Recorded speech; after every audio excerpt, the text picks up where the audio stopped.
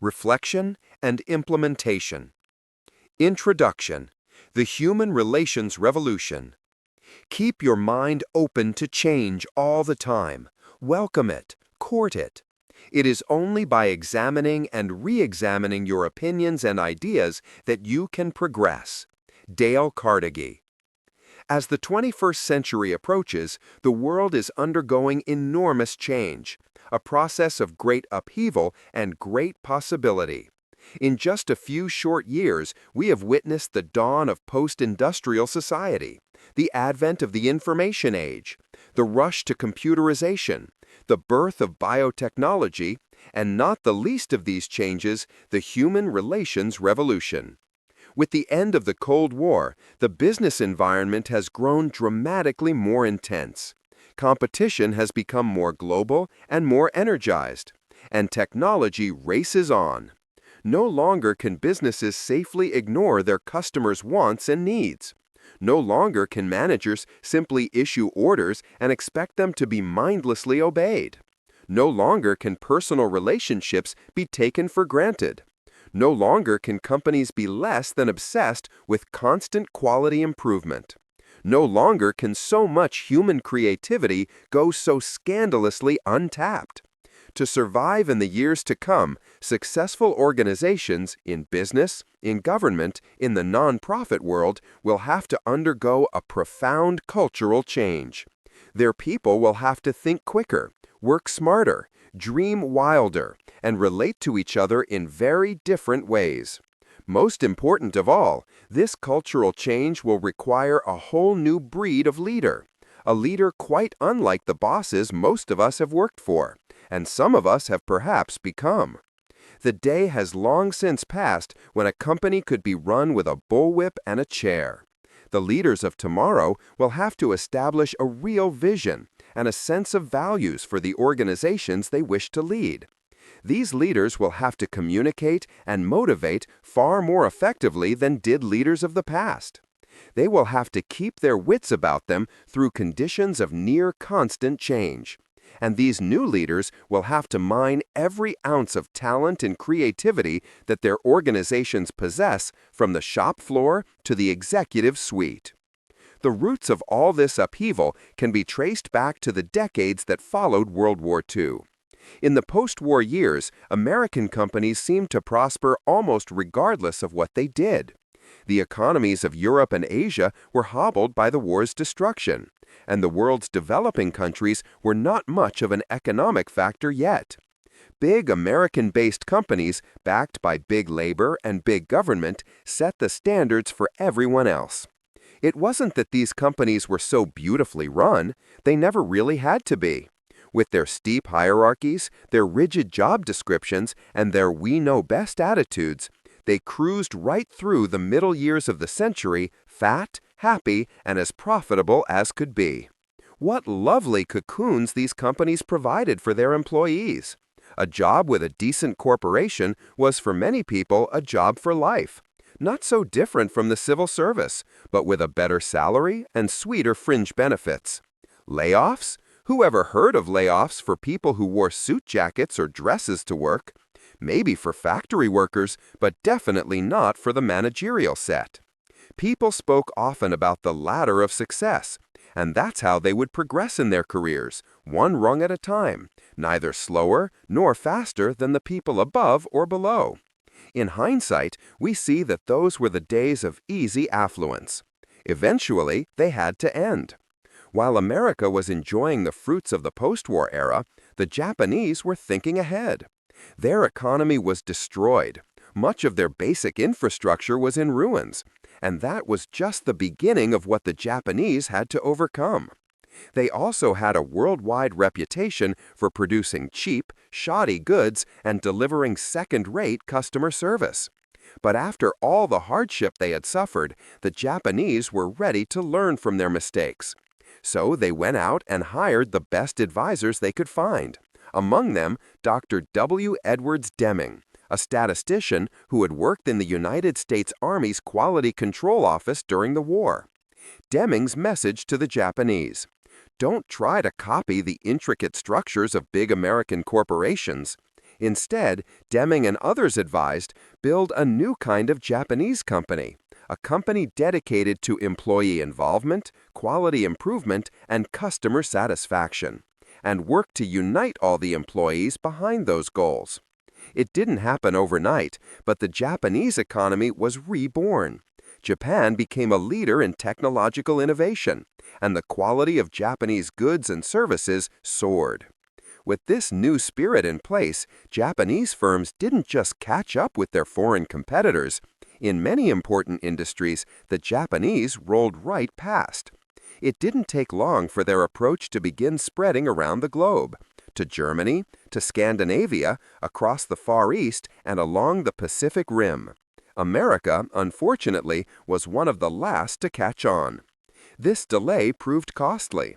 Slowly, imperceptibly at first, America's cruise of easy affluence was running out of gas.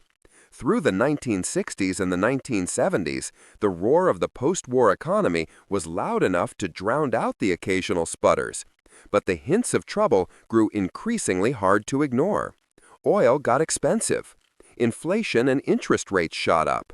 And competition wasn't coming only from a reinvigorated Japan anymore.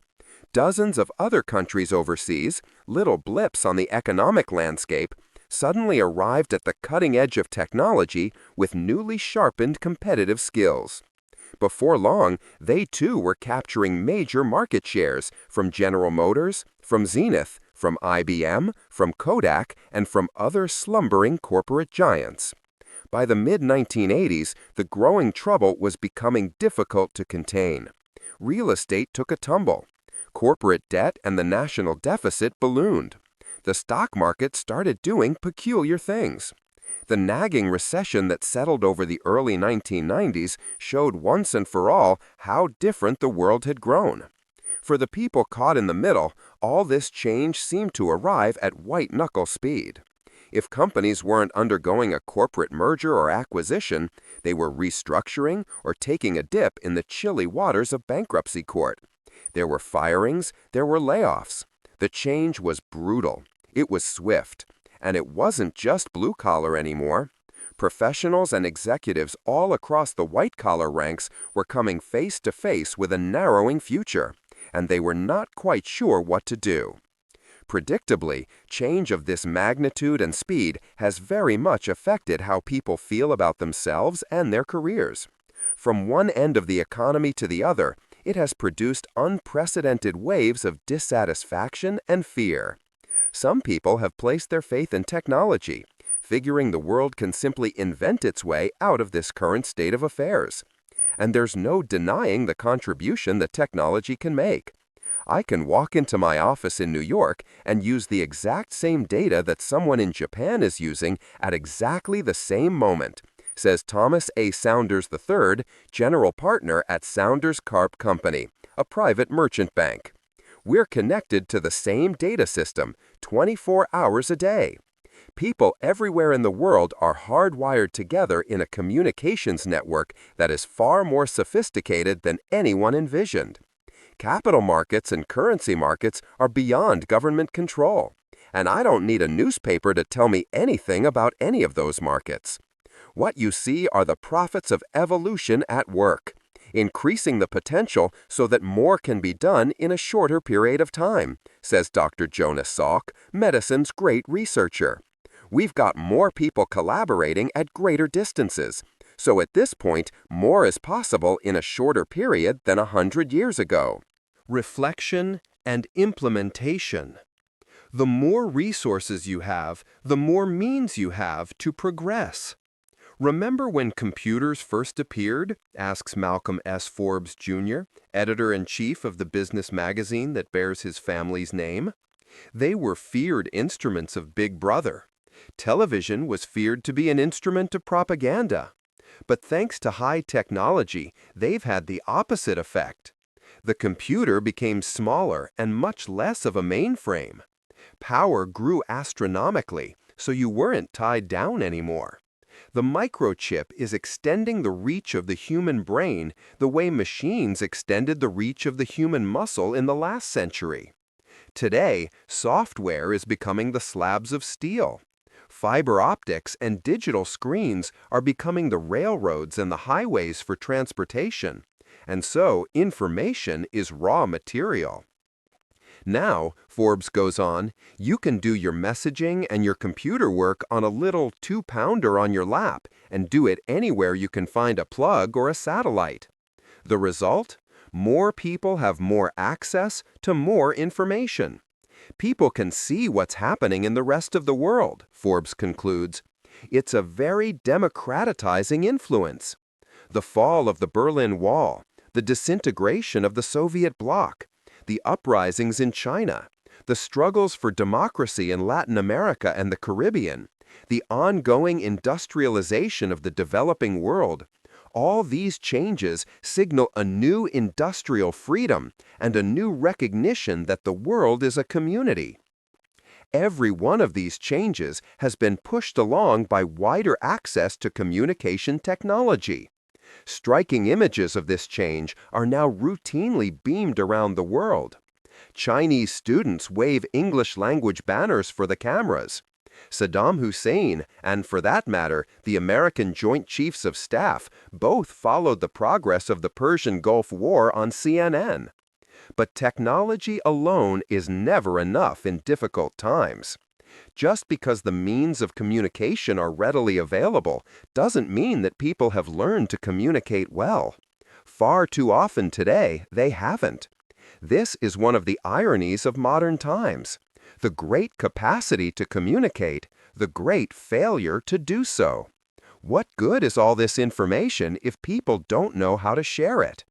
Not long ago, the Graduate School of Business at Harvard University conducted a survey of its students, alumni, and recruiters. Given the pressing need for communication today, the results should come as no surprise.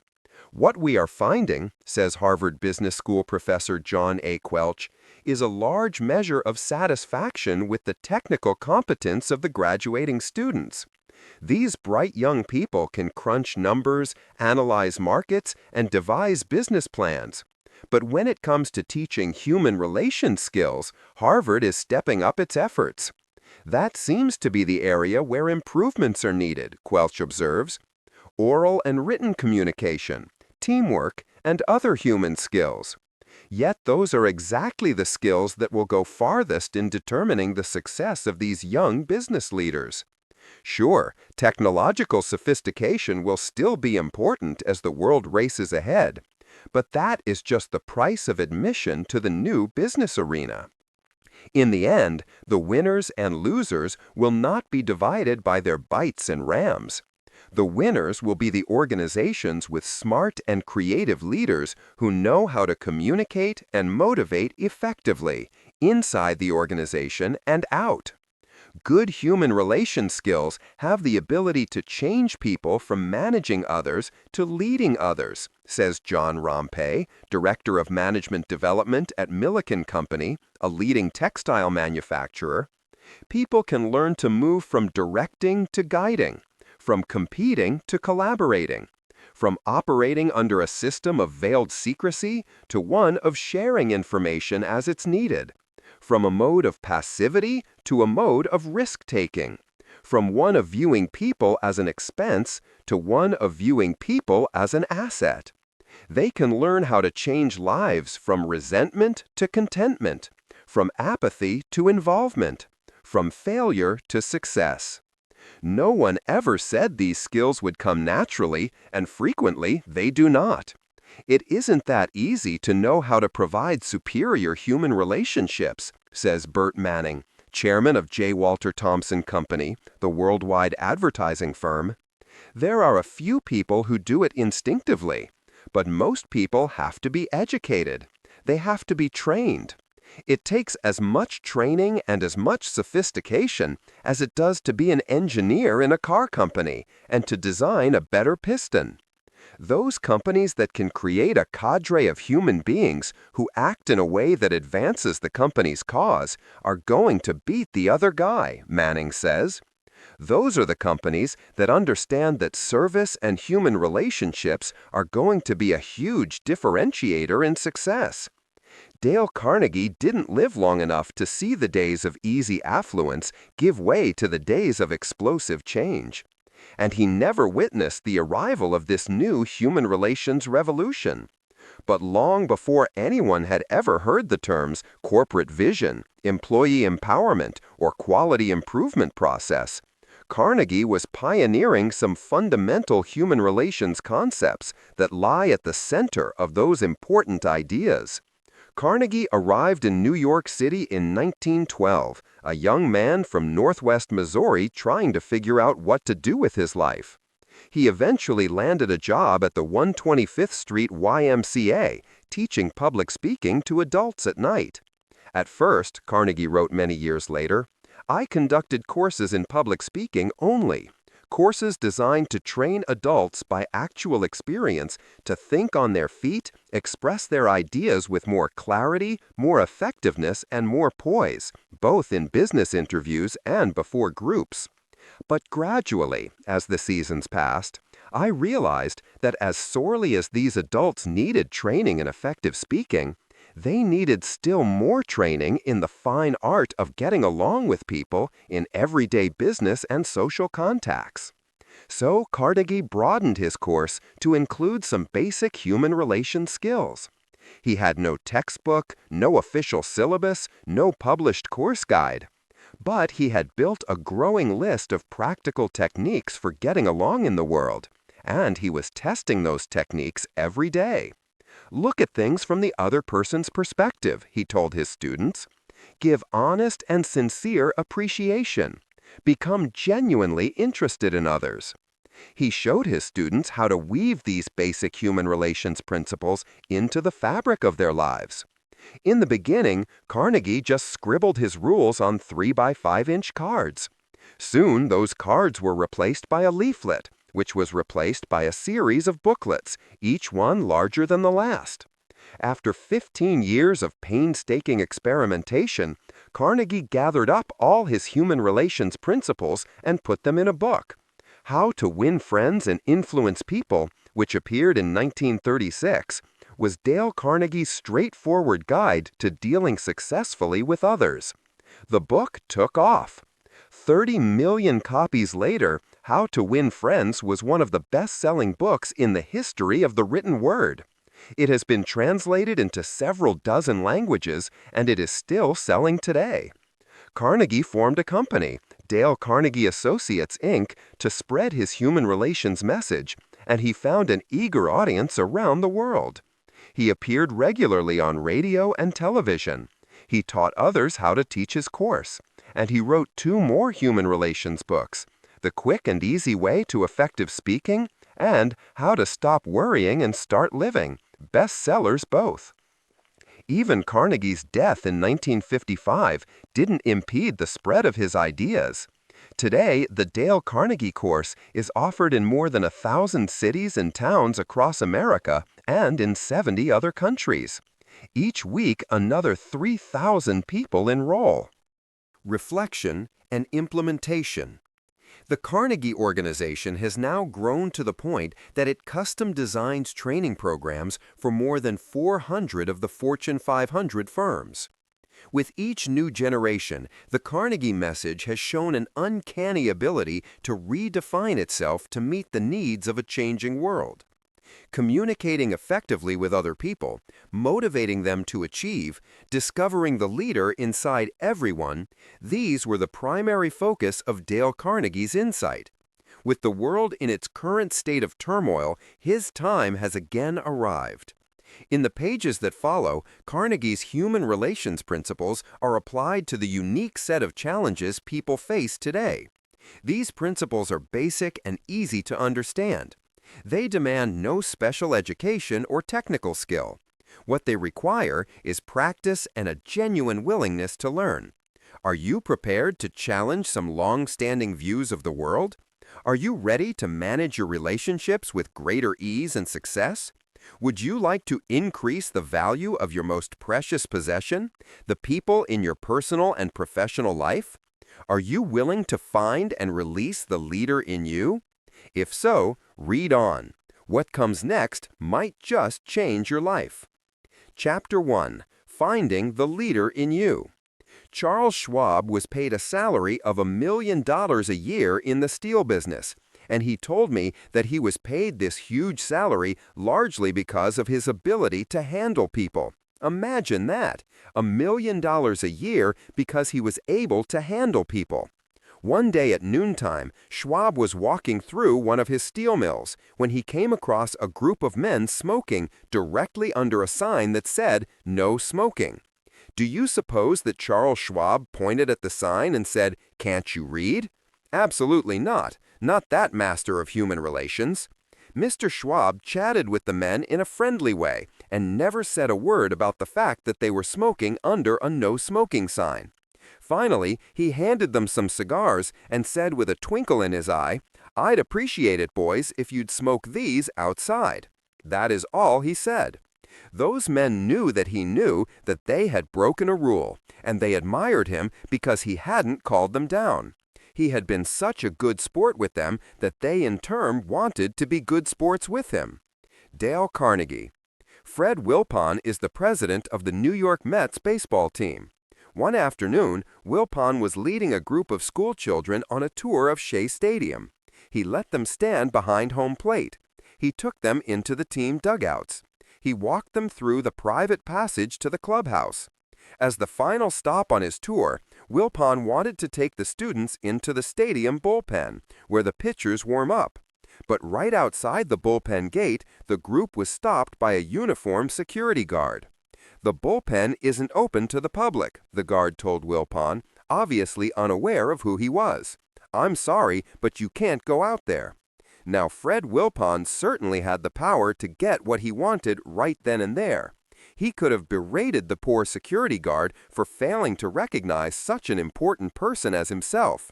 With a dramatic flourish, Wilpon could have whipped out his top-level security pass and shown the wide-eyed children how much weight he carried at Shea. Wilpon did none of that. He led the students to the far side of the stadium and took them into the bullpen through another gate. Why did he bother to do that? Wilpon didn't want to embarrass the security guard. The man, after all, was doing his job, and doing it well. Later that afternoon, Wilpon even sent off a handwritten note thanking the guard for showing such concern. Had Wilpon chosen instead to yell or cause a scene, the guard might well have ended up feeling resentful, and no doubt his work would have suffered as a result. Wilpon's gentle approach made infinitely more sense. The guard felt great about the compliment, and you can bet he'll recognize Wilpon the next time the two of them happen to meet. Fred Wilpon is a leader, and not just because of the title he holds or the salary he earns.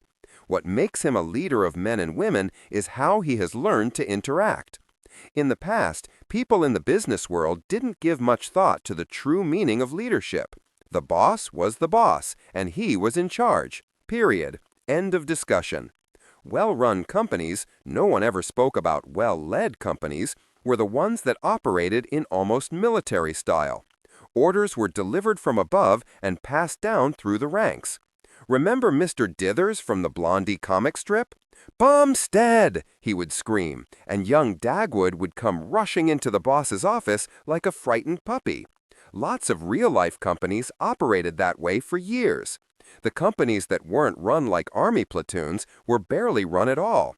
They just puttered along as they always had, secure in some little niche of a market that hadn't been challenged for years. The message from above was always, "If it ain't broke, why fix it?" The people who had responsibility sat in their offices and managed what they could. That's what they were expected to do, to manage. Maybe they steered the organizations a few degrees to the left or a few degrees to the right. Usually they tried to deal with whatever obvious problems presented themselves, and then they called it a day. Back when the world was a simpler place, management like this was fine. Rarely visionary, but fine, as life rolled predictably along. But mere management simply isn't enough anymore. The world is too unpredictable, too volatile, too fast-moving for such an uninspired approach. What's needed now is something much deeper than old-fashioned business management. What's needed is leadership, to help people achieve what they are capable of, to establish a vision for the future, to encourage, to coach, and to mentor, and to establish and maintain successful relationships. Back when business operated in a more stable environment, management skills were sufficient, says Harvard Business School professor John Quelch. But when the business environment becomes volatile, when the waters are uncharted, when your mission requires greater flexibility than you ever imagined it would, that's when leadership skills become critical. The change has already taken place, and I'm not sure all organizations are ready for it, says Bill McCallahilla, Director of Human Resources at SGS Thompson Microelectronics, Inc., a leading semiconductor manufacturer. The position called manager may not exist too much longer, and the concept of leadership will be redefined. Companies today are going through that struggle. They are realizing as they begin to downsize their operations and reach for greater productivity that facilitative skills are going to be primary. Good communication, interpersonal skills, the ability to coach, model, and build teams, all of that requires more and better leaders. You can't do it by directive anymore. It has to be by influence. It takes real people skills. Many people still have a narrow understanding of what leadership really is. You say leader, and they think general, president, prime minister, or chairman of the board. Obviously, people in those exalted positions are expected to lead, an expectation they meet with varying levels of success. But the fact of the matter is that leadership does not begin and end at the very top. It is every bit as important, perhaps more important, in the places most of us live and work. Organizing a small work team, energizing an office support staff, keeping things happy at home. Those are the front lines of leadership. Leadership is never easy. But thankfully, something else is also true. Every one of us has the potential to be a leader every day. The team facilitator, the middle manager, the account executive, the customer service operator, the person who works in the mailroom, just about anyone who ever comes in contact with others has good reason to learn how to lead. Reflection and implementation. To an enormous degree, their leadership skills will determine how much success they achieve and how happy they will be. Not just at work either. Families, charity groups, sports teams, civic associations, social clubs, you name it. Every one of those organizations has a tremendous need for dynamic leadership. Stephen Jobs and Stephen Wozniak were a couple of blue jeans-wearing kids from California, ages 21 and 26. They weren't rich, they had absolutely no business training, and they were hoping to get started in an industry that barely existed at the time. The year was 1976, before most people ever thought about buying computers for their homes. In those days, the entire home computer business added up to just a few brainy hobbyists, the original computer nerds. So when Jobs and Wozniak scraped together $1,300 by selling a van and 2 calculators and opened Apple Computer Inc. in Jobs' garage, the odds against their smashing success seemed awfully long. But these 2 young entrepreneurs had a vision, a clear idea of what they believed they could achieve. Computers aren't just for nerds anymore, they announced. Computers are going to be the bicycle of the mind. Low-cost computers are for everyone. From day one, the Apple founders kept their vision intact, and they communicated it at every turn. They hired people who understood the vision and let them share in its rewards. They lived and breathed and talked the vision.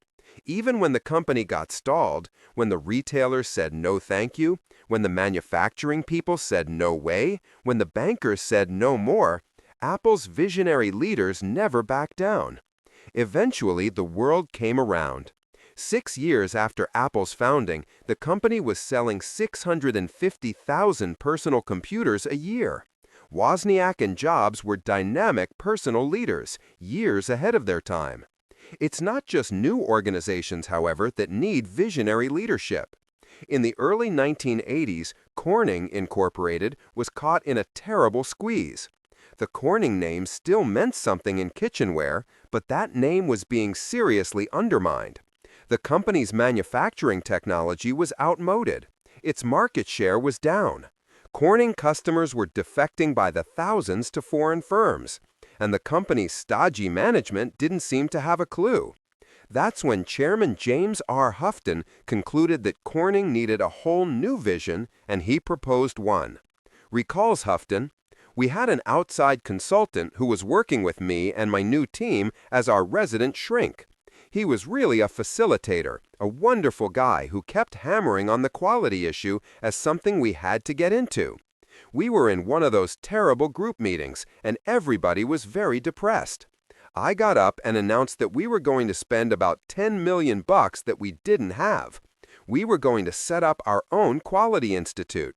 We were going to get going on this. There were a lot of different things that put me over the top, but I am fast to admit I just had a gut feeling that it was right. I had no idea of the implications, none, and how important it would be." Houghton knew that Corning had to improve the quality of its manufacturing and had to speed up delivery time. What the chairman did was take a risk. He sought advice from the best experts in the world, his own employees.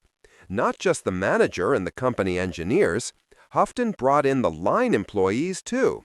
He put a representative team together and told them to redesign Corning's entire manufacturing process if that's what it took to bring the company around, on the assembly line, and make the machines faster to retool. The teams also reorganized the way Corning kept its inventories to get faster turnaround. The results were astounding. When Houghton launched these changes, irregularities in a new fiber optics coating process were running 800 parts per million. 4 years later, that measure fell to 0. In 2 more years, delivery time was cut from weeks to days. And in the space of 4 years, Corning's return on equity nearly doubled. Houghton's vision had literally turned the company around.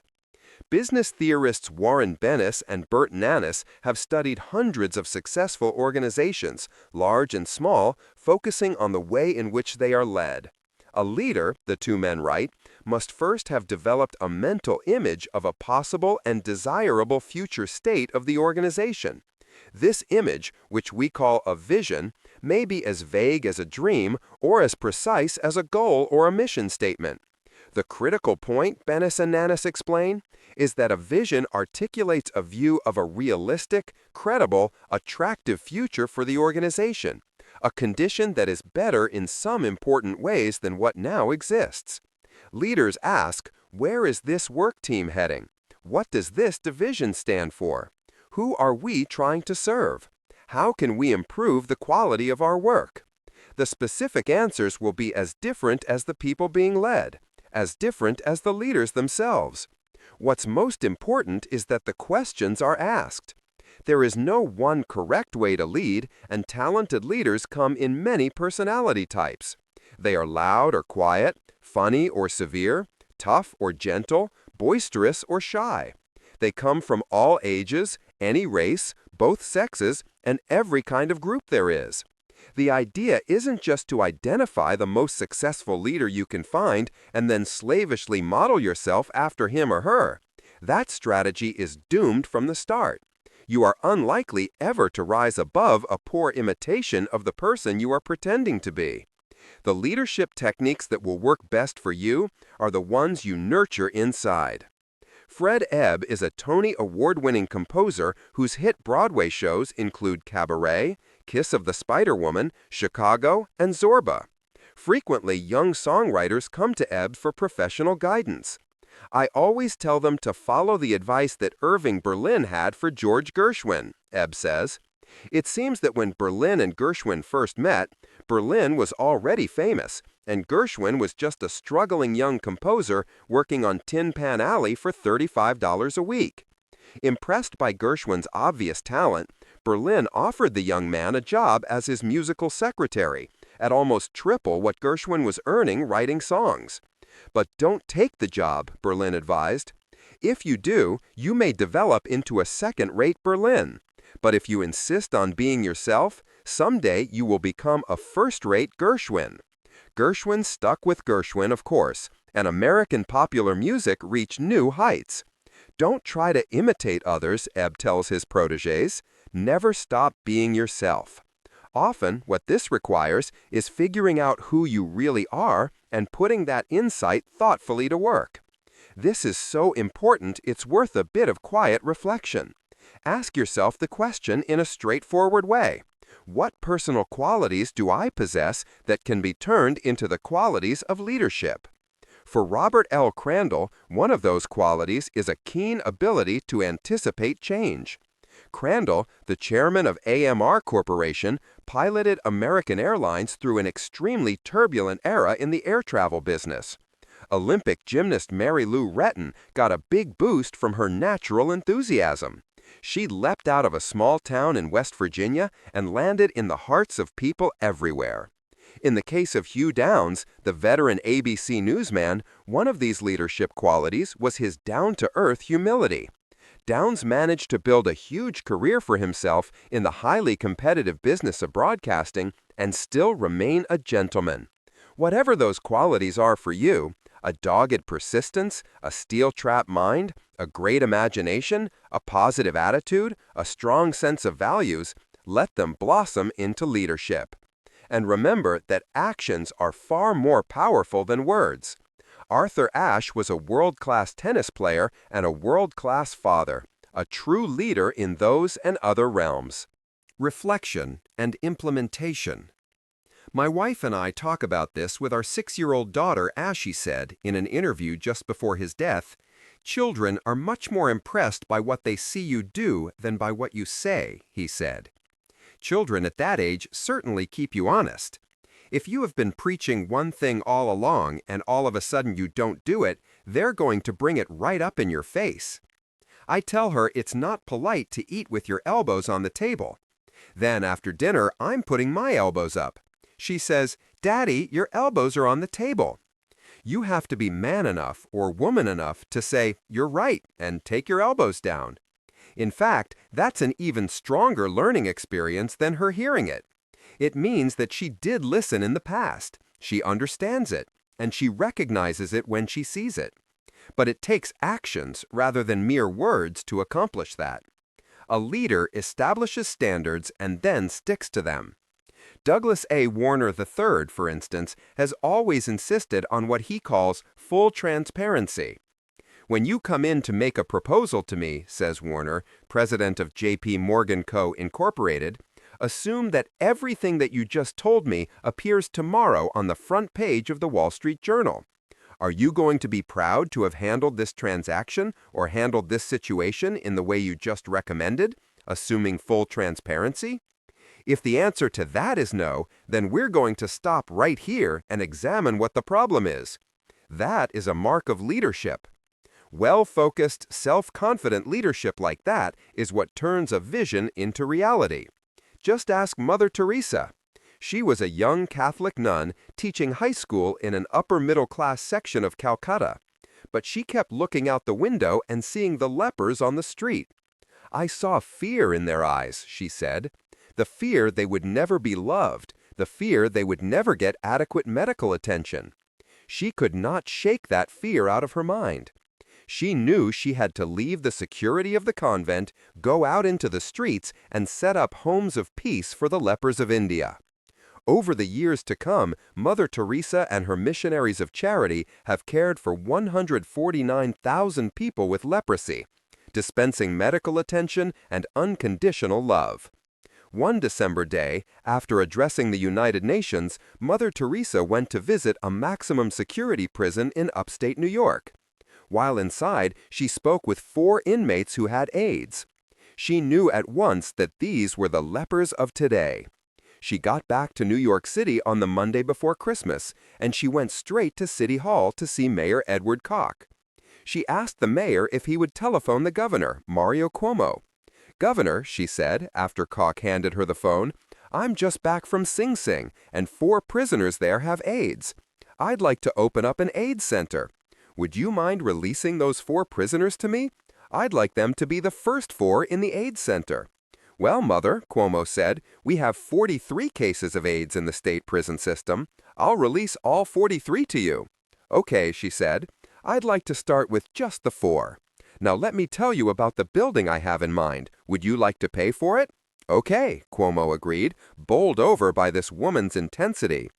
Then Mother Teresa turned to Mayor Koch, and she said to him, "Today is Monday. I'd like to open this on Wednesday.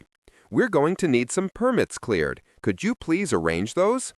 Koch just looked at this tiny woman standing in his office and shook his head back and forth. "As long as you don't make me wash the floors," the mayor said.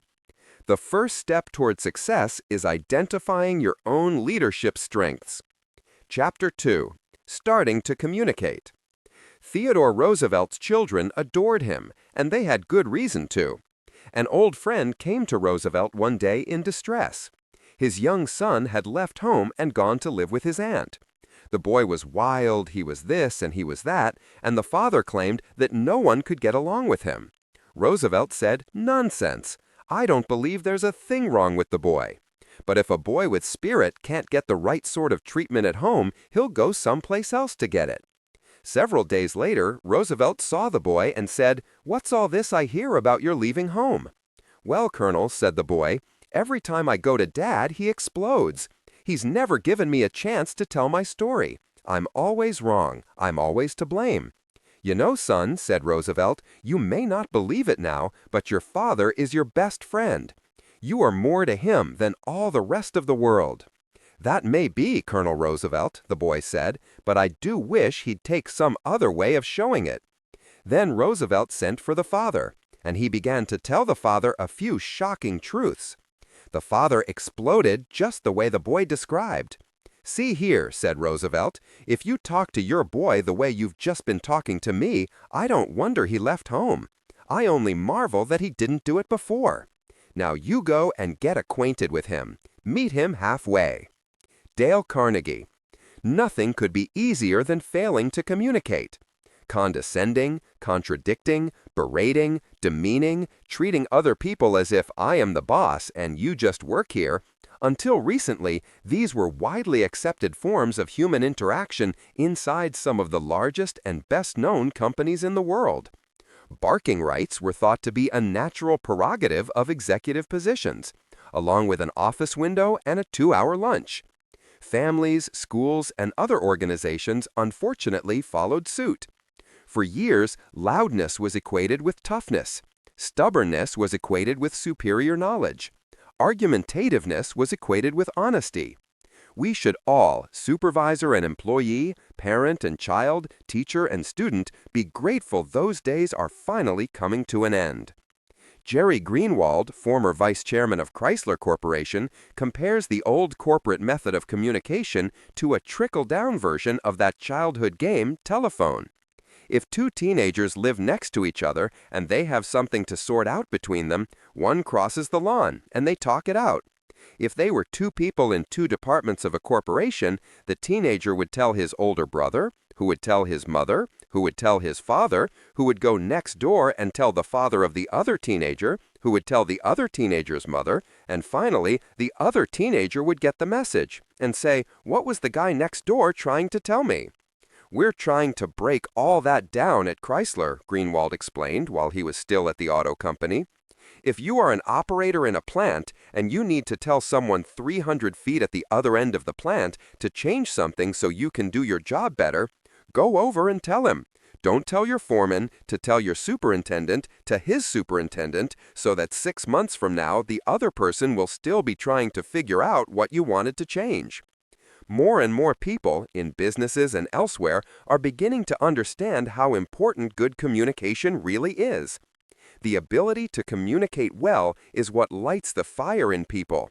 It's what turns great ideas into action. It's what makes all achievement possible. Communicating well is not terribly complicated, not in theory anyway. Communicating, after all, is something every one of us does every day in our personal lives. We've all been communicating since the early days of childhood. At least we think we have. But true communication, effective communication, is in fact relatively rare in the adult world. There's no secret recipe for learning to communicate well, but there are some basic concepts that can be mastered with relative ease. Here are the first steps to successful communication. Follow them and you will be on your way. 1. Make communication a top priority. 2. Be open to other people. 3. create a receptive environment for communication. Reflection and implementation. No matter how busy you find yourself during the workday, you absolutely must make time to communicate. All the brilliant ideas in the world are worthless if you don't share them. Communication can be accomplished in many ways. In meetings, in face-to-face sessions with colleagues, just walking down the hall, or stopping at the water cooler, or spending half an hour in the company lunchroom. What's most important is that communicating never stop. Robert Crandall has a big conference room down the hall from his chairman's office at AMR Corporation, the parent company of American Airlines. Every Monday, he spends much of his day in there, listening and talking to people from all parts of the company. Yesterday morning, Crandall said not long ago, we had the senior officers and 8 or 10 or 12 other people from 3 or 4 levels in the company in there, and we were doing a very complicated analysis. We're trying to understand whether or not this hub and spoke system that we constructed has become economically indefensible as a consequence of the way the industry is changing. When we created this particular pattern of hubs and spokes, the world looked one way, and now it looks a different way. That's had an effect on how passengers flow across the system. It's also had an effect on pricing. The consequence is that we are not at all sure that the hub and spoke system remains viable. Determining that is very complicated. It takes an enormous amount of data. So we spent 3.5 hours yesterday, in the course of which there were many different points of view expressed, and a lot of talking back and forth, and a good deal of intense feeling all around. Anyway, we finally sent people away with 3 or 4 supplementary assignments, and they'll come back in a couple of weeks with the additional data. Then we'll sit down and talk some more. Is what we are doing wrong? And what can we do differently that has the probability of working? That's how we eventually hope to find our way out of these dilemmas. The benefits here are twofold. Crandall gets the input of knowledgeable people, and they get to help create the future vision of American Airlines. That's fundamental to the development of trusting relationships. Communication doesn't have to happen in big conference rooms. Some of the best corporate communication occurs in seemingly informal ways. Walter A. Green, the chairman of Harrison Conference Services, Inc., uses a technique he calls his one-on-ones. Unfortunately, Green says, in organizations we have structures. We have a president, vice presidents, and all these other levels. One-on-ones are a way of overcoming that. These are off-the-record conversations, usually at lunch, where I meet with anyone in the organization I care to meet with. It's a chance for me to stay in touch with what's important to them. How do they feel about the company? How do they feel about their jobs? I'd like to learn something about them as individuals. I like to become more human to them, and I like them to ask me questions about the company. All of that is easier one-on-one. As a result of these conversations, Green's vision for the company begins to grow. Douglas Warner, the J.P. Morgan president, has brought this practice of direct communication into that old line bank. We literally walk around, walk through the inner floor, Warner says. Go down and see some people. Get out of the office. Go to other places instead of insisting that everybody come here. Several times a week, Warner or his top assistant has coffee with 30 or 40 of Morgan's top people. Eyeball-to-eyeball communication, direct and informal, in Warner's words. Even a bank like Morgan has discovered the usefulness of these simple chats. The same theory is applied inside the executive suite. As part of all that, the managing directors of the firm, 300-odd people, would be invited to a large room every day for lunch, the ones who are in New York and the ones who are visiting from overseas. That way, there's a real forum every day. David Luther, corporate director of quality at Corning Incorporated, describes this process at his organization. I use the term bottom trawling, going to the bottom of the organization and asking what's really going on.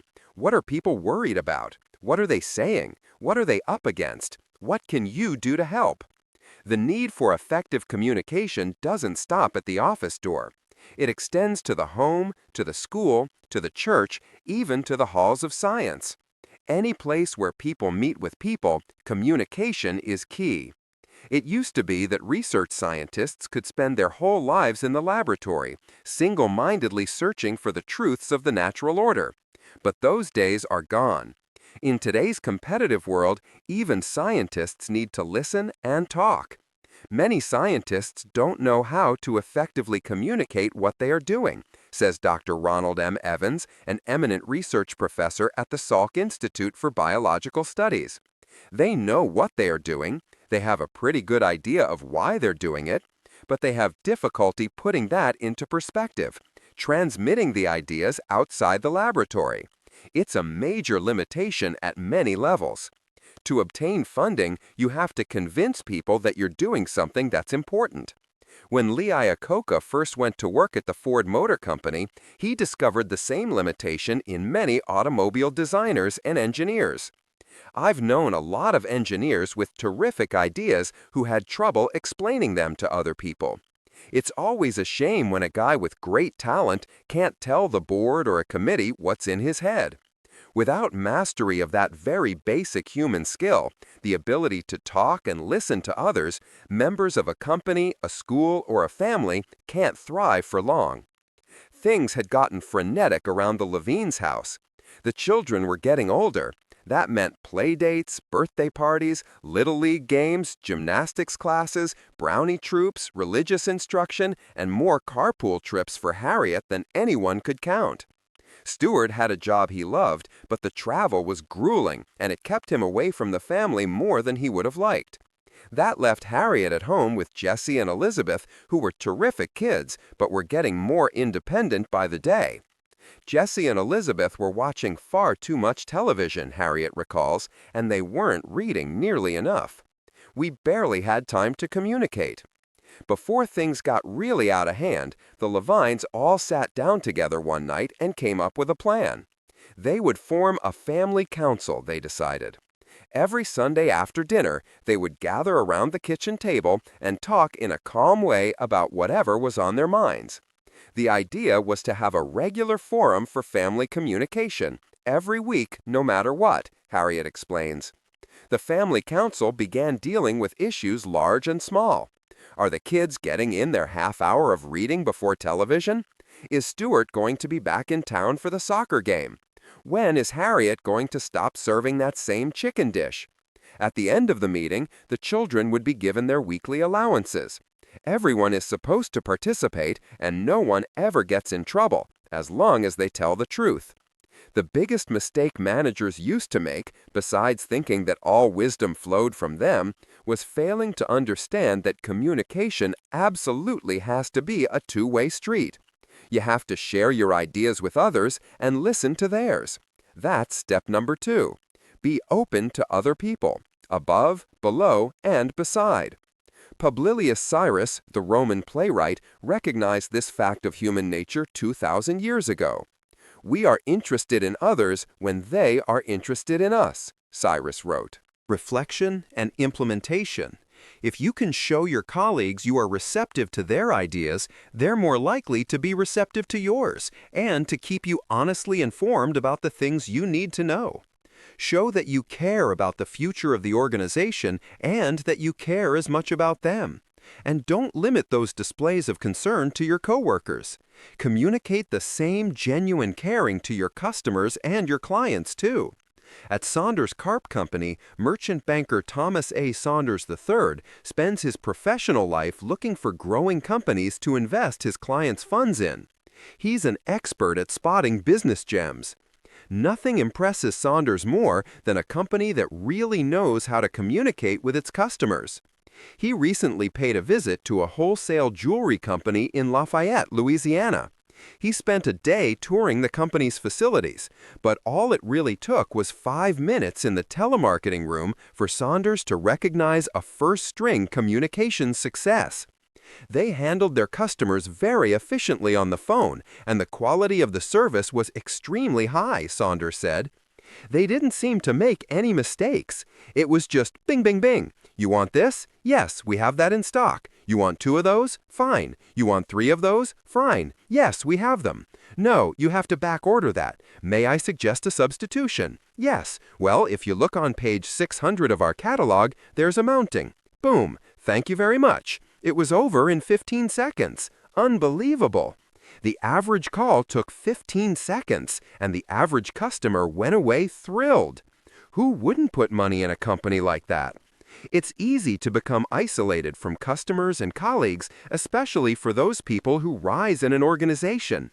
But no matter how high you get, communication still has to run in all directions, talking and listening, up, down, and around the chain of command. Ronald Reagan wasn't called the great communicator for nothing.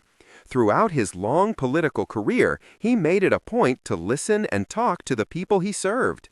Even when he was president, Reagan continued to read constituent mail. He would have his White House secretaries give him a selection of letters each afternoon. At night, he would take them up to his quarters and write out personal replies. Bill Clinton has put the televised town meeting to much the same use, keeping himself informed about how people are feeling and showing people that he cares about them. Even if he doesn't have solutions for all the problems they bring up, there Clinton is, listening, connecting, articulating his own ideas. There's nothing new about any of this. Abraham Lincoln took a similar approach more than a century ago. In those days, any citizen could petition the president. Sometimes Lincoln would ask an aide to respond, but frequently he would answer the petitioners personally. He took some criticism for that. Why bother when there was a war to be fought, a union to be saved? Because Lincoln knew that understanding public opinion was an essential part of being president, and he wanted to hear it firsthand. Richard L. Fenstermacher, executive director of North American Auto Operations Marketing at Ford Motor Company, is a firm believer in that. My door's open, he's constantly telling his people. If you're walking up the hall and you see me in there, even if you just want to say hi, stop in. If you want to bounce an idea off me, do it. Don't feel you have to go through the managers. That kind of easy interaction doesn't happen by accident. That's where rule number 3 comes into play. Create a receptive environment for communication. It's a basic fact about communicating with people. They won't say what they think and won't listen receptively to what you say unless a foundation of genuine trust and shared interest is laid. You can't be insincere. How you really feel about communication, whether you're open or not, comes through loud and clear no matter what you say. You know right away if somebody is approachable or if they're not. Olympic gymnast Mary Lou Retton has said, "When you get that feeling, you can read a person by nonverbal communication and body language. You know when somebody is standing in the corner and saying, 'Hey, I don't want to be talked to.' How can you avoid sending that message? Be open, like people, and let them know you do. Follow Retton's advice. Being down to earth and humble is extremely important. I just try to put people at ease. Everybody's the same. I think everybody is on a certain level, whether you are the CEO of a company or a salesperson. It's just a different job." That's what creating a receptive environment is all about, putting people at ease. It used to be easier than it is today. Television announcer and former baseball great Joe Garagiola remembers how much one-on-one contact there used to be between the players and the fans. When we used to come off the field and go to our homes after the games, we would ride the subways with the same fans who were in the stands a few hours earlier. It wasn't uncommon for one of the fans to say, "Hey Joe, why did you swing at that third strike? Why didn't you let it go?" Now there isn't the same personal connection between the fan and the players other than reading about whether or not he's signing a $6 or a $7 million contract. Ray Stata, the chairman of Analog Devices, Inc., a manufacturer of high-performance integrated circuits, learned the importance of taking a personal interest from his friend Red Auerbach, the longtime president of the Boston Celtics. Stata recalls, when he would talk about leadership, he often used the phrase, "I love my people." He considered that a real prerequisite to leadership, and they have to know it. So, if you have an environment where people genuinely believe that at the end of the day they can trust in your interest and concern about their well-being, then you have created relationships that have more meaning to them. Then and only then will the ground be appropriately prepared for communication. Don't expect this to happen without some work. Several years ago, Cummings' David Luther was trying to convince a union leader to embrace the quality improvement program that the company was trying to start. Luther made his pitch, talking and on in what he thought was a very convincing way about the importance of quality improvement. This program was going to improve life for both management and labor, Luther promised the union man. But the labor leader clearly wasn't buying a word of what Luther had to say. Luther recalls, he got up and he said, "Give me a break. That's baloney. You guys, that's a scam. It's better than most of your scams, but it's a scam. All you're trying to do is get more out of the workers here." They kept talking, though. He came around a little, Luther says, but I didn't convince him, and I came to the conclusion that I could never talk my way into his trust. I could only demonstrate that I deserved it. So I said, I'm going to be back next year with this, and I'm going to be back the year after that, and I'm going to be back the year after that. I'm going to keep coming back with the same stuff. And Luther kept corning back. His message took several years to sink in, and first he had to show he could be trusted on some smaller issues. He had to show he was listening to their concerns as well. But in the end, Luther had the patience to let the message take hold, and Cummings unions became real partners in the quality improvement program. One last thing to remember. Once people do take the risk of telling you what they think, don't punish them. Do nothing, absolutely nothing, to discourage them from taking the risk of communicating again. If an employee makes a suggestion that I don't agree with, then I have to be very delicate about the way in which I tell them I don't agree, says Fred J. Reflection and Implementation. Sievert, Chief Financial Officer of the New York Life Insurance Company, I want to encourage them to come back to me the next time and make another suggestion. Now, I told some of the people on my staff that I may disagree with them 99 times out of 100, but I want them to keep coming to me with their views. That's what they get paid for. The one time out of 100 is going to be of value, and I'm not going to view them as any weaker because I disagree with them the other times. 1 in 100. That may not sound so impressive, but great fortunes have been made on odds less certain than that. That's why listening and sharing ideas is so important. The truth of the matter is that communication is both a skill and an art. It's a process worth thinking about and practicing more than most people do. It sometimes involves showing personal vulnerability by putting your ideas on the line. You're sharing with others and asking them to share with you. That's not always easy. It takes work and time. Techniques have to be acquired and practiced constantly. But take heart. Practice does make perfect, or very nearly so. Kuo Chi-zu is the chief prosecutor in Taipei, Taiwan, and a tremendously compelling public speaker. But he wasn't always so comfortable talking in front of a group. As a rising young prosecutor, Chi-zu was always being invited to address local organizations. He said no to the Rotary. He said no to the Lions. He said no to Junior Achievement. He was so frightened of the prospect of appearing in public, as many people are, that he turned every invitation down. Even if I were just attending a meeting, he remembers, I always selected the seat at the far corner, and I almost never said a single word. He knew this fear was slowing the progress of his career, not to mention keeping him awake at night in fits of anxiety. He knew he had to get a grip on his communication problem. Then, one day, Chi-zu was invited to speak at his old high school, and he recognized at once that this was his opportunity. He had, after all, made great effort over the years to maintain a strong relationship with the school and with its students and graduates. If there was any audience he could trust, and that would feel open to what he had to say, this was the one. So he agreed to appear, and he prepared himself as well as he could. He chose a subject he knew a tremendous amount about and cared deeply for, his job as a prosecutor. He built the speech around real-life examples. He didn't memorize, he didn't write out the words, he just walked up to the front of the school auditorium and spoke as if he were addressing a room full of friends, which he was.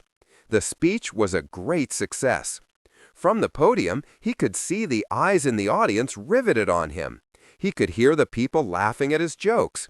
He could feel their warmth and support, and when he was finished speaking, the students rose to their feet for a robust standing ovation. Zhu learned some valuable lessons about communication that day. How communication takes a certain openness and a trusting environment. What dividends successful communication can pay. Zhu didn't stop there. He became a favorite on the Taipei lecture circuit and was quickly catapulted into the chief prosecutor's job. He was finally learning to communicate. Communication is built on trusting relationships. Chapter 3. Motivating People. Even as a boy, Andrew Carnegie discovered the astonishing importance that people place on their names.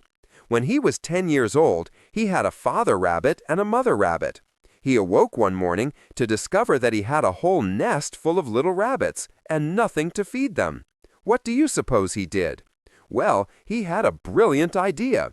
He told half a dozen boys in the neighborhood that if they would go out every day and pull enough dandelions and grass and clover to feed the rabbits, he would name the rabbits in their honor. The plan worked like magic. And here is the point of the story. Andrew Carnegie never forgot that incident. And years later, he made millions of dollars by using the same technique in business. He wanted to sell steel rails to the Pennsylvania Railroad. J. Edgar Thompson was president of the railroad then. So Andrew Carnegie, remembering the lesson he had learned from his rabbits, built a huge steel mill in Pittsburgh and called it the J. Edgar Thompson Steel Works. Now let me ask you a question. When the Pennsylvania Railroad needed steel rails after that, where do you suppose J. Edgar Thompson bought them? Dale Carnegie. Paul Fireman needed a highly motivated workforce. Fireman, chairman of Reebok International, made a promise that was unusually bold. In 2 years' time, Fireman vowed Reebok would overtake Nike in market share. Fireman didn't bribe or threaten or cajole the people who worked for him. He led them to motivation. He showed the employees he was willing to take risks, encouraging them to do the same. He built an innovative product development program and funded it generously.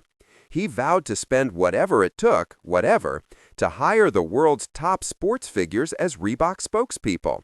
Fireman talked and lived a new Reebok vision 24 hours a day. You need to build an enrollment, he explains.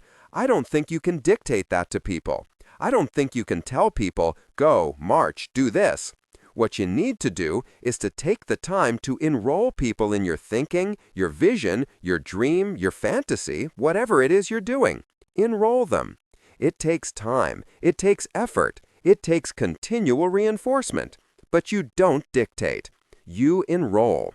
If you enroll one person, then you have a metamorphosis. You change someone, and that person becomes able to enroll 10 people. They become able to enroll 100 people. People thought that my goal was outrageous. But after the 2nd, 3rd, 5th, 10th, 20th, and 30th days, they saw that it's not a statement, it's a way of life. It's like the old cowboy movies, where the hero was going to make the final battle against the villain and rescue the heroine, explained Fireman. As the hero was riding on his white horse, with one other guy next to him, a person joined in from the right, then 10 more from the left. And they keep going until finally at the end of the 30 seconds, there are 700 people riding, dust flying, and they're on their way to the final shot. You can't wait until you call everybody up and say, will you join me at River Creek? You make them want to come along. You ride, you go, and you just suck everybody else with you. The music rises. And you find that when you get there, whether you needed 700 or 900, the point is that you're riding. And they want to ride along. You've got to make them want to ride along. It's a leader's job to foster those feelings. We are in this together. We are part of a team. What we do is valuable. We're the best. That is the soil that real motivation grows in. Sure, everyone wants a paycheck, an end-of-the-year bonus, a stock plan, and a great benefits package, too. But real motivation will never flow from financial inducements alone, or, for that matter, from a fear of being fired. People who work only for a paycheck and not because they like what they do and/or feel inspired to do it well, these people will work only as hard as they have to in order to get paid. Fear is just as poor a motivator. Companies that are run on that basis will end up with a workforce of resentful employees, just itching to take advantage of the boss. There is only one way under heaven to get anybody to do anything, Dale Carnegie said, and that is by making the other person want to do it. Remember, there is no other way. Of course, Carnegie went on, you can make someone want to give you his watch by sticking a revolver in his ribs. You can make your employees give you cooperation until your back is turned by threatening to fire them.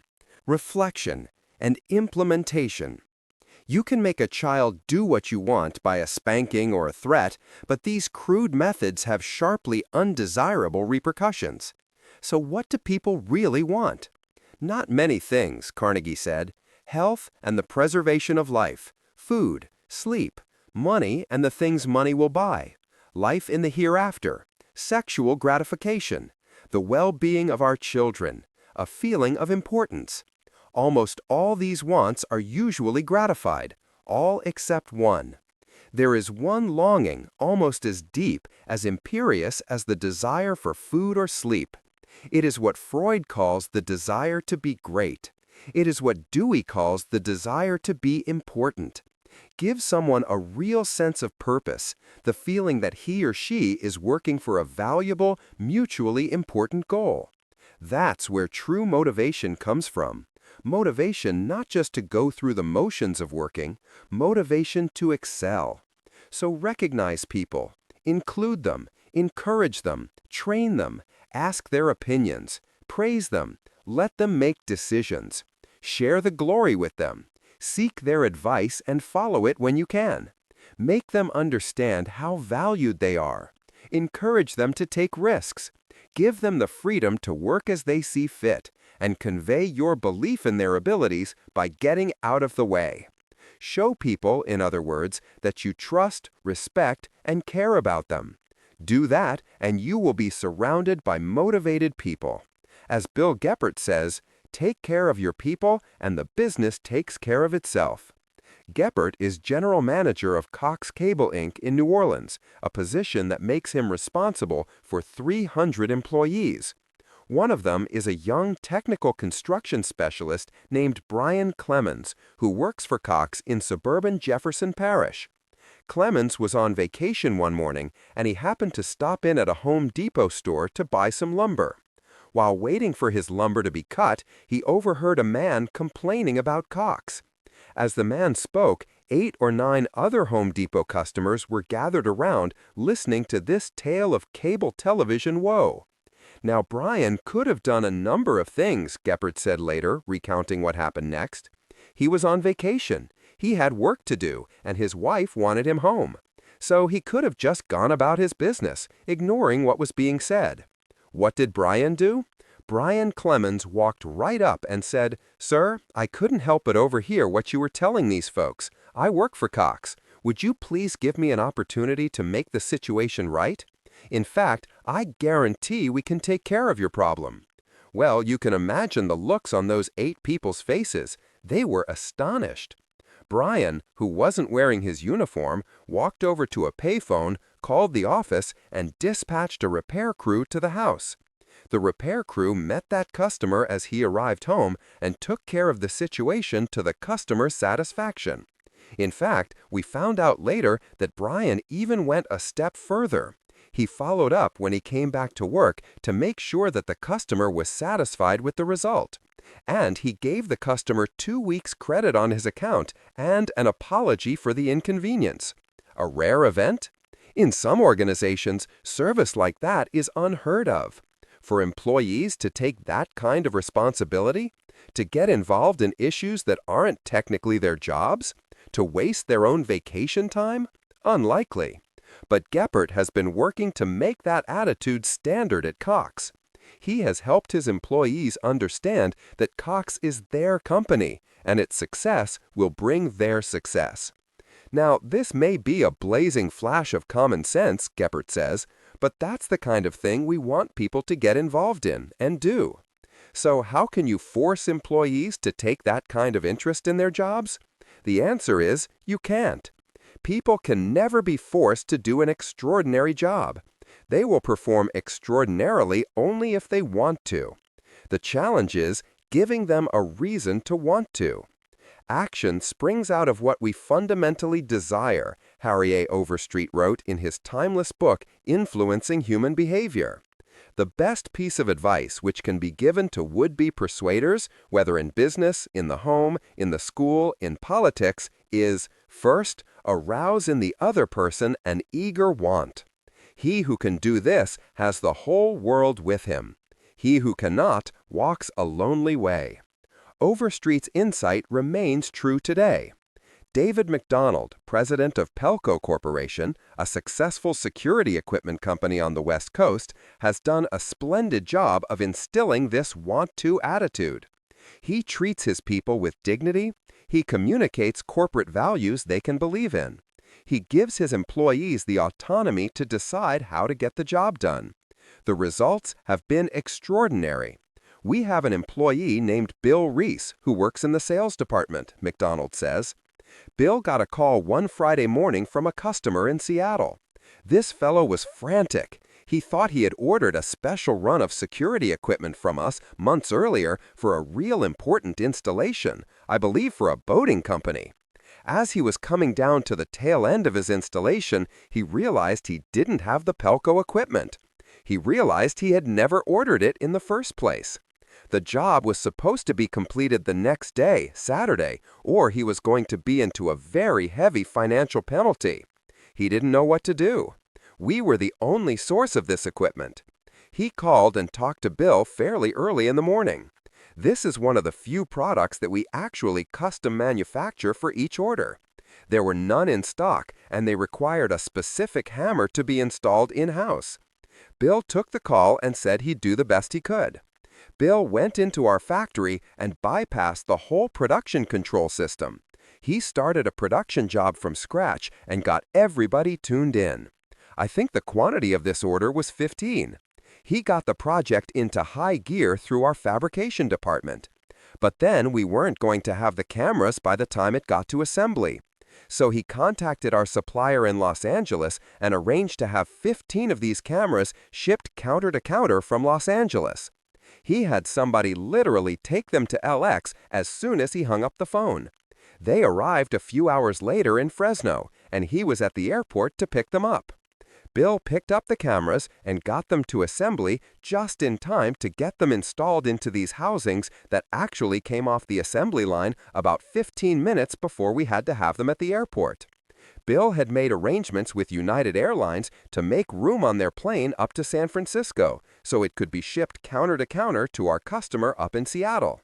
Well, as it worked out, Bill and a group of other people took these housings to the airport. But there had been a shift change, and the United person whom Bill had spoken to no longer was there. The new person didn't have any idea what was going on. He and Bill had a big argument. Meanwhile, the guy looked over his shoulder and said, "Well, it doesn't matter anyhow, because it's too late. There goes the plane right now backing away from the gate." Having come as far as he had with this, Bill was not going to be denied. He ran through the United Airlines freight depot onto the ramp. By this time, the plane was moving under its own power, taxiing toward the runway. Bill caught up with the airplane, got in front of it, got the pilot's attention. This was a 737 jet. Got the plane to stop. The pilot almost, well, you know what he almost did. They took the plane back to the gate. And after all that effort, Bill actually managed to get the product on the plane. Our customer got his product later that evening in Seattle and completed his installation the next day. What makes this incident even more impressive, McDonald recalls, was that during this whole time, none of it was under management's direction. Reflection and implementation. Management was not even aware that any of this had happened until it was all over. You can't make people do that. You have to make them want to do that. And people will only want to perform like that if they feel like an important part of the organization. That's why employees need to be respected and included in a corporate vision they can embrace. That's why people need a stake in their work lives. That's why their successes need to be rewarded, praised, and celebrated. That's why their failures need to be handled gingerly. Do those things, then stand back and watch the results roll in. There's nothing new about this concept.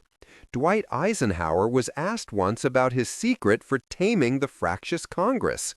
Did the former general mention military discipline or the might makes right power of the presidency? Not even close. He talked about persuasion. You do not lead by hitting people over the head, he said. That's assault, not leadership. Eisenhower added, I would rather persuade a man to go along, because once he has been persuaded, he will stick. If I scare him, he will stay just as long as he is scared, and then he is gone. This power of persuasion was never more important than it is today. Apple Computer understood that. So did Corning. So do most of the other well-led companies out there. Get people interested in what they're doing. Truly make it theirs. They'll work, and then they'll work some more. Once this basic principle is recognized and understood, it's really quite easy to dream up all kinds of specific motivation techniques. But three important concepts of human behavior underlie them all. 1. Employees must be included in all parts of the process, every step of the way. Teamwork is the key here, not hierarchy. 2. People must be treated as individuals. Always acknowledge their importance and show them respect. They're people first, employees second. 3. Superior work must be encouraged, recognized, and rewarded. Everyone responds to expectations. If you treat people as if they are capable and smart and get out of the way, that's exactly how they'll perform. Include people. At the traditional kind of big corporation, people often felt a little disconnected. Each was just a number, one of thousands, a human cog in a giant industrial wheel. There are literally hundreds of stories out there, told so often they've become legend, about disgruntled employees calling in sick or spending more time on break than at their desks. If a company's employees feel that way, that company is poorly led. Its goals have not become their goals. No company can succeed in a situation like that. Successful leaders today involve employees in all aspects of the work process: design, manufacture, inventory, marketing. Leaders create teams. They don't issue orders from above. Leaders realize that the employees who actually do the work can actually make decisions. Certainly, employees who are engaged in real decision-making respond better than those who are not. American Airlines, widely regarded as the best-run company in that tumultuous industry, has institutionalized a kind of consensus management. Chairman Robert Crandall explains, "This whole notion of companies this size being run entirely at the will of a single entity is nonsensical. Maybe there are companies that are run that way, but I don't think so. For the most part, companies like this one are run on the basis of a consensus judgment. In the end, the chief executive always has to make the decision and bear the responsibility for it. But my job is much more a matter of exploring options and bringing a group together and seeking consensus among the members of that group than it is dictating solutions." Martin Edelston, president of Boardroom Reports, runs his business newsletter publishing company in the same consensus way, by constantly seeking suggestions from his 65 employees.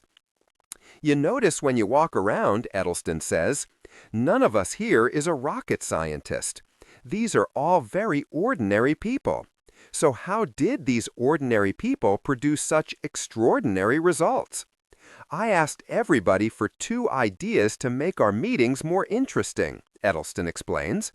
Now we've had thousands of ideas from these people on every subject imaginable. The whole workforce is driven by suggestions, a modification of the Japanese Kaizen system for continuous improvement. If I asked you for 2 ways in which I can be better, you'd be complimented, Edelston said. You would tell me how I could make this better. You'd feel really good if I implemented it. I go back next week, ask for 2 more, and then 2 more, so that something is happening. I've taken 65 people and made giants out of them. So we have a company now that's doing over $1 million worth of business per person. Stephen Jobs and Stephen Wozniak followed a similarly non-hierarchical approach when they began putting together Apple Computer's executive team. They weren't so concerned about who was the boss. Peter O. Crisp, managing partner of Venrock Associates, a venture capital firm that got behind Apple in the early days, still smiles at the founder's unorthodox style. They would say to themselves, "We have this device, which has some electronic parts that hopefully we're going to make many copies of. We need to manufacture them at low cost, and they need to be very reliable. What company in the country is the best manufacturer of technical products that have those characteristics? Hewlett-Packard," they concluded. Jobs and Wozniak would say, "Well, let's go find the vice president of manufacturing for Hewlett-Packard and let's hire him." They would try to find the vice president of Hewlett-Packard, Crisp said. If they couldn't get him, they'd try to find out who his assistant was. Or they would find out which of Hewlett-Packard's plants was the best run. They would go and find out who the manufacturing person was there. They'd go and try to hire him. They gave these people generous options awards. So they would attract an experienced person, and then they'd say, "Okay, now tell us what to do." Then the Apple people would assist the newcomer in implementing his plans. Crisp recalls, they hired a marketing person that way and a manufacturing person, a human resources person. They were off to the races. You know, on occasion in a startup, the founder is the chief scientist. He may be reluctant to hire a chief operating officer because he may not want to give away too much stock or too much of his authority and have anybody there who can really challenge him. Entrepreneurs can be very possessive of what they have. In this case, it was exactly the opposite. It was, "Let's go." And go they did, by engaging their people in the company. To achieve Apple-like results, you've got to follow rule number 2. Become interested in your employees and let them know that you are. Treat people like people. That's the second basic concept of motivation. Be nice to your people and treat them with respect, says Pelco's David McDonald. Invest liberally in your people and don't expect this automatically to produce new profits. Rather, take full advantage of your newly enhanced human resources by establishing new extreme-type expectations for your people that translate into exceptional performance for customers, and therefore generate more profits. Say hello, smile, get to know your employees. Employees should be handled like family, says Joyce Harvey, president of Harmon Associates Corporation, a wholly owned subsidiary of Fort Howard Corporation. You can't expect people to do things that you wouldn't do yourself. You've got to care about them sincerely. Then you can get the same level of respect back. Harvey goes on, "My former boss used to have a chart in his office. He'd flip it, and it had every employee who worked here. He knew them by name, and he knew their families. He knew what was happening. He'd walk through the mill and say, 'Hi, Joe. Hi, Sam. Hi, Mary.'" Reflection and implementation. He let them know that he cared. That may sound old-fashioned, but it's even more important today. The third basic concept of motivation is just as important as the other 2. Acknowledge a job well done. Don't be the tight-lipped, disapproving parent many of us grew up with. Those were the parents who didn't congratulate their kids for getting that A on the report card. They just expected it. Remember how disappointing that was? Well, it's still disappointing. There's still a little child in every one of us waiting to be praised. So don't forget, people want to be told when they've done a good job. Use praise liberally and often. There are literally dozens of simple techniques for celebrating successes. At Cox Cable, Bill Geppert seems to use just about every last one. We have rallies, Geppert says. We have meetings. We do skits during our monthly meeting to reinforce that message and keep those visible targets and goals in front of our folks. We have celebrations. We load people up in army trucks and drive them across town and talk about how we're going to be competitive with the tougher competitors. We've had fireworks in our celebrations. Performers brought in to exemplify the excellence we strive for. We have speakers, awards. We give away money at employee meetings. Any way to get people involved and excited. John P. Emley, Jr., chairman of Dun Bradstreet Software Services, Inc., has his own method for rewarding employees. I had a theme all through my career, he recalls. It was very simple. People are the key. I had Tiffany Co. create a little key which we all wore in our lapels. Sounds a little corny, but at the time we'd come through bankruptcy and I wanted to reward those people. The people took it with great emotion. A silver key if you were with us less than 5 years. You got a gold when you hit 5 years. The women got a diamond for 10 years. However you do it, do it. Let the people in your life know that you respect them, that you appreciate their work, that they are important to you, and that you want them to learn, grow, and reach their potential. Motivation, that's called. Motivation can never be forced. People have to want to do a good job. Chapter 4. Expressing genuine interest in others. Why read this book? Why not study the technique of the greatest winner of friends the world has ever known? Who is he? You may meet him tomorrow, coming down the street. When you get within 10 feet of him, he will begin to wag his tail. If you stop and pat him, he will almost jump out of his spin to show you how much he likes you. And you know that behind this show of affection on his part, there are no ulterior motives. He doesn't want to sell you any real estate, and he doesn't want to marry you. Did you ever stop to think that a dog is the only animal that doesn't have to work for a living? A hen has to lay eggs. A cow has to give milk, and a canary has to sing. But a dog makes his living by giving out nothing but love. You can make more friends in 2 months by becoming genuinely interested in other people than you can in 2 years by trying to get others interested in you. Let me repeat that. You can make more friends in 2 months by becoming interested in other people than you can in 2 years by trying to get other people interested in you. Yet I know and you know people who blunder through life trying to badger other people into becoming interested in them. Of course, it doesn't work. People are not interested in you. They are not interested in me. They are interested in themselves morning, noon, and after dinner. Dale Carnegie. Lynn Povich, editor-in-chief of Working Woman magazine, spent 25 years of her life at Newsweek.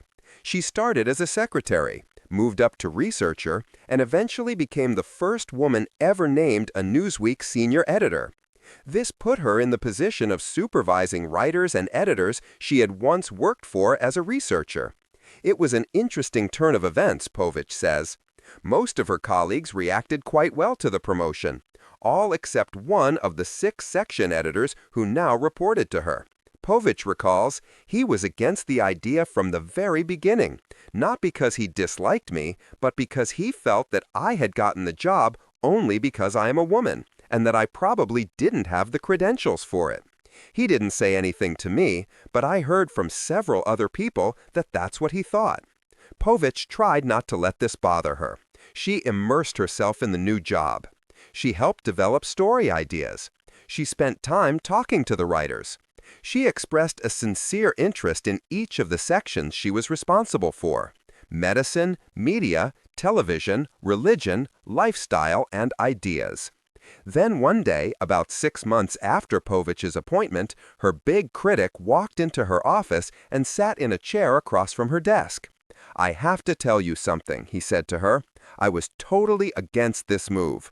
I thought you were too young. I thought you didn't have the experience. I thought you got the promotion only because you were a woman. But I want to say I really appreciate the interest you've shown in the work, in the writers, and in the section editors.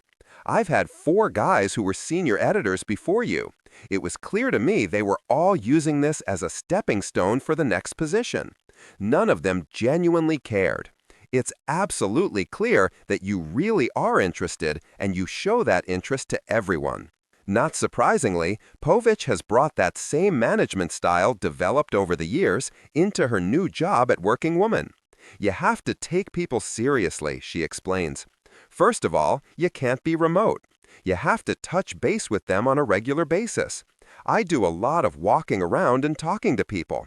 We have a system of regular meetings so that everyone here knows there's a particular time, a particular week, when they're actually going to be alone with me.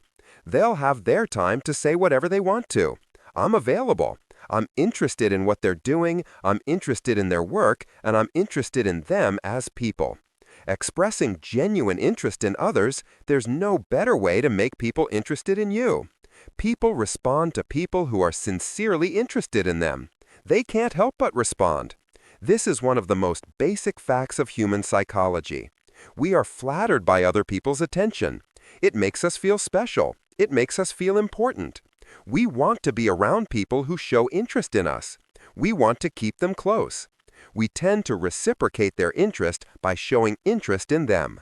Monsignor Tom Hartman has become something of a legend among young Roman Catholics on Long Island, New York. He has, over the years, been asked to perform more than 3,800 weddings and to baptize more than 10,000 newborn babies. Why do all these people keep turning to the Monsignor? Aren't there any other priests out there to choose from? Of course there are, but few manage to show the intense interest in other people that Hartman is so well known for. Hartman doesn't preside over assembly line wedding ceremonies. He takes a more studied, individual, personal approach. He wants to know everything he possibly can about the 2 people who have come to him to be married. He invites them to the rectory. He visits their homes. Over a period of several months, he leads them through a series of conversations about themselves. That way, he can tailor a wedding that will fit their personal interests and needs. "Yes, I'll do your wedding," he tells these couples, "but I don't want it to be just a ritual. I want to discover the mystery here. I want this to be the best wedding possible for you. I want to know about you. I want to talk with you about what you've discovered about your relationship, what you love about each other.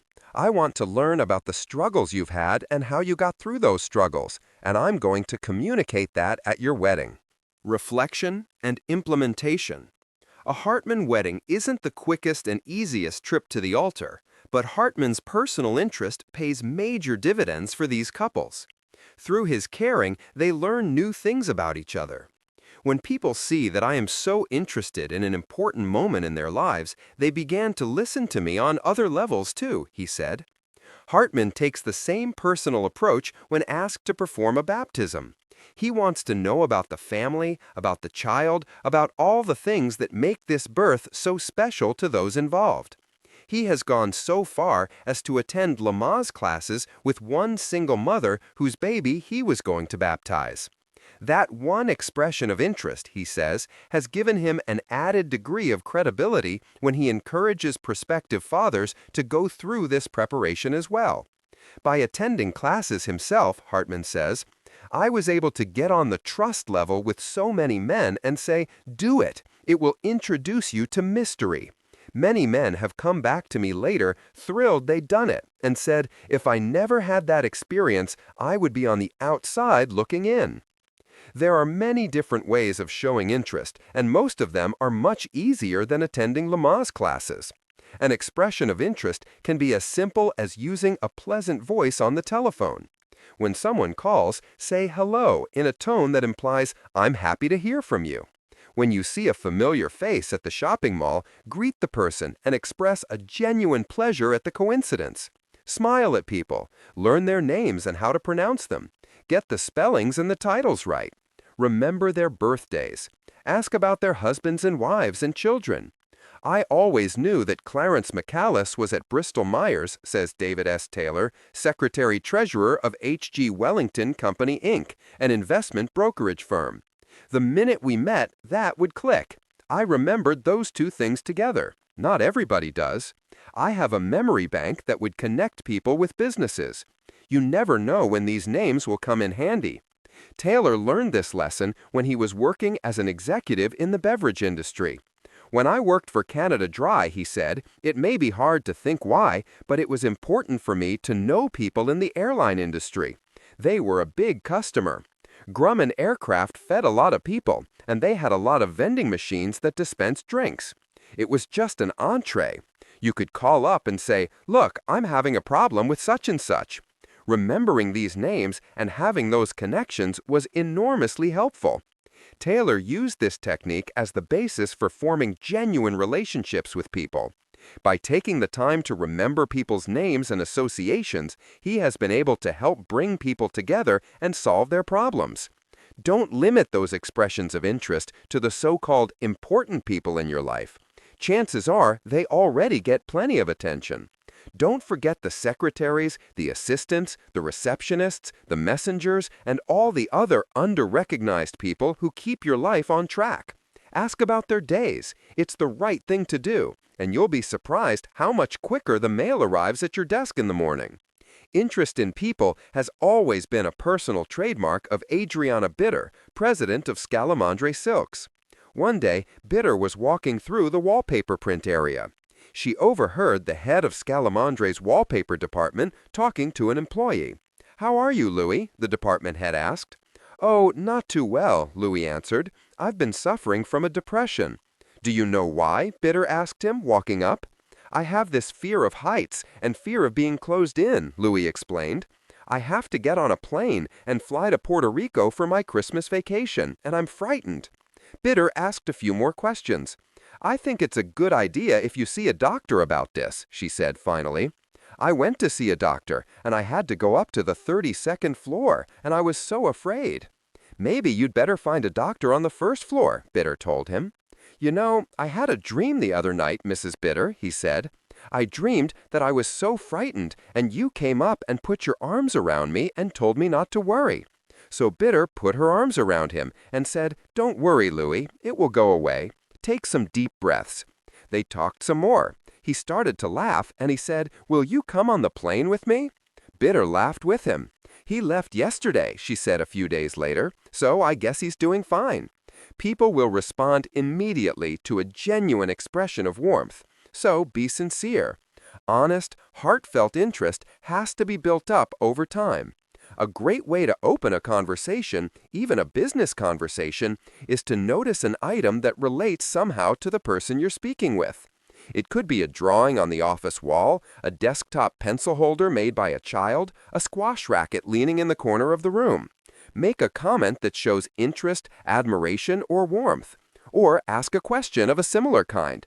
"That's a beautiful picture. Who's the artist?" Or, "What a thoughtful gift. Is that from one of your children?" Or, "Squash, isn't that a hard game to learn?" There's nothing profound about any of those remarks, but every one of them shows a basic, personal interest in the other person, and it connects in a positive, tasteful way. Such displays of interest are the fundamental building blocks of successful human relationships. They are the little details that say, "You are important to me. I'm interested. I care."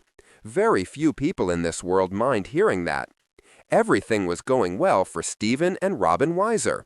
Stephen ran a successful insurance agency. They had a lovely suburban home. He was a consistently generous philanthropist. The couple's oldest daughter was in her first year at Yale, and the younger twins were doing great in high school. Then, one Saturday night, as Stephen and Robin were eating at a restaurant, he had a massive heart attack and died. He was just 45 years old. The funeral was packed with hundreds of people Steve Weiser had touched, his friends, his business associates, officials from the many charities he supported. Many of these people made condolence calls at the Weiser home. What was nearly as shocking as Stephen's untimely death was something his wife said that night. "It's a shame that Stephen didn't know how many people he touched, how many people loved him," Robin Weiser said. Stephen Weiser, with all those friends and associates, after all that charity work? Apparently, few of these people had ever told him how they felt. Don't make the same mistake. When you care about someone, a friend, a spouse, a colleague, by all means let that person know. And do it while you have the chance. Even more important than expressing interest is showing it. Harrison Conference Services, Inc. is in the business of organizing meetings and seminars, worrying about all the logistics so the clients can keep their minds focused on the real work at hand.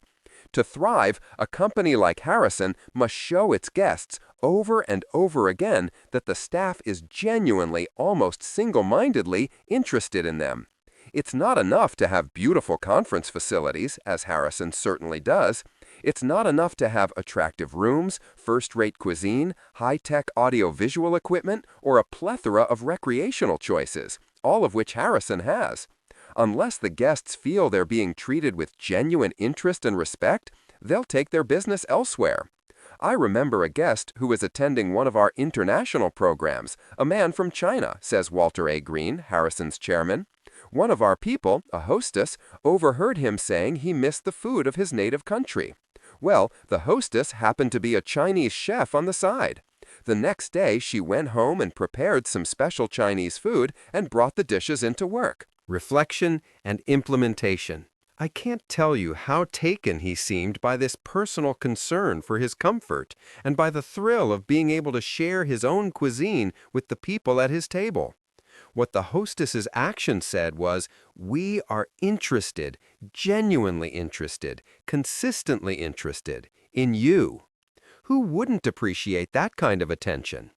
Thankfully, this way of relating is a habit easily learned and very gratifying. All it takes is the realization of how important it is and a little bit of practice. Try it with the next person you meet. "What happened to that summer house you were thinking of buying?" Or, "What a great view you have in here. How do you stop yourself from staring out the window all day?"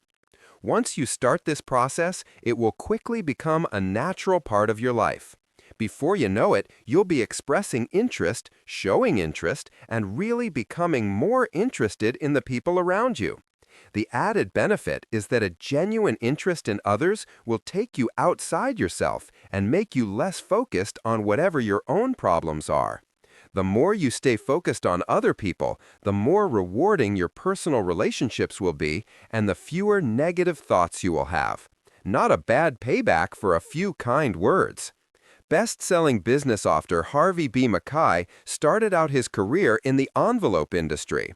That's where he learned many of the lessons that make up his best-selling books.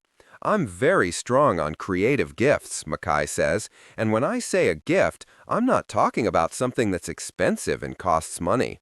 Mackay had an envelope salesman, a man who, in my judgment, was just a C-plus salesman, he recalls. "I remember him telling me that one of his buyers had a baby girl, so he went down and bought a gift. Fine, that's wonderful. But the gift was not for the baby girl. It was for the jealous brother at home. He was 1.5 years, just a piddly little thing. But I remember that one creative gesture stuck with me right away.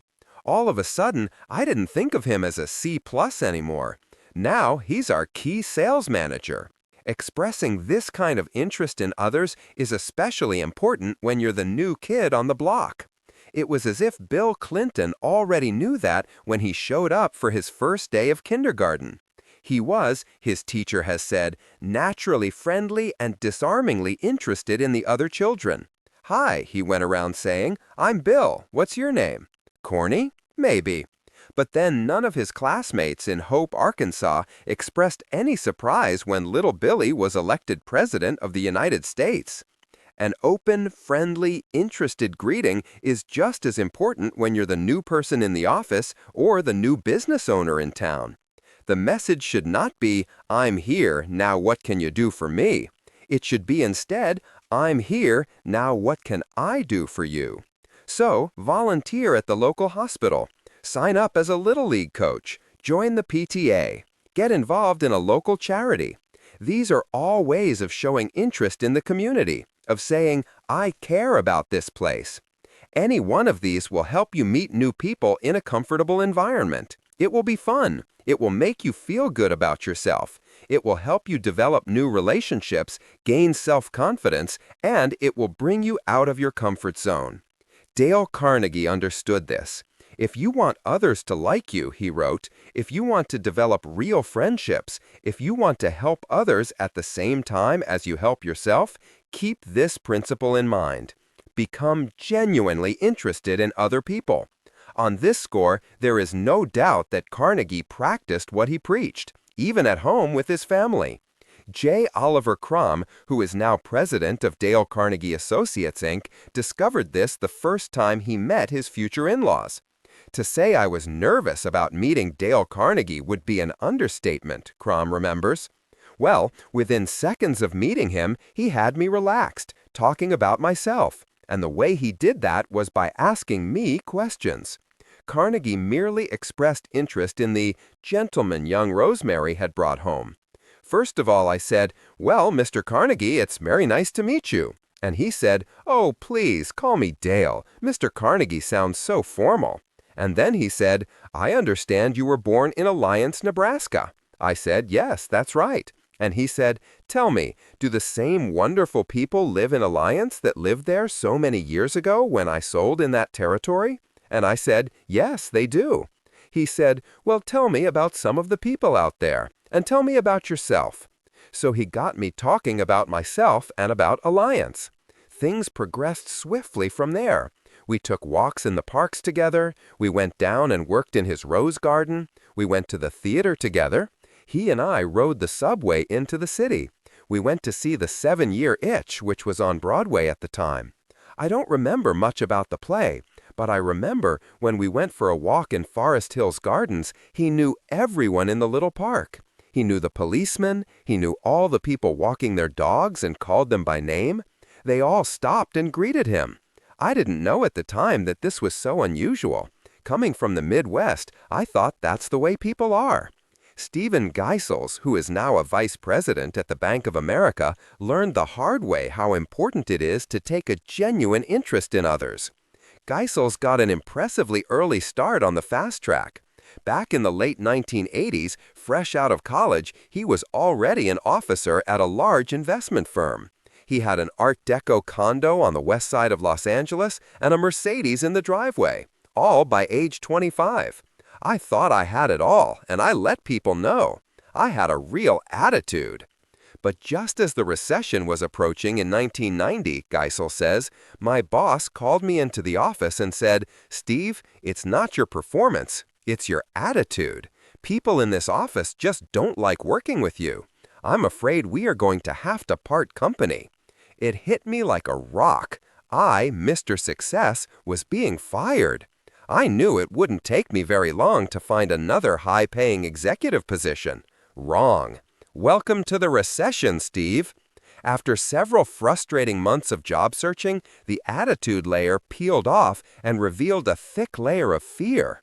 For the first time in my life, I lacked confidence and was gripped by an intense fear. Since I had previously alienated everyone, I had nowhere to turn, no one to talk to. I was alone. Only then did Geisels learn to be interested in others. He started listening. He started caring about something other than himself. He gained a perspective on his own trouble, meeting people who were far worse off than himself. He opened himself up and became more human, more likable, and infinitely more employable. I began to look at other people in a different light, he recalls. My attitude changed. I felt differently. My fear was reduced. My mind was opened, and people began to take notice. The quality of my life was better, even though I had to sell the condo and the Mercedes. 3 years later, I once again have an officer-level job. Only this time, I'm surrounded by coworkers I can honestly call my friends. There's nothing more effective and rewarding than showing a genuine interest in other people. Chapter 5.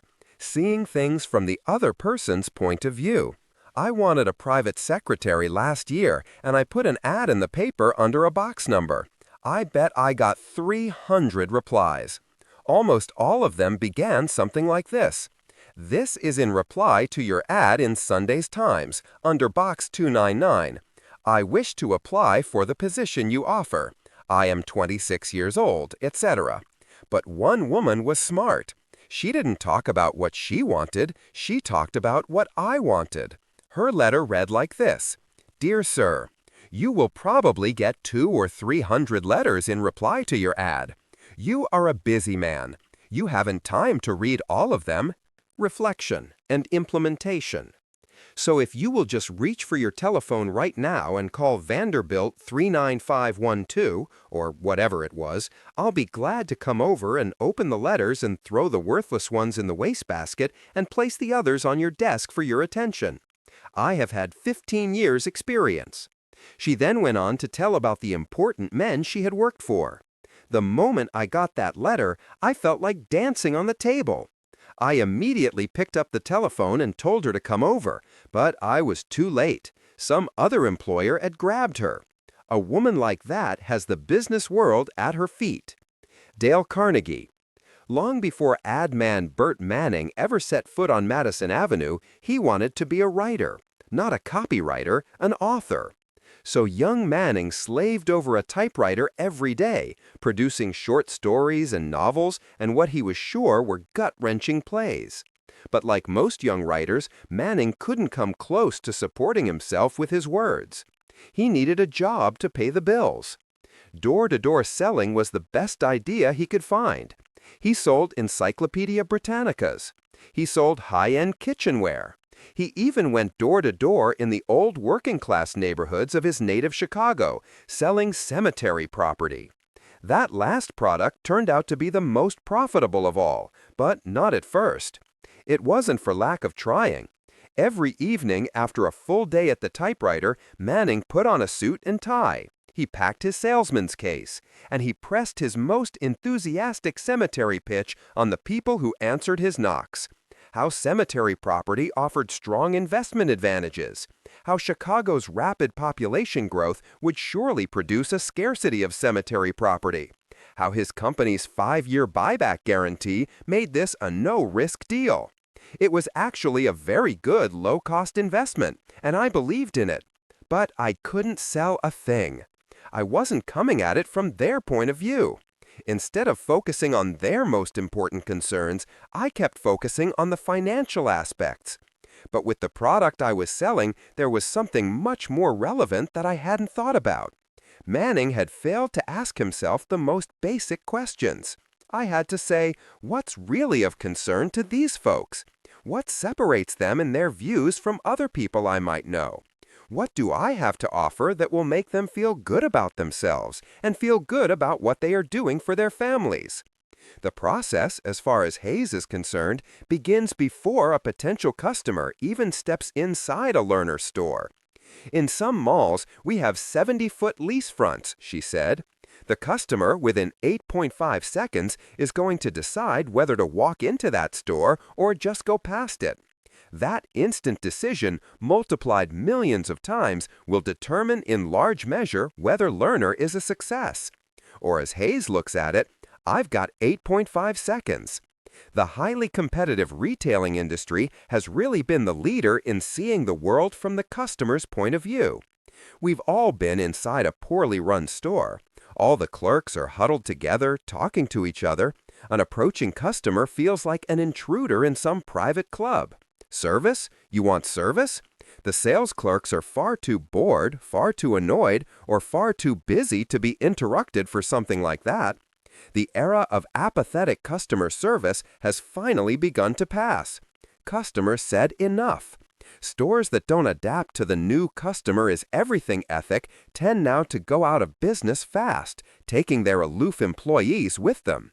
The late Sam Walton hired full-time greeters for his Walmart discount stores, people whose sole job was to stand near the front door, say hello to customers, and point them in the right direction.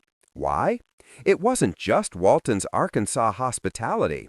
He had enough sense to see his own business as the customers do.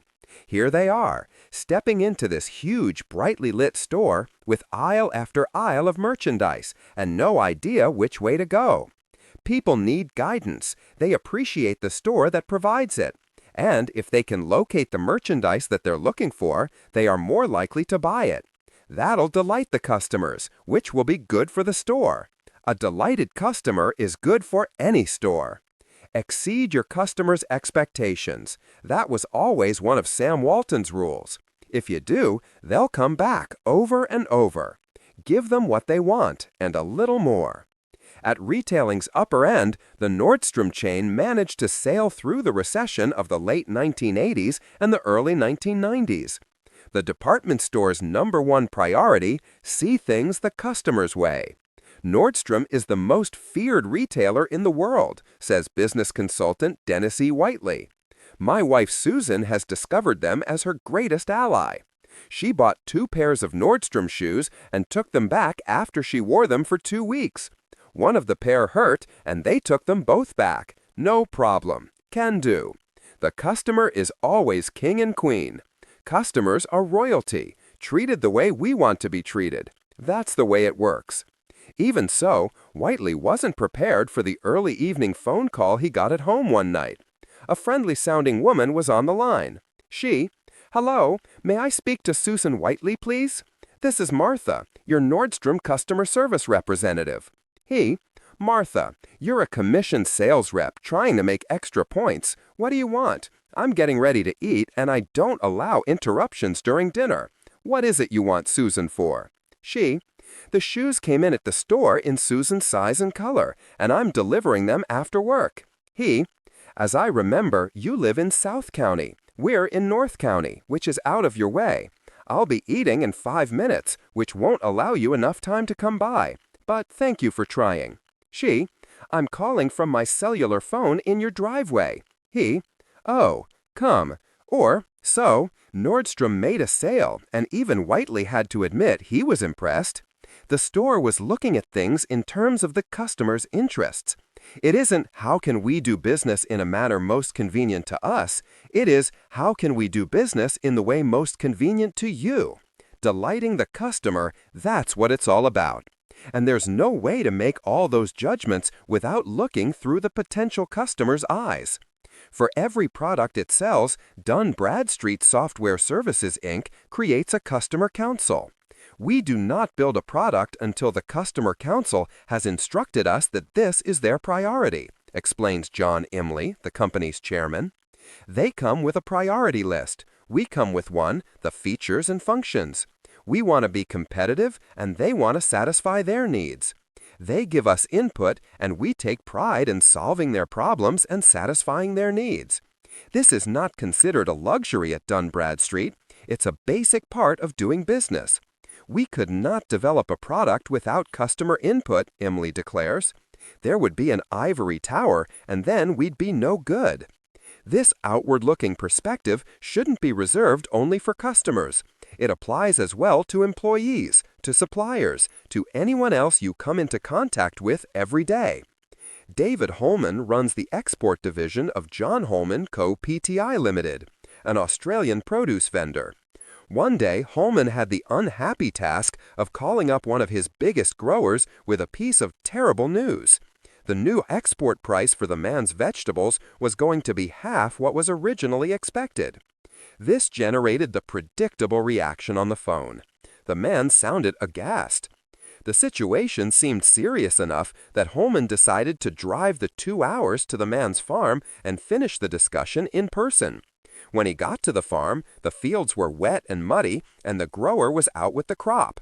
So Holman borrowed a spare pair of the grower's rubber boots and marched out to meet him in the field. "How are you doing?" Holman asked the grower in a concerned tone of voice. Reflection and implementation.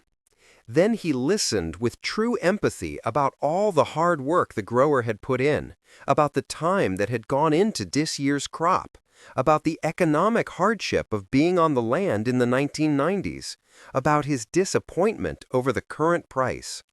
Holman had no trouble understanding the grower's point of view. The grower clearly had major problems on his hands. Holman just expressed a warm personal concern. That was enough.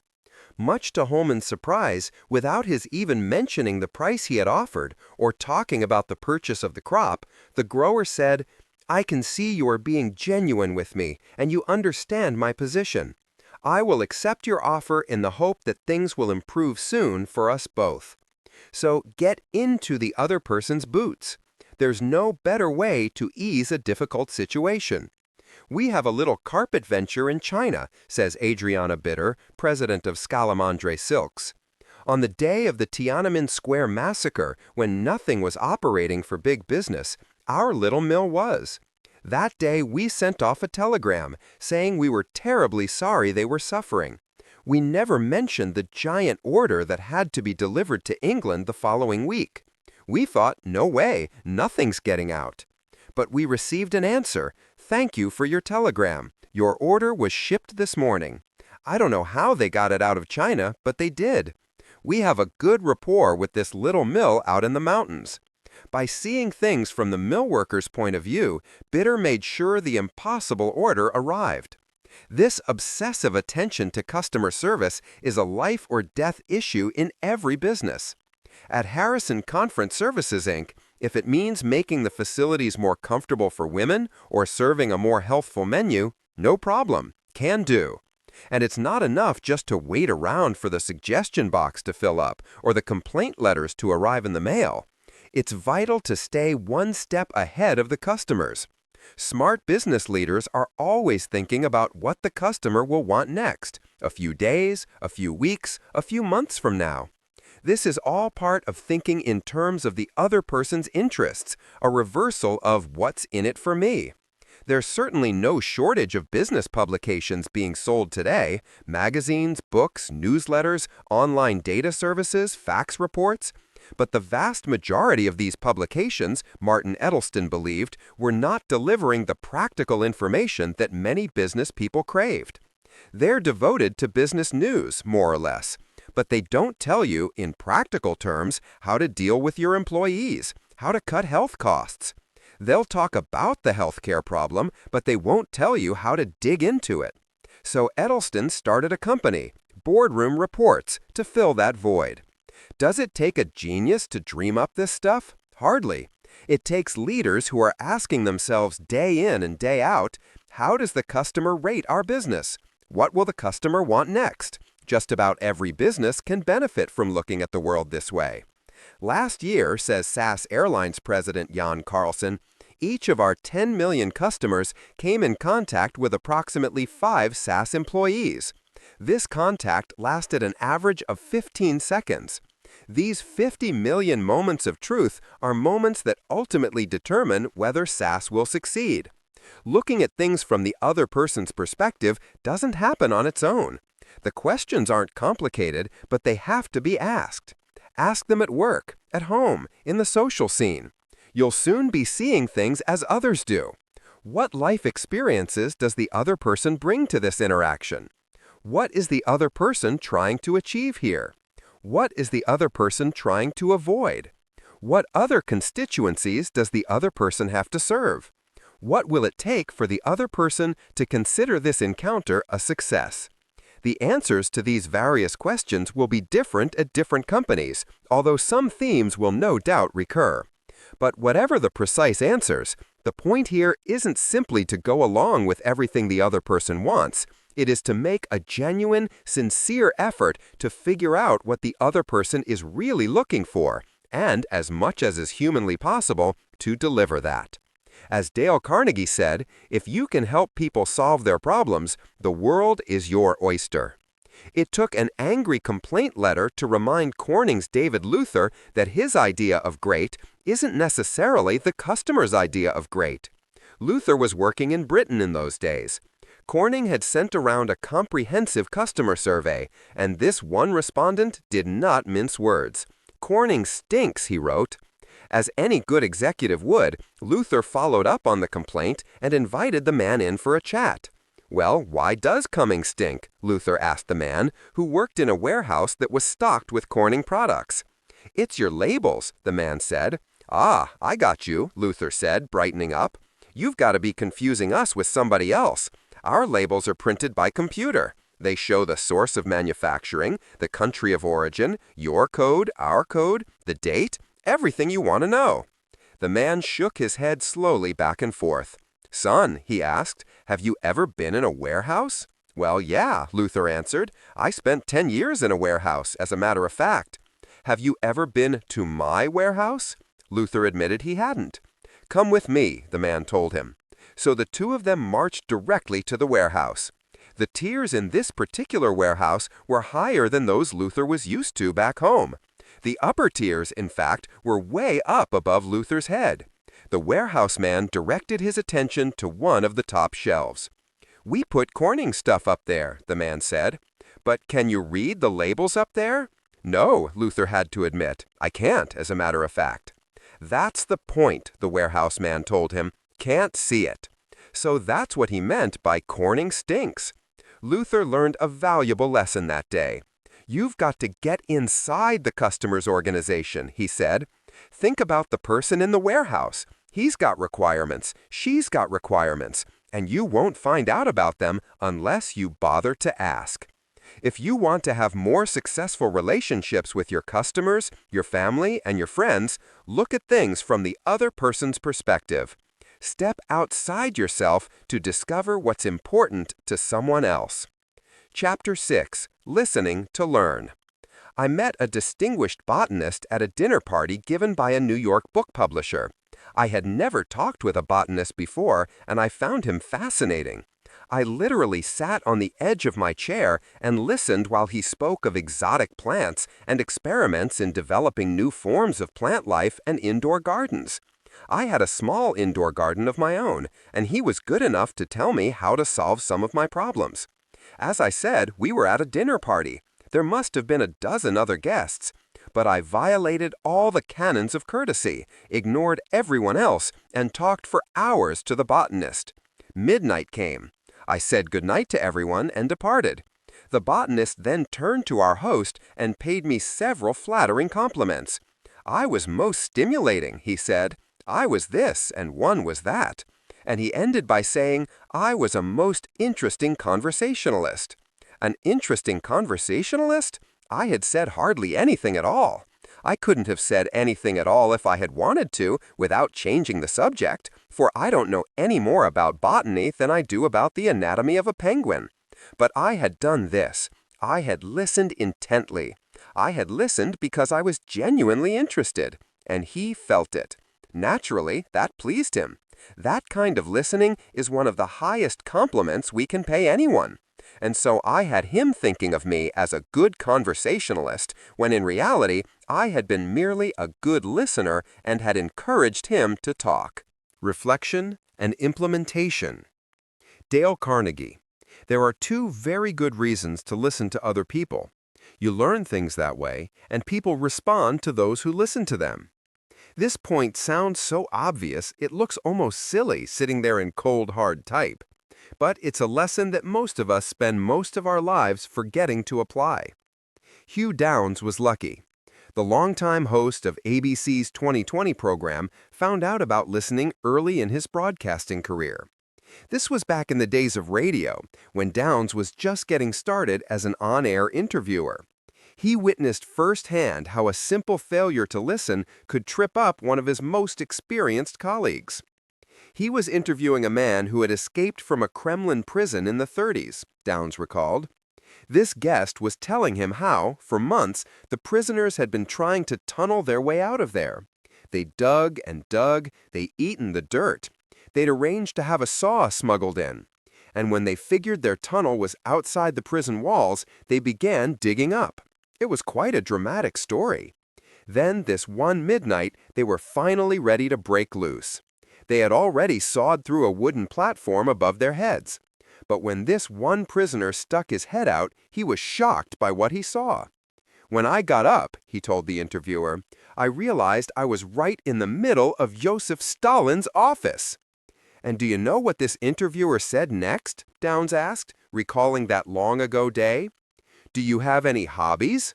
Not, "Are you serious? Joseph Stalin's office?" Or, Stalin wasn't working late that night, I hope.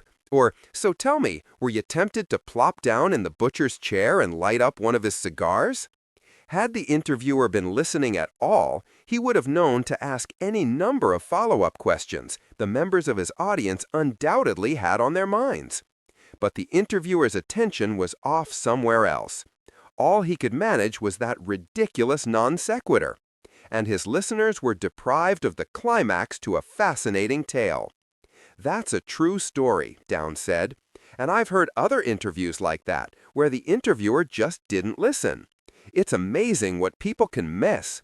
It's a part of the business I call the "yeah, well" interview. The importance of listening doesn't apply just to professional interviewers, of course. It is vital for anyone, anywhere, anytime, who hopes to communicate with others.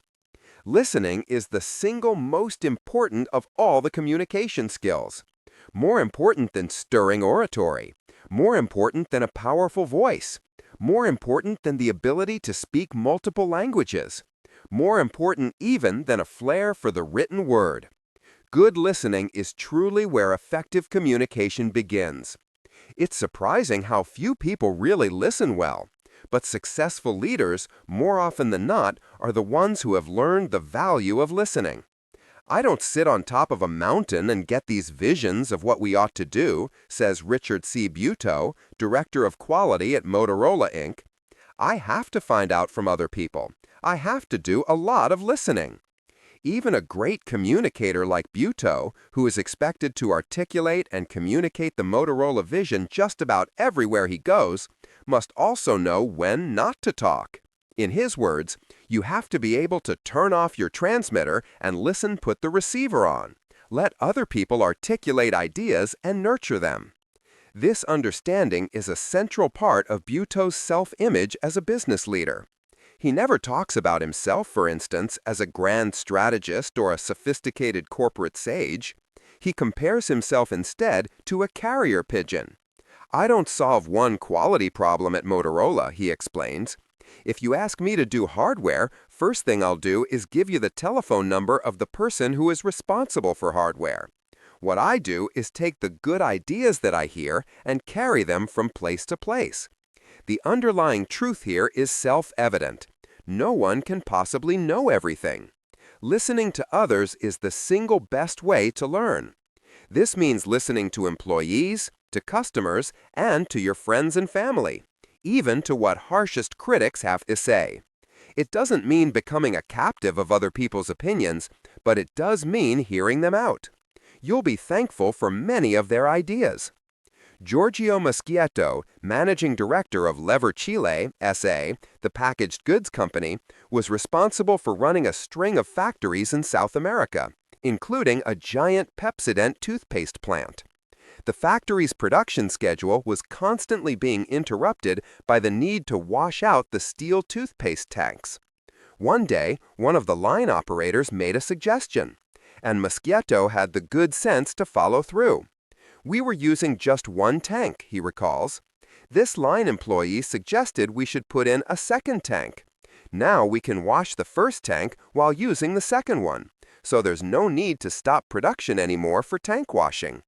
By adding a bolt in one case and by adding a small tank in another case, we've reduced changeover time by 70% and significantly increased productivity.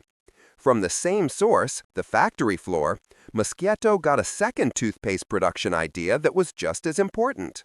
For years, the factory had used a set of highly delicate and highly expensive scales beneath the toothpaste conveyor belt. Their purpose was to make sure each carton of toothpaste actually contained a tube. But the high-tech scales never quite worked. Sometimes, Muschietto says, we used to seal up empty cartons and send them out. One of the ideas of the men on the line was to replace all this expensive machinery and just put a small jet of air across the conveyor belt where the tubes rolled by. The compressed air is regulated so that when the carton is empty, the pressure of the air is enough to throw the empty cartons off the belt. Many people think of listening as passive, talking as active. Even the cliches people use in conversation, sit back and listen, hint at this pervasive misunderstanding of what true listening is about. Simply hearing what someone says is a relatively passive activity, but engaged, effective listening is a highly active sport. Andres Navarro, president of Sonda SA, a South American computer systems company, uses his native Spanish language to illustrate the difference between the two. In Spanish, Navarro explains, we have two words, oír and escuchar, the rough equivalent of to hear and to listen. To really listen is much more than just hearing. Many people, when they are hearing someone, they are really thinking to themselves, what will I answer? Instead of trying to listen to what the person is saying. Active listening requires an intense involvement in a conversation, even when the listener's lips are still. That isn't always easy. It takes concentration. It requires genuine engagement. It calls for questioning and prodding. And it demands some kind of response, quick, thoughtful, on target, and concise. There are many ways of displaying active involvement in a conversation. Ways that don't entail jumping in and interrupting the other person's every 7 words. The trick isn't to master every one of these techniques. Good listeners learn a few that they find comfortable and natural, and remember to put these few to work.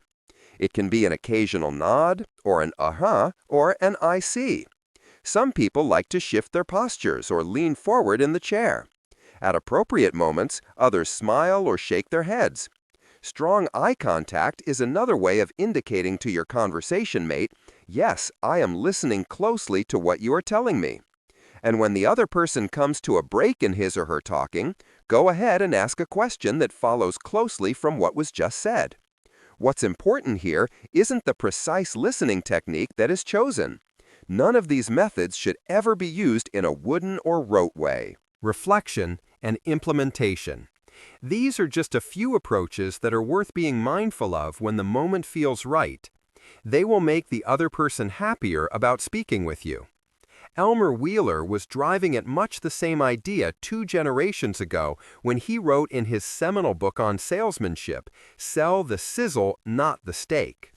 A good listener bends toward you physically. He leans on you mentally with every word that you utter. He is with you every moment, nodding and smiling at the right times. He listens a little closer. This isn't good advice just for salesmen, Wheeler wrote. It is a sound rule to follow for social and business success.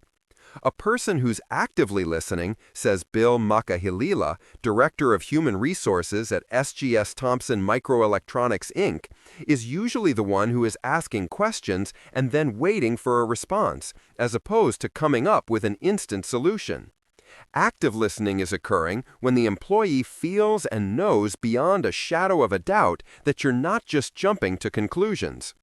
Makahilila thinks this is such an important concept that he has even created an Active Listening Award for SGS Thompson supervisors who excel at listening. He has come up with a 3-question test for determining whether someone is listening actively or not. 1. Do you ask questions and wait for an answer? 2. Do you respond quickly and directly to the questions that are asked? 3. Does the other person feel you are listening actively to him or her? Chris Conway, an insurance company marketing specialist living in Omaha, Nebraska, was a single parent raising 2 young boys. He learned how to really listen from his older son. Dan belongs to a group of about 15 teenagers who meet weekly with an older couple just to discuss current issues and how the young people relate to them, Conway says. The couple is there to facilitate the conversation. I asked Dan how he liked participating in the group. The boy spoke in unusually enthusiastic tones. He said he could tell the leaders were genuinely interested in the group by the way they listened so closely to what the young people said. Dan, I listened to you, the father said. I know, Dad, the boy said, but you are always making supper, washing dishes, or doing something else. All you ever say is yes, no, or I'll think about it. You don't even listen to me.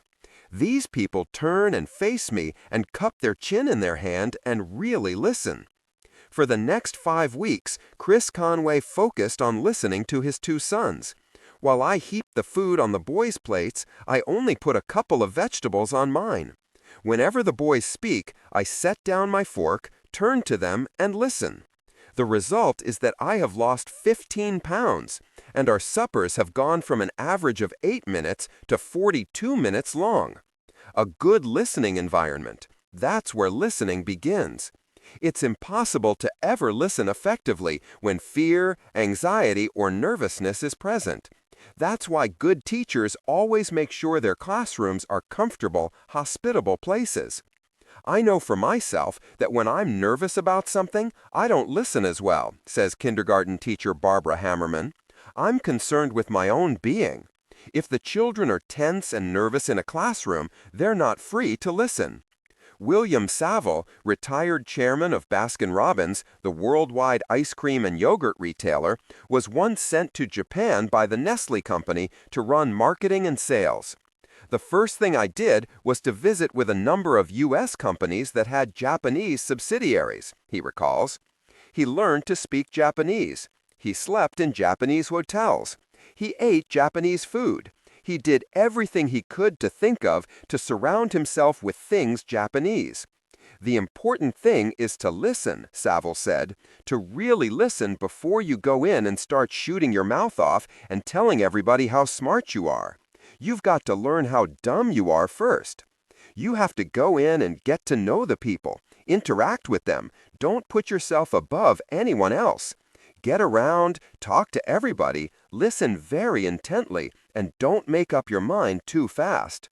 Simply put, people everywhere love to be listened to, and they almost always respond to others who listen to them. Listening is one of the best techniques we have for showing respect to someone else. It's an indication that we consider them important human beings. It's our way of saying what you think and do and believe is important to me. Strangely enough, listening to someone else's opinions is often the best method of getting them around to your way of thinking. Dean Rusk, President Johnson's Secretary of State, knew this from decades of negotiating with some of the world's most stubborn political leaders. Listening is the way to persuade others with your ears. It's true, listening can be a tremendously powerful tool for convincing others to see the world the way that you do. The real key, says merchant banker Tom Saunders of Saunders Carp Company, is getting to understand a person and what he values and how he wants to look at investments, and whether or not you could honestly say our approach was right and compatible for him. Saunders is in the business of advising big corporations about how to invest prodigious sums of money. His number one technique? Listening to them. It all goes back to listening, he says. What was really on his mind? Why had he said no? What was the real reason behind it? I've had a 25-year relationship with ATT which has just been extraordinary. I think it's all basically been due to listening. Saunders goes on. I can give you the best-looking brochure. I can throw up all these slides. But still, I've got to find out what's in there that's interesting to that person. What's on this person's mind? What does he think about? How does he look at things? The first step to becoming a strong, active listener is understanding how important good listening is. The second step is wanting to learn. Finally, you have to practice those budding listening skills.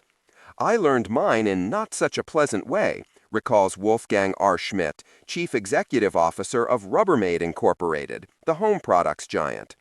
I learned mine by going through a divorce when I was young. I was very career-centered. In the process of trying to avoid the divorce, we went to a counselor. That was really the first time I understood how crucial good listening is. Here was something that was important to me, my marriage, and I wanted to try to retrieve it.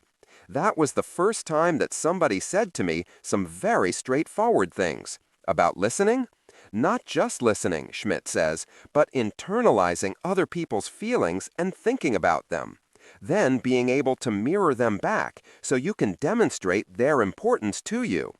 At Motorola, small teams of employees are always encouraged to come in with their ideas, and the company's top executives sit quietly and listen.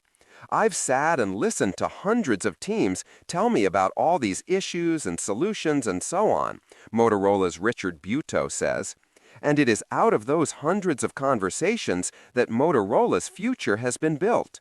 Those kinds of small group discussions hosted by executives who mostly keep their mouths shut are a tremendously valuable way to institutionalize corporate listening. At Analog Devices, Chairman Ray Stata has created a technique he calls the CNA Roundtable. Meetings are held regularly. Small groups of employees from throughout the company are invited to sit down for no-holds-barred discussions with Stata and other top analog executives. The general theme is creating a new analog for the 90s, or CNA, the company's internal slogan these days. It's not just a matter of answering the questions people ask. Reflection and implementation. What I do after a certain amount of discussion is I'll say, now what I'd like to do is go around the table and have each individual tell me, what are your particular concerns right now? What are your suggestions? Where are you coming from? And I sit there and take copious notes. That's called listening, he says. Afterwards, I write a memo that summarizes what I heard. Joe Booker took a new job as the leader of a quality improvement program at the Allegheny Ludlam Corporation, an import-export company in the steel business. Quickly, his enthusiasm turned to fear. The program had been in existence at the company's largest plant for about 18 months, with poor acceptance by the plant's nearly 2,000 employees. Since participation was voluntary, how would I get the departments to realize the need for quality improvement? In many cases, they were already successful in using their own techniques. After some thought, Booker realized that what he needed to do was convince the employees that he was a competent team player who would be an asset to them. What this meant, he realized, was some hardcore listening. I began to visit each one of the plant's 6 departments with the goal of understanding how individuals felt about their product's quality, he says. I avoided arguments about the program and guided each conversation to hear how that individual was key to the progress of quality improvement. I was able to find allies in each of the departments and with their aid encourage others to get involved in the challenge to meet world-class quality. Today, our plant has the highest union-represented involvement in any of the company's finishing facilities. People understand how the next operation or department is their customer. This is a direct result of good listening and communication among all employees. David Luther at Corning has discovered exactly that same rule. One of the first questions I ask when I look at a communication plan is, how long does it take before you see the word listen? Most of these plans are full of, let me tell you this or let me tell you that and the other thing. At Corning, Luther developed a process for turning listening into a practical improvement tool.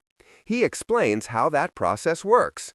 We'll call over to a factory. I want 2 groups of 15 people and I want them for 5 hours. And we'll come in.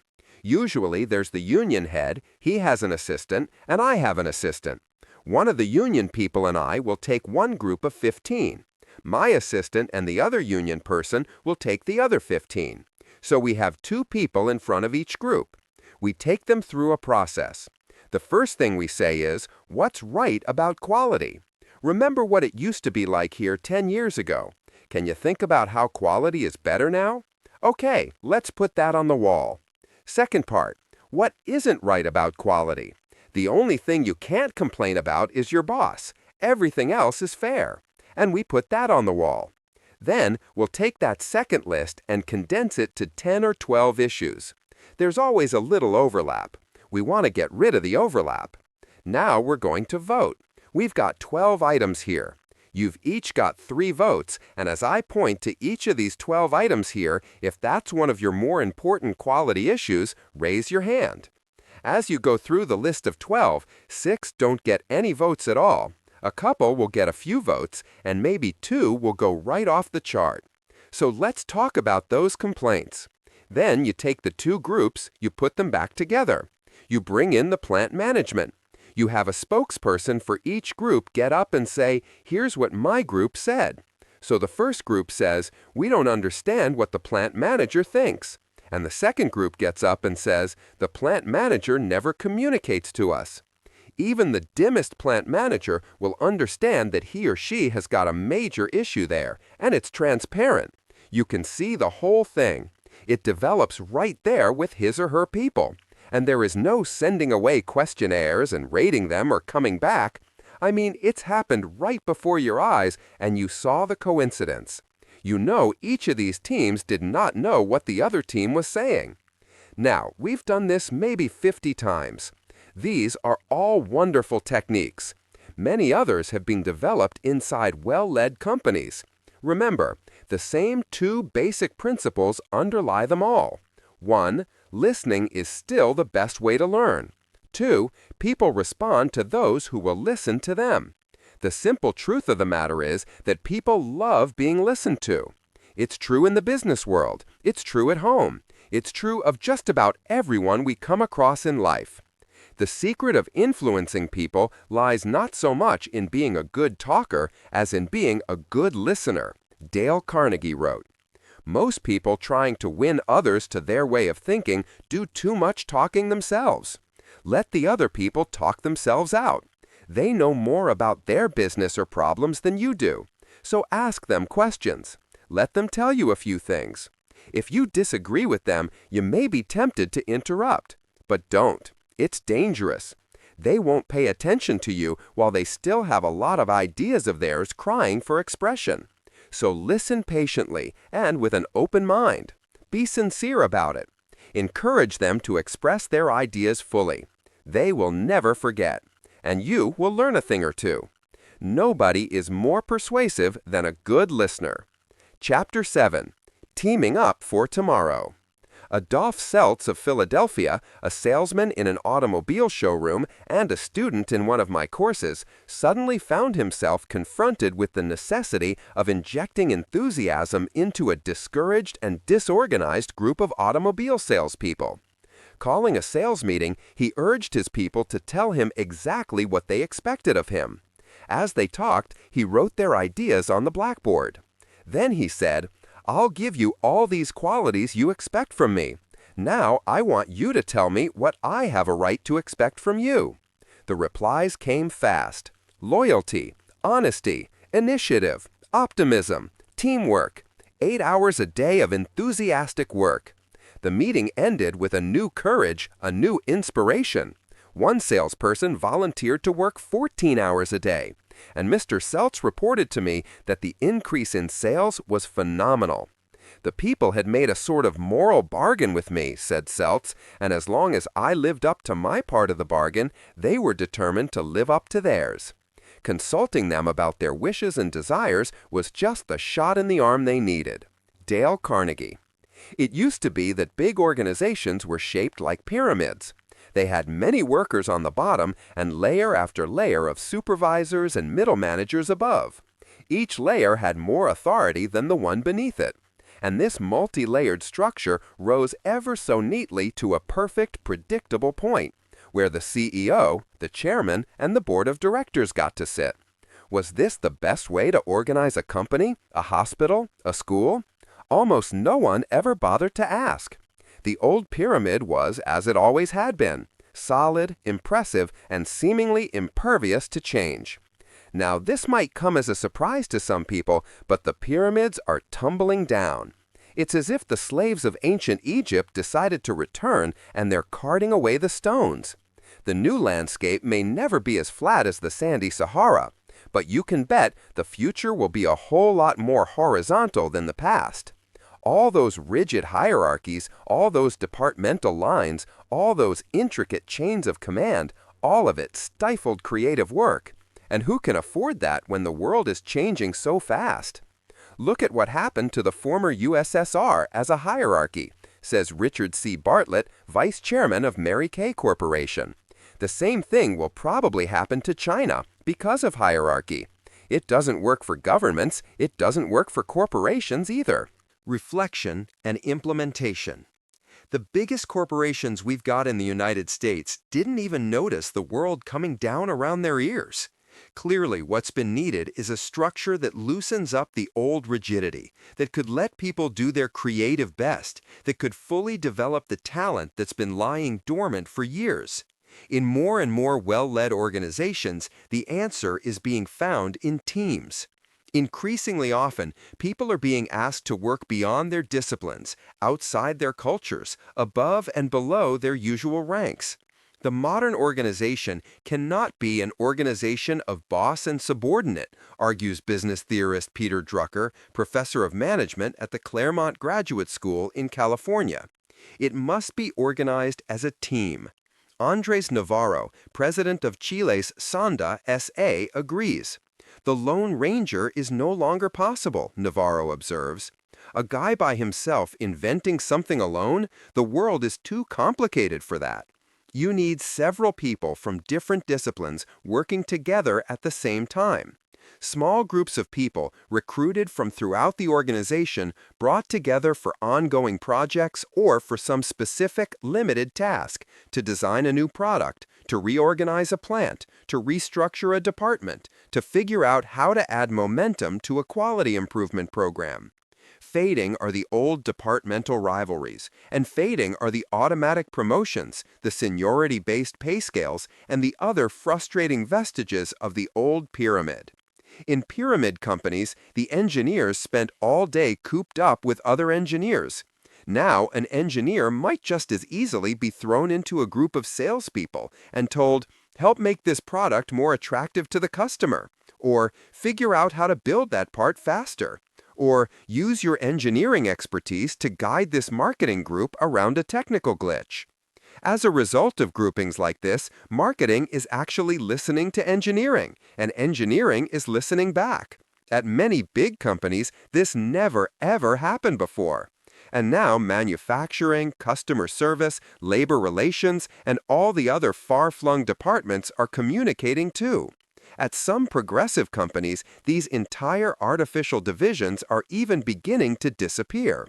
As Drucker argues, the world is not made up of privates and drill sergeants anymore. The Army was organized by command and control, and business enterprise, as well as most other institutions, copied that model, he writes. This is now rapidly changing. As more and more organizations become information-based, they are transforming themselves into soccer or tennis teams. That is, into responsibility-based organizations in which every member must act as a responsible decision-maker. All members have to see themselves as executives. Look at how Mary Kay Corporation is organized. The Mary Kay organizational structure is a free form, says Vice Chairman Richard Bartlett.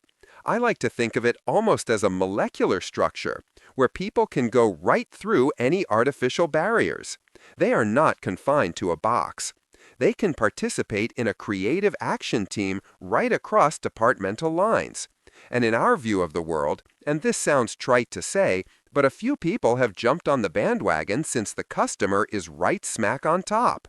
But in the way we do business, right below her is our sales force. Our organization is very focused on how to support that sales force. At the bottom of the organizational chart is something that is referred to as an insignificant green dot. The first time I ever did a slide presentation on how to structure an organization, the artist put a green dot down there, Bartlett recalls. I'm the insignificant green dot. My personal view of the world is that there is no need for a president or chairman unless he is dedicated to serving the needs of others and to providing resources to the people who are getting the job done. Organizations are actually restructuring, says Adele Scheel, whose articles on career management issues appear regularly in American and Japanese business magazines. What used to work no longer works. People expected there would be a set path, and there is no set path. So the more you believe in that, the less likely you are to be able to be flexible and begin to take advantage of opportunities that never come labeled. You want to always be open. These flattened organizations are turning up in all kinds of surprising places, even in the educational world. Management is becoming a lot flatter, observes Mark Horiadis, principal of Cantiaga Elementary School in Jericho, New York. And there's a real need to build teams, lead teams, and motivate people horizontally. In many cases, it has to be done without title, without financial remuneration or incentive. It's the team's performance that's key. What this means in Herodias' school is that students no longer work by themselves all day long in rows of wooden desks. They cooperate, they work in teams, they produce group projects. The students are expected to help each other. The teachers also work more cooperatively than they ever have before. Now it's, how do we relate together and get results in the real world, Herodias explains. We're preparing students for the future. They really can't work in isolation anymore. They have to get involved in a team effort, and half of that battle is learning the social skills to encourage those in the group who aren't doing so well. They should never be allowed to feel less than worthy because they slip up or they do not have all the answers. 3 first graders at Herodias' school were involved in a group project one day. One of the children had the task of writing the word to on a piece of paper. But the child misspelled the word, writing it as toe. When a girl in the group pointed out the error, the boy felt bad for a moment. But then the little girl said, "Don't worry about it. I know you misspelled it, but that was a beautiful W, okay?" She even gave him a pat on the knee, and all 3 of the students got a good lesson in working cooperatively. The Harvard Business School marketing faculty recently conducted a teamwork experiment with the first-year graduate students. Instead of the usual midterm case study exam, these students were divided at random into teams of 4. Each team was given a business problem to solve and 24 hours to come back with a written plan. The members of each team would get the same grade. Initially, there was much criticism, says John Quelch, the Harvard Business School professor. Some students complained that individual grades would be adversely affected by the fact that they were thrown into a team with a group of people they wouldn't have selected to work with. The school's answer? Welcome to the real world. In the end, the Harvard students came around. When the student newspaper surveyed the students after the experience, they expressed an overwhelming support for the new group project midterm exam. The most significant level of learning, Quelch says, was probably among students in those groups that did not perform like clockwork. There were some groups which experienced tremendous disagreements, and in retrospect, those were the students who learned the most out of the whole process. Effective teamwork doesn't happen by magic. It takes a cooperative group of players, and it takes a talented coach. You can't simply throw a few individuals together, even a few highly talented individuals, and expect them to perform brilliantly. That's why the National Basketball Association All-Star Game so often falls short of its hype. Sure, the game features many of the finest players in America brought together on a single basketball court. Pound for pound, there is no more talented collection of guards, forwards, and centers anywhere. So why does this floor full of phenomenal talent so seldom produce a phenomenal game? Too much ego, too much time in the spotlight, too many mornings on the sports page. Reflection and implementation. When it comes to playing as part of a unit, these superstars often fail to measure up. The missing ingredient is teamwork. There is an art to building successful teams, and even a great coach can rarely mold a winner overnight. But anyone who expects to be a leader in the years to come had better master a few basic coaching techniques. They are as necessary in the business world as they are on the basketball court. Create a shared sense of purpose. People working together can accomplish tremendous things. What gives a team that special boost is the unified vision the individual members share. The ideas, the creativity, the intelligent sparks will ultimately have to come from the group itself. But a strong leader is often needed to focus all that energy, to clarify the vision, to establish goals, to help everyone understand what the team is about, to show the team members how their accomplishments will impact upon the outside world. Ray Stada, chairman of Analog Devices, Inc., says, You've got to provide the environment, the corporate objective, and the encouragement so that people as individuals and as teams of individuals can feel that they're world class, that they are better than any other team, and that there's recognition and feedback which acknowledges that. Make the goals team goals. Unless the whole team wins, no one wins. This concept is most familiar in the world of sports, but it's just as true for teams of any sort. Individual records are fine for the history books, but really, they're an afterthought. What matters far more is the performance of the entire team. When you get people involved in this way and they feed off each other, it's contagious, says Rubbermaid's Wolfgang Schmidt. It becomes a lot more like being a member of a sports team versus being in an assembly line. There's just a big difference in the energy level they bring into the work, the intensity.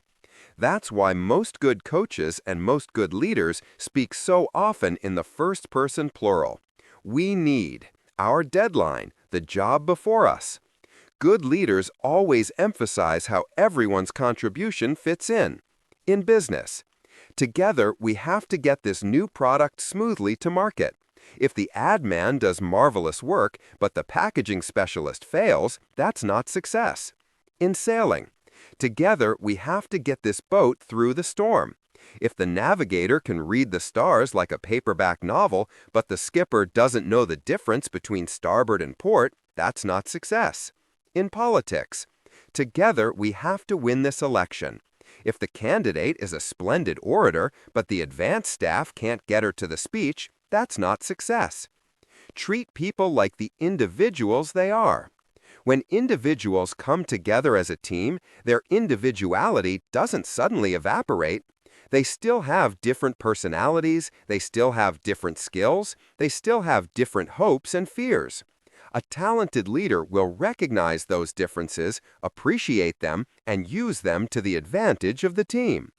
Individually, that's how Bella Carolai, the internationally renowned gymnastics coach, prepared his students for the Olympic Games. If I wasn't producing what he wanted, recalls Olympic gold medalist Mary Lou Retton, a star student of Carolai's, he would ignore me. I'd rather him yell at me, I swear. But Carolai was smart enough to recognize that that approach was exactly what Retton needed. I would do a vault, she recalls. I'd put my hands up, and then I'd turn around. He would be looking down at the next girl, who was ready to go. Oh, I wanted his attention so much. I wanted him to say, "That was good, Mary Lou." He would use that to get results out of me, and that would push me to make the correction, to get that praise. Was Carolai just a grouch? Not at all. With other students, he took an entirely different tack. Retton will never forget the approach Carolai used on teammate Julianne McNamara. She has a much different personality than I do, Retton says. She's much more timid, a little reserved. He would be very gentle with her. If she wasn't making that correction, he'd come and put her body where it needed to be and talk quietly to her. He was always much more gentle with her. That's how he got personal results. He treated each student differently, and I think that's very important. Make each member responsible for the team product. People need to feel their contributions are important. Otherwise, they'll devote less than complete attention to the tasks at hand. Make the project belong to the team. Let as many decisions as possible bubble up from the group. Invite participation. Don't dictate solutions. Don't insist that things be done a certain way. The J-Craft Corporation had a problem. Its biggest customer had a giant order and a delivery date that seemed impossible to meet. Doug Van Vechten, the company president, could have imposed a solution from the top, but he knew better than to try. Instead, he asked a team of his employees to figure out what to do. They came back to me and said, "We can move some things around here and there, and we feel that we can do it. And let's take the job," Van Vechten remembers. J-Craft took the job and met the customer's delivery demand. Share the glory, accept the blame. When the team does well and is recognized, it's the leader's responsibility to spread the benefits around.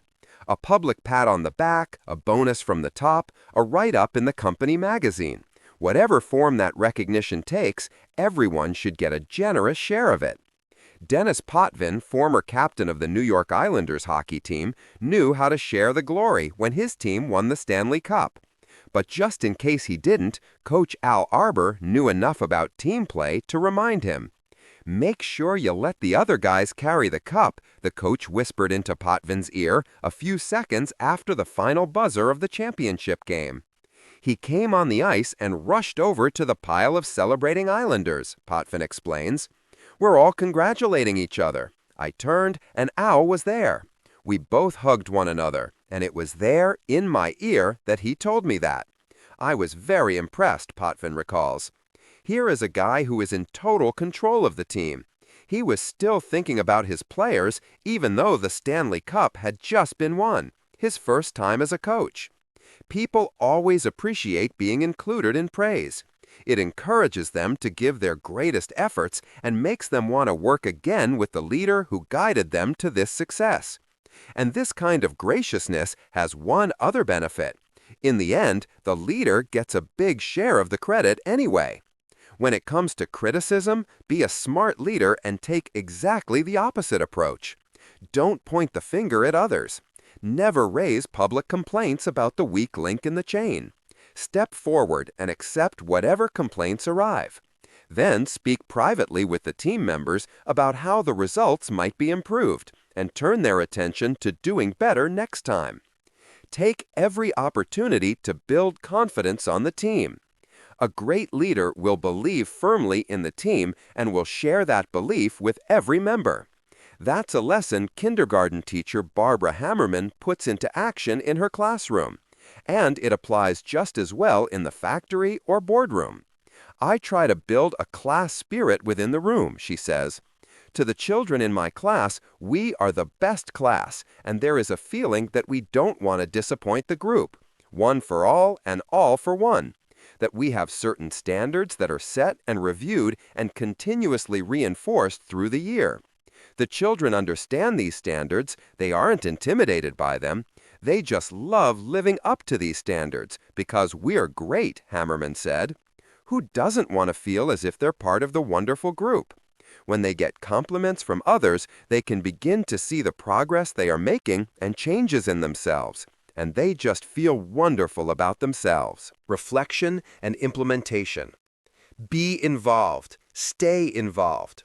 In those old pyramid companies, it was easy for the boss to remain relatively aloof. After all, that army of minions was always hovering around, just waiting to distribute the boss's latest wisdom to the troops.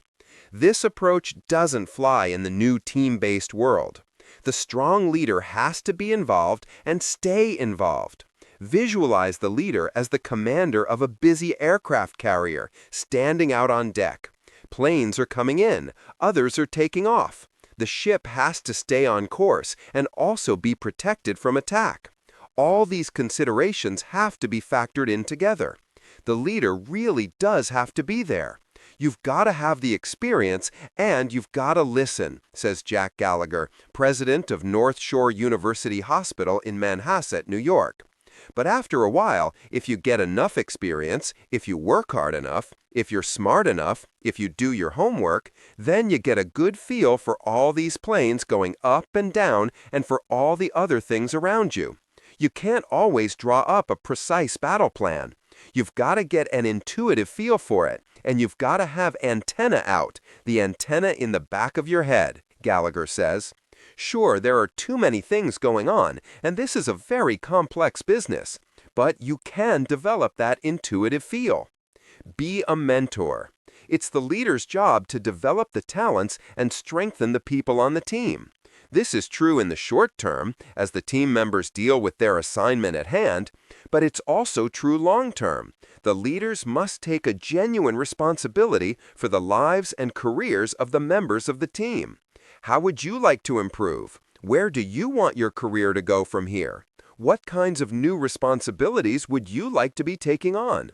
It's your job as leader to ask all those questions and to use whatever knowledge and experience you possess to help team members achieve those goals.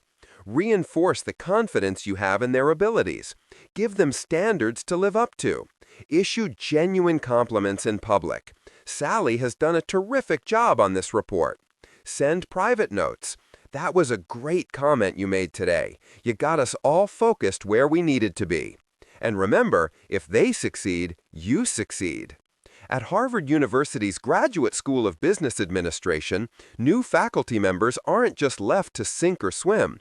All 7 or 8 instructors teaching our introductory marketing course meet every week for 4 hours as a group to discuss the cases that are coming up and how best to teach those cases, says Professor John Quelch. They also review how the cases went the previous week, what improvements need to be made, and so forth. In this way, newly recruited instructors can pick up teaching tips from our more experienced faculty. The senior faculty members also provide other kinds of support. 3 or 4 times a semester, one of them sits in on a new instructor's class.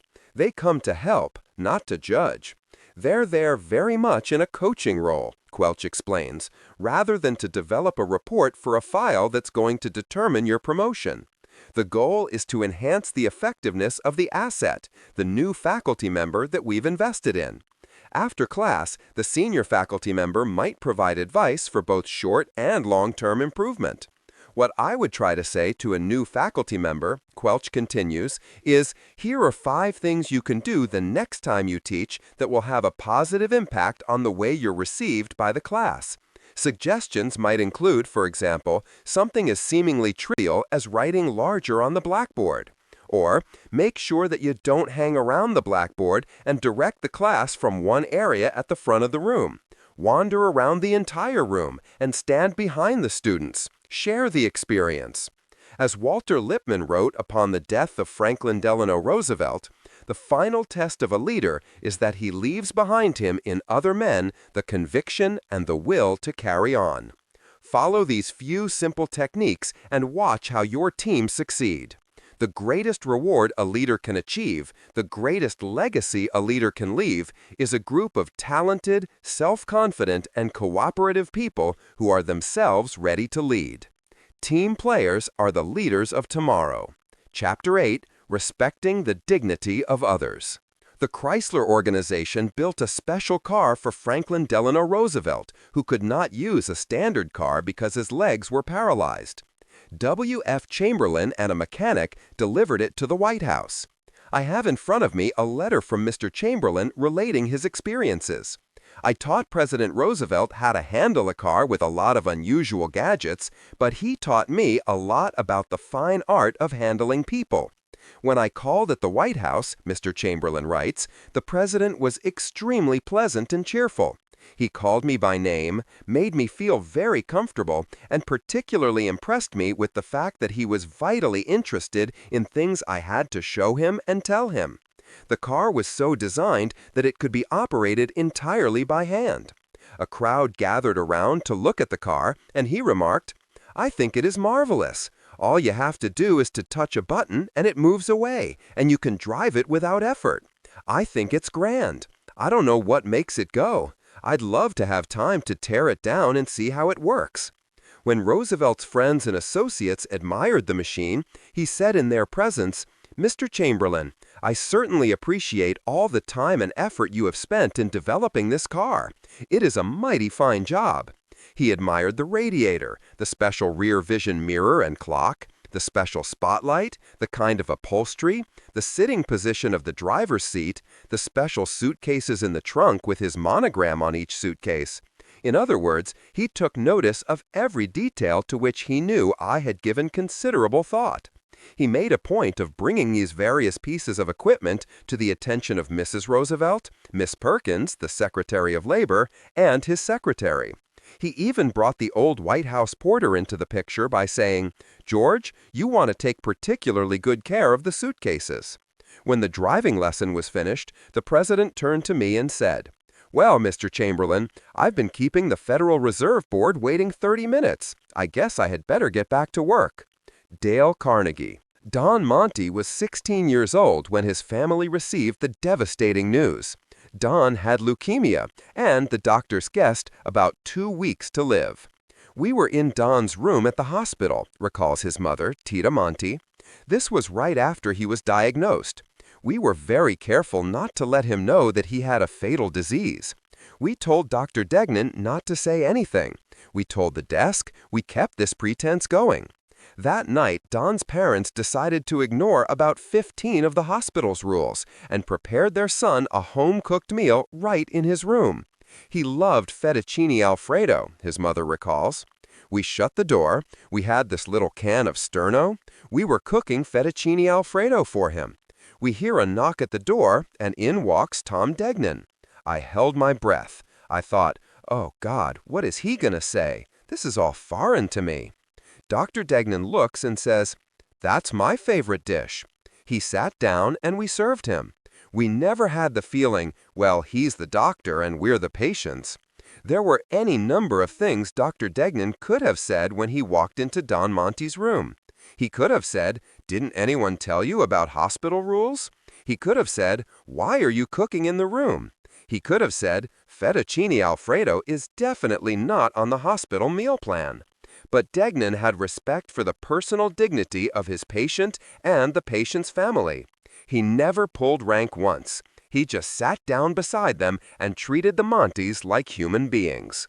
Reflection and implementation.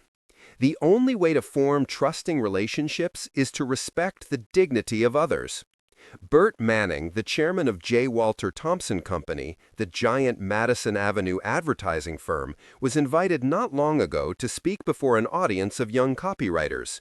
These men and women, most in their 20s and early 30s, were just starting out in this highly competitive, often cutthroat business, so they were eager to learn a few tricks from an ad world legend like Manning, who had lasted at the top for as long as many of them had been alive. Brains and talent and energy are merely the entry fee for the race, Manning told his bright-eyed audience that day. You can't even get in without them. But those talents aren't enough, not by a long shot. To win, you need more, he said. To win, you have to know the secret and live by it. It's that simple. What is this magical secret?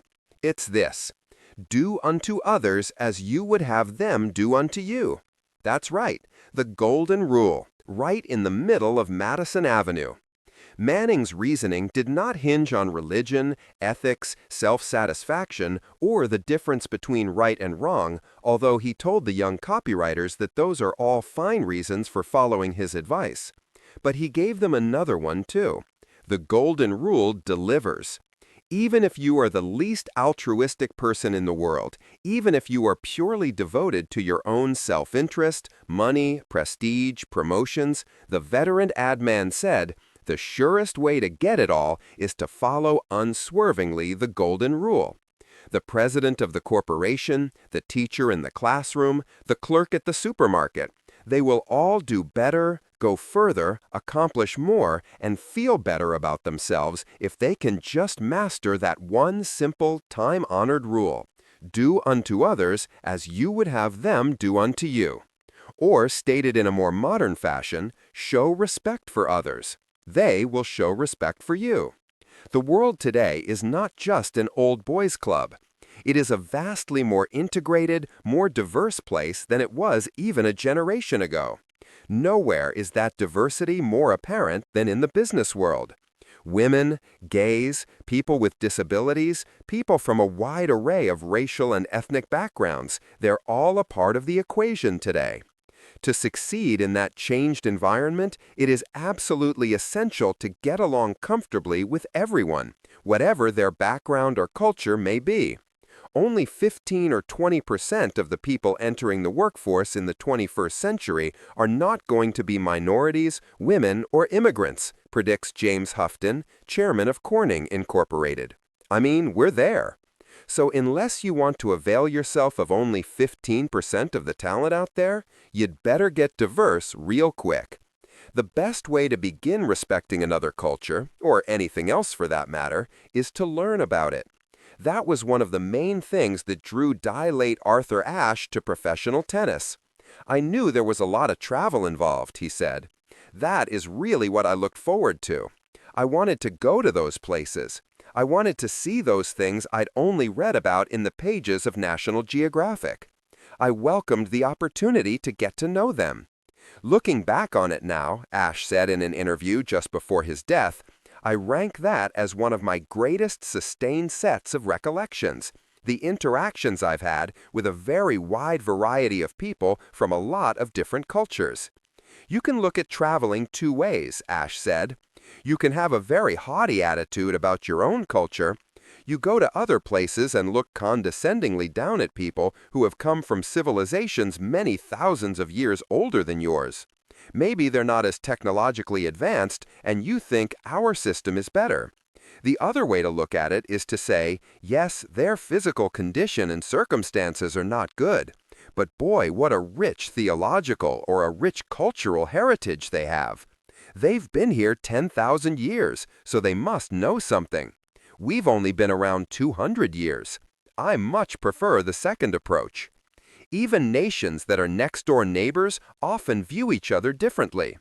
These differences must be recognized, respected, and never condescended to. That's what Helmut Krings discovered moving back and forth between Germany and Switzerland. Krings, a German, is vice president for Central Europe at Sun Microsystems, a leading workstation manufacturer. I avoid comparisons, he says. I try to avoid making any reference to Germany. What people hate most is if you are constantly saying what you do at home is right and suggesting that they're not doing things properly in their country. All people want respect for their own culture and language. It's only natural. Melchior Wathelet, the Deputy Prime Minister of Belgium, grew up in a French-speaking Belgian family. Early in his political career, Wathelet decided to bridge his nation's language gap by learning to speak Flemish, the other official language. This made him Belgium's first French-Belgian politician to become fluent in both national languages. He showed his respect for all the nation's people. He became a national symbol of unity, and his political career soared. He had learned to live with diversity. So how do you live comfortably with diversity in the corporate boardroom, in the university, in the local sales office, in the nonprofit organization, in the government today? The first step is a basic one. Put yourself in the other person's place. Other people are living, breathing human beings just like you are. They have pressures at home, they want to succeed, they want to be treated with the same dignity, respect, and understanding that you do. What's important, says Thomas A. Doherty, the chairman of Fleet Bank, is the way in which people are treated on a daily basis. People want to be treated and recognized as individuals. That was true when I first came into banking 30 years ago, and I think 100 years from now it's still going to be true. And Doherty is clear about the reason. Because we're all human beings. What matters, says Doherty, is treating people with respect. Small things like good morning and thank you. My own feeling is that it's the role of management to create an atmosphere where people can perform at their highest level. That atmosphere exists where people feel they're being respected and treated like individuals. It's absent where people feel they're just a number. Most successful people have learned over the years that making others feel important is seldom accomplished by a single or even a few grand gestures. It's a process made up of many little touches. Adriana Bitter at Scalamandre Silks has seen the power of this reality.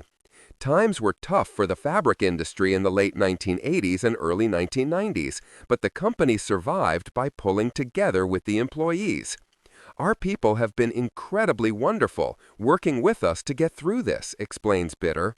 I mean, they've been fantastic, and I think it comes back to closeness. If we didn't have this closeness, why should they give anything back to us? You know, you have to give to someone if you're going to get back. Anyway, that's our philosophy. How do you create that closeness? By showing respect and compassion and dignity to the people who work with you. By acknowledging that they're human beings who exist outside the work environment. At Better's company, that meant having the second in command gently correct a visiting speaker when he referred to the employees as mill workers instead of artisans. It meant Bitters walking through the mill and talking to one of the designers about overcoming his fear of flying so he could take a planned vacation. It meant leaving the door to the president's office open and welcoming a bare-chested artisan when he needed to talk about problems in the dye house. It meant learning to speak Spanish to communicate better with the crew. Reflection and implementation. Fred Sievert of New York Life is in a very different industry, but he knows some rules are the same. The little touches are everything in insurance, too. In the insurance industry, the agents are the company. If the agents don't sell, pretty soon there is no company. It's that simple. Years ago, Sievert was working for Maccabee, the international insurance firm.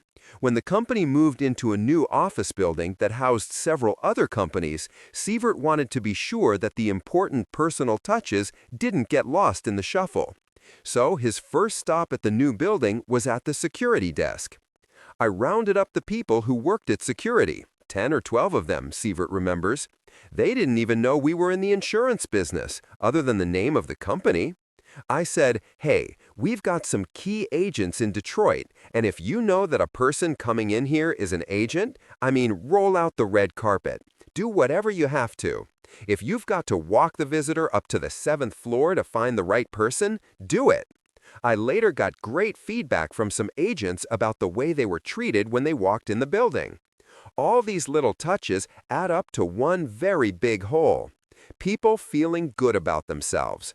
People who believe their organization cares about them and understands their needs are the people who are likely to respond by working hard and trying to advance the organization's goals. Dale Carnegie used to tell the story of Jim Farley, Franklin Delano Roosevelt's campaign manager.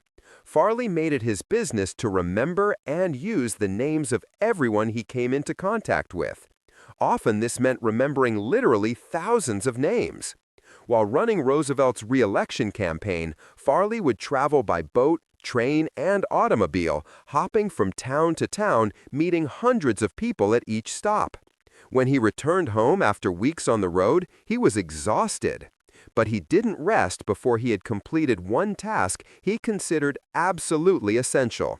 He'd send a personally signed letter to all the people he'd met on the campaign trail. And he'd start each letter with the person's first name, Dear Bill or Dear Rita.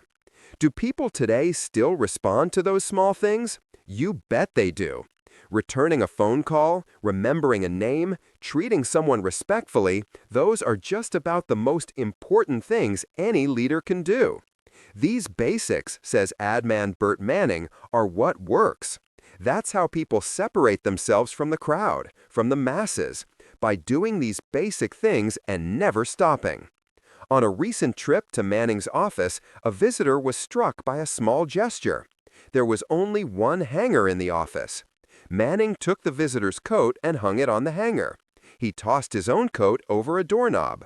Trivial? Maybe, but don't think it wasn't noticed. Those are the little touches that send a message. I care about you. Your concerns are my concerns. We are in this together. A real positive environment can be created that way. And there is no better way of reinforcing it than by following the second step to the golden rule. Treat employees like colleagues and don't condescend, dictate, or berate. They are your co-workers after all, not your servants or your best friends. So treat them accordingly. Recognize the humanity that everyone in the organization shares. Playing the big boss doesn't motivate people to do anything but resent the individual who's pulling rank. Given the great power of respect, why do so many managers fall into the habit of demeaning and yelling at the people who work for them? Often the reason is low self-esteem. Managers are exposed, says John B. Robinson Jr., Executive Vice President of Fleet Financial Group, Inc., Fleet Bank's parent. They're on the line. I've often seen people, because it's a difficult situation, adopt an unnatural style. I'm thinking of some people I've seen over the years who tried to be tough managers, and yet they aren't really tough managers. It's a cover, maybe because of their own discomfort. Does it work? Almost never. They tend to abuse people verbally and try to demand respect by ordering people around or by being arbitrary or that sort of thing, Robinson explains, and that's usually exactly counterproductive. The reason is simple. People rarely respond well to intimidation. It's much more effective to let your employees see that you are a human being too. Treat people like equals, like valuable assets, not like another piece of the company's machinery. What has to be done, says Bill Makahaila of SGS Thomson Microelectronics Inc., is to strip ourselves from position, strip ourselves from title, in terms of how we viewed it in the past. View it as everyone contributing. For some business leaders, this means a whole new understanding of the relationship between employee and boss. The right tone must be set for respect and open communication to occur. John Robinson believes, I guess one of the things that you need to do is maintain a sense of humility. It's so easy in the corporate world, the higher we get, to really believe that we're as important as our title suggests, or that we're as smart as our position says. Years ago, Robinson found a great way to remind himself that, despite the fancy titles he has, he is just like everyone else he works with. I was the president of a bank when I was in my early 30s, and I'd feel very important about that, he recalls. Then I'd come home and the baby would be wet and miserable, and I'd be changing the baby's diaper. Immediately, it brought me back and gave me perspective. My kids are really what kept me in balance. Put yourself in the other person's place. Don't condescend. Those are both important. The third step to the golden rule: engage people, challenge them, invite their input, encourage their cooperation. Work, in most cases, is as big a part of their lives as it is of yours. Almost certainly they want to be involved. They want to be engaged. They want to be challenged and stretched. They don't want their opinions ignored. People who are passionate and involved with what they do will do it well. As Ray Stata of Analog Devices, Inc. puts it, what people want is a feeling of importance, a feeling of impact, a feeling of influence. How can this feeling be created? By empowering your employees, challenging them, involving them in the planning of your organization. Says Stata, I think that the most important thing is that people have job assignments and tasks to do that they feel are commensurate with their ability, or maybe stretch them somewhat beyond their ability. I think the most important part of motivation is to try to link the task to the individual in such a way that it is a real challenge, that there is a stretch of expectation. Rubbermaid figured this out early. That company radically pioneered the employee empowerment method of management. When Rubbermaid had to design a multi-million-dollar piece of new equipment in the late 1980s, the bosses didn't rule the day. Instead, Rubbermaid had the employees, the people who actually would be using the machine, lead the process. Wolfgang Schmidt explains, we put together a team of 6 people. These were all production associates with 1 management associate. They went out to the various companies who make these kinds of equipment and did the benchmarking. They were the ones who made the recommendation on what to buy. They were the ones who went over and trained in Europe, in this case in Germany, on the machines. They came back with the suppliers people and set it up. They managed it. They scheduled it. They ensured the quality of it. The results of this approach for Rubbermaid have been profound. The company has one of the highest employee retention rates in the business, and Rubbermaid employees work. From 1982 to 1992, Rubbermaid paid an average annual rate of return to investors of 25.7%. Reflection and implementation. Bill Makahaila describes the process of empowering his employees as one of his most important roles. It's often a difficult one. It involves instilling a sense of confidence in employees, helping employees process their own thoughts and their own ideas, and then solidifying that in their minds so they can feel self-confident in carrying out and executing their skills, as Makahaila puts it. It involves hanging back, supporting the decisions, not taking over. In my mind, there is no such thing as a right or wrong decision, he says. I need to give you the full authority to make the decision. Now, if it's not the best decision that has been made, we'll discuss it. But if it is the best decision, I'll reinforce it to you and help you recognize it. It's difficult, but the results justify the effort. Employees become committed to what they're doing. Perhaps Ray Stata says it best. I think the pinnacle of what's important, particularly for educated, professional, knowledgeable workers, is the whole issue of self-actualization, self-fulfillment. So the notion of continuing improvement and growth in the development of their capabilities is at the end of the day the most important thing to motivate people. Treat people well, treat them like equals, and engage them in the team process of work. There is one final way to create the workplace of dignity. Humanize the organization in ways big and small. Symbolic efforts can play a big role here. For instance, get out from behind that big executive desk. Joyce Harvey of Harmon Associates Corporation has a small conference table in her office, and she uses it. We sit around and talk, Harvey says.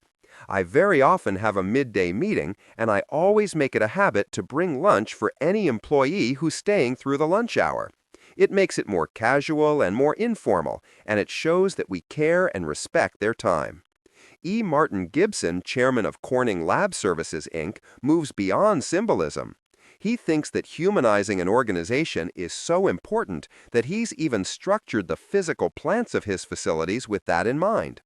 I think employees working in a single location with 10, 15, 20,000 people is a disaster, says Gibson. I mean, I can't imagine myself getting out of the car and walking through a parking lot with 10,000 people in a huge complex. I would always ask myself the question, if I vaporized, would anyone even know it? Chances are no. Or all they would say is, where's old what's-his-name? A worker who feels this disassociated isn't going to be very committed to an organization. Corning Lab Services, knowing this, has come up with a solution. The company has 32 different physical locations. While one of them is large, 1,900 employees, the rest range between 300 and 600 employees. The results? We've got people who, when they go to work every morning, know each other's names, said Gibson. If they vaporized, someone would know. You know people would miss you because you're working in a small unit. Everyone knows your first name. It's exciting. Wolfgang Schmidt of Rubbermaid agrees. That's why he tries to keep his facilities in the 400 to 600 employee range. Why that size? To save money? Not really. What we think is really crucial is the people relationships, explains Schmidt. When you get beyond the 400 to 600 number, we think the personalized aspect of that relationship, the understanding, the empathy, goes away.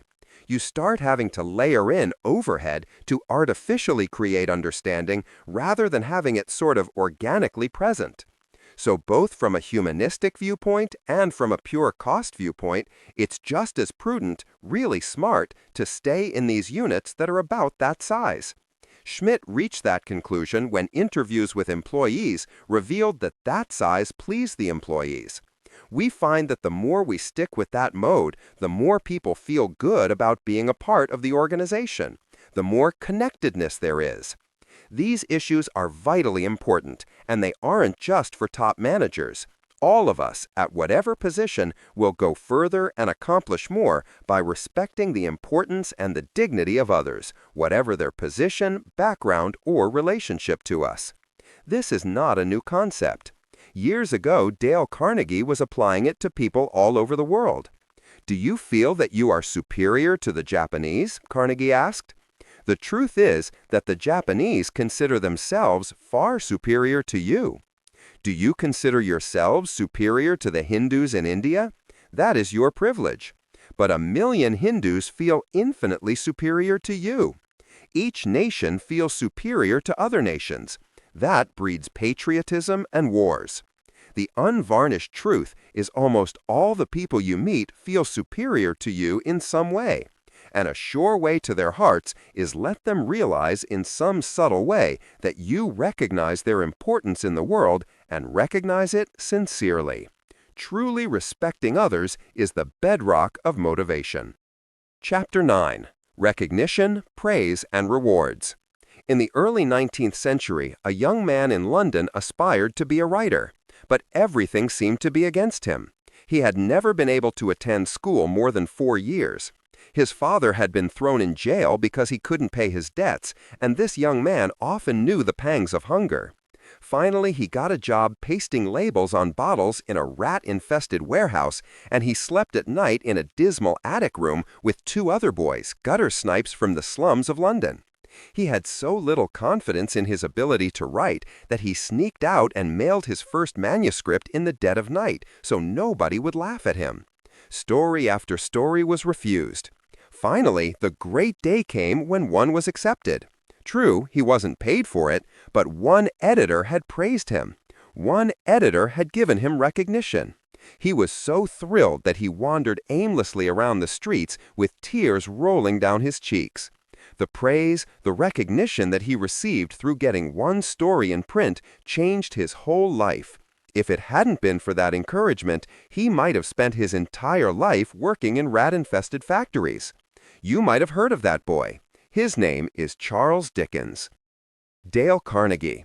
Mary Kay Ash, the cosmetics company founder, began her life in the business world by giving sales parties for the Stanley Home Products Company. She wasn't a very good saleswoman, not at first. We had to give the hostess a $4.99 mop and duster, Ash recalls. I was making about $7 a party, so when I walked out the door, that left maybe $2. But Ash had 3 small children to support and not many marketable skills. So she kept on plugging. After a few weeks, she realized she wasn't going to make a living this way, not unless something changed fast. The time for drastic action had arrived. I watched all these people telling me what they sold, and I said, how did they do it? Gee whiz, nobody bought those mops for me. I didn't know how to do it. So I said, I've got to go to the Stanley Convention. I've got to find out how to do it, because I've got 3 kids to support. For a single mother in Texas in those days, that was a real gamble. Ash had no money and no encouragement. I had to borrow the money that it took to go to the convention, she said. It cost $12. That included the chartered train, now you're going to know how long ago this was, from Houston to Dallas and back again. And it included 3 nights at the Adolphus Hotel. You couldn't step across that threshold today for $12. I borrowed the $12 from a friend. I lost a lot of friends asking for the $12. I just tried to borrow it, and the one I got it from said, you ought to be staying home buying shoes for your kids with $12.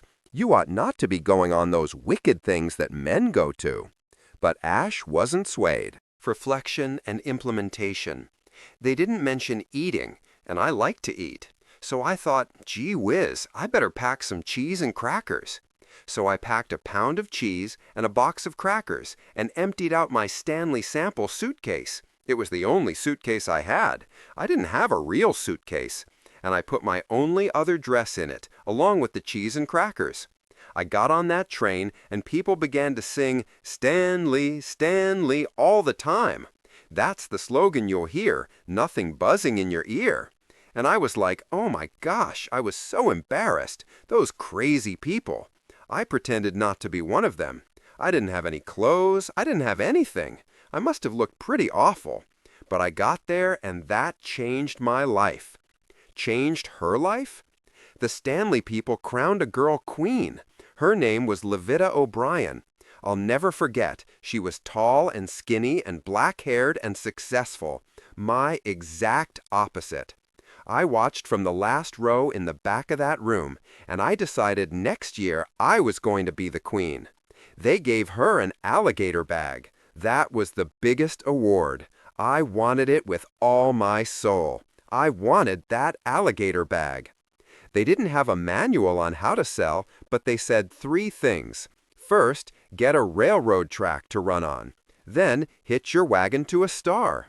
Well, I had my work at Stanley, and I hitched my wagon to that woman's star so hard she must have felt it from the back row. Finally, they said, tell somebody what you're going to do. Well, I looked around the room. I decided no use telling any of them. I'd go up to the president, who was standing at the front. I went up to Mr. Frank Sammy Beveridge, and I said, Mr. Beveridge, next year I'm going to be the queen. Now, if he knew who he was talking to, he would have laughed. I was 3 weeks in the business, $7 Stanley Party average, and I was going to be queen next year? Come on now, really. But he was a very kind man. I don't know what he saw in me, but he took my hand, looked me straight in the eye, and said, "You know, somehow, I think you will." Those 7 words changed my life. I couldn't let him down. I mean, I had pledged that I would be the queen next year. And she was. Mary Kay Ash went on to found a highly successful cosmetics company, using part-time Mary Kay representatives to sell products to their friends, neighbors, and coworkers. She was motivated to succeed before she ever joined Stanley. She had to be. She had no husband, no other job, and 3 hungry children at home. Plus, she wanted the good feelings that come with being a success. The encouragement she got from the president of the Stanley Company gave her the incentive she needed, a boost to her self-esteem, a feeling that someone else in the world cared if she succeeded. Sometimes motivating people can truly be that simple. All people, from the president of the most successful corporation to the clerk at the supermarket bottle return, want to be told that they're doing a first-rate job, that they're smart, they're capable, and their efforts are recognized. A little bit of recognition, a dash of encouragement at just the right moment is often all it takes to transform a good employee into a great one. Why, asked Dale Carnegie, don't we use the same common sense when trying to change people that we use when trying to change dogs? Why don't we use meat instead of a whip? Why don't we use praise instead of condemnation? Let's praise even the slightest improvement. That inspires the other fellow to keep on improving. It's not complicated at all. But for some reason, many people find it hard to distribute even well-deserved praise. I used to find it difficult to give feedback, either positive or negative, and I don't know why. New York Life's Fred Sieverts has. It's so simple, and the value it brings is unbelievable. I don't know why I ever resisted stopping and saying, "You know, I really appreciate you. Thank you for what you've done. I know you've put in a lot of extra time, and believe me, I see it." After years of holding back, Seivert said he finally learned the importance of giving praise, in part from the man who was his boss.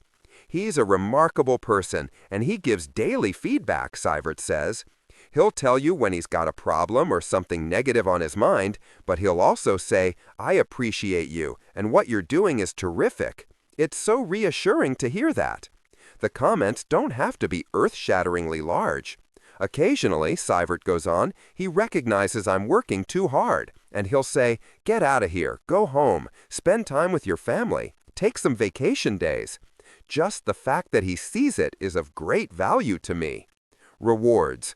When that word is used in the business world these days, it is almost always a euphemism for money. Salary, bonuses, benefits, perks, those are the kinds of rewards most people think about, the financial kind.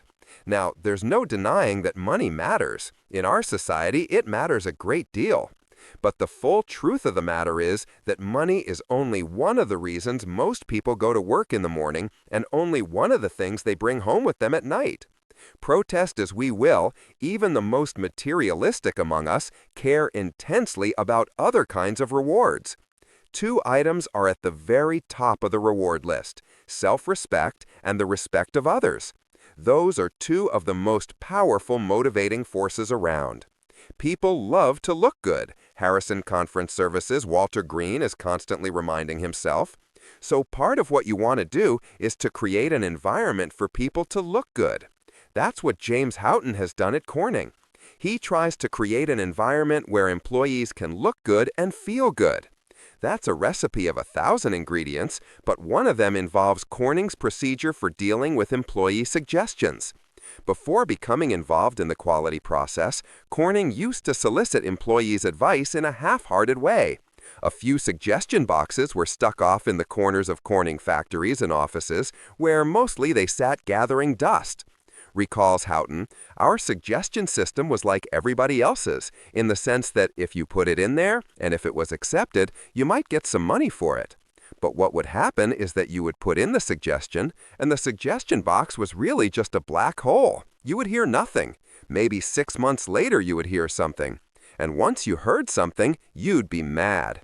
Either you'd be told you wouldn't get any money, or you'd get some money and you'd think it wasn't enough. Not only would you be mad, but everybody else around you would be mad because you got the money and they didn't. Today, Corning handles employee suggestions far differently. Now, the boxes are gone, along with the whole approach they represent. Not by mandate, place by place, they just disappeared. That's not all that's changed. There's no money awarded in Cummings' current employee suggestion program, but there is recognition. What people get is Employee of the Week. They get their picture up on the board, or they get flowers or a coffee mug, or somebody just says thank you. That acknowledgement is what makes the program work. Don't employees miss the money? Not so you'd notice, Houghton says. We set up only one rule. If a suggestion is made, there has to be an answer within a couple of weeks. It depends, a week or 2 weeks, whatever, but there has to be a quick answer. Yes or no, or we're thinking about it. But now that money has been taken out of the equation, the number of suggestions has fallen, right? Last year, Houghton reveals, I think we got 80 times as many suggestions as we ever got. We implemented around 40 or 50 times as many. People participate for several reasons. They want to improve the quality of their work lives, that's obviously part of it. And they make suggestions because they know that someone will listen when they do. Reflection and implementation. But just as certainly, they participate because they want the self-respect and the public acknowledgement that come with submitting a good idea. Houghton says he wasn't the slightest bit surprised. What it says to me is that people care and they want to be involved. All you have to do is release them and say thank you. It's amazing what happens. Houghton's right. Employees who feel that their contributions are being recognized and respected do accomplish amazing things. Making employees feel appreciated, focusing attention on their good ideas, inviting them to attend trade shows that used to be limited just to the top brass, saying, "Thank you, we know you're a good employee, we value you and your work," that is the beginning of effective motivation. Well-led companies today are spending time, energy, and money bringing these non-monetary rewards to life. What I'm doing now, said Anders Björshell, president of Electro Truck AB, Sweden's largest producer of printed computer cards, is giving recognition in front of the whole group. That's very important. To tell someone in front of as many people as possible, "Hey, you did a very good job." It's not nearly as good to say that privately. The pleasure comes from receiving recognition publicly. That's what makes people feel appreciated, Björshell believes. You should never stop doing this, and you can never do it enough. Val Christensen owns the highest volume Denny's restaurant in America. That's #1 out of 1,800 nationwide. Christensen's restaurant, which is located in Victorville, California, in the high desert between Los Angeles and Las Vegas, serves lots of salads, soups, sandwiches, and main courses. But Christensen had noticed one area of weakness. Too many of the customers finished with their meals and then called out for the check. What the restaurant needed, Christensen decided, was to sell more pies. So he announced a contest to see who could sell the most. When we started, he recalls, we were selling 2 pies a day. So I explained to the crew how I thought they should sell pies. I gave them a little demo on how to sell pies. That crew knows me well enough now to say, "Okay, Mr. C, if we start selling all these pies, what's in it for us?" I mean, they are a bunch of ruthless capitalists, and we understand that, and that's okay. The top seller on each shift, Christensen told the employees, would be treated to a big night on the town. That person and their spouse or whoever will be driven into Los Angeles in a chauffeured limousine to see Phantom of the Opera. The day shift winner, a woman who had never seen a play before, brought her husband along for the big night. They spent the night in this huge stretch limo. They had a wonderful time. That was Friday night. Sunday morning, I come in. She catches me at the cash register. She's in uniform, working. She puts her arms around me. She doesn't hug me. She holds me and holds and holds. "Some opera, huh?" Christensen asked her. He recalls the scene. "We're busy. We're jumping. The place is packed with people, and she's just holding me. She releases me, and the tears are just coming down her face. She says to me, "Mr. C, I love you. Thank you." She says to me that she's giving me notice. She'll quit in 30 years. All because of that one act of recognition. It built her self-esteem, Christensen says. Our pies went from 2 a day to 71 pies sold a day. So I got rewarded economically, and I got rewarded emotionally. I can't throw money at an employee and expect to get those kinds of results. There is no shortage of reward programs out there to copy, almost as many as there are well-led companies today. Some of these programs are quite imaginative. The possibilities are limited only by the creativity of the people running them. So give the people at SGS Thompson credit. They are one creative group.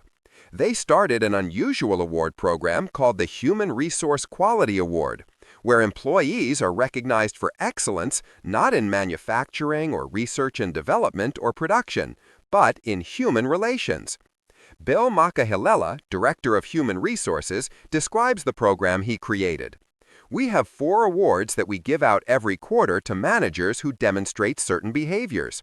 One is called the Golden Ear Award, and we actually have an award with a golden ear stuck on a plaque. It's for demonstrating good listening skills.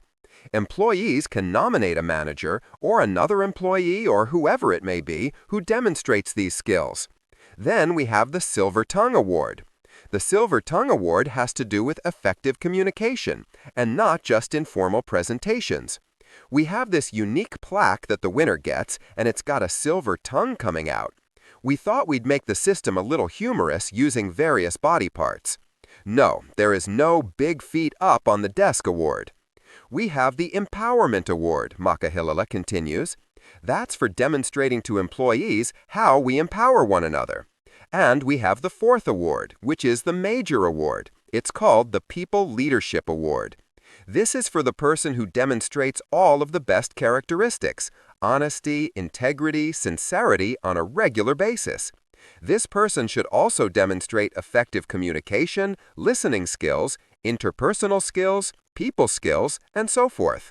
Now, this particular award plaque shows a leader holding his or her people up on a platform.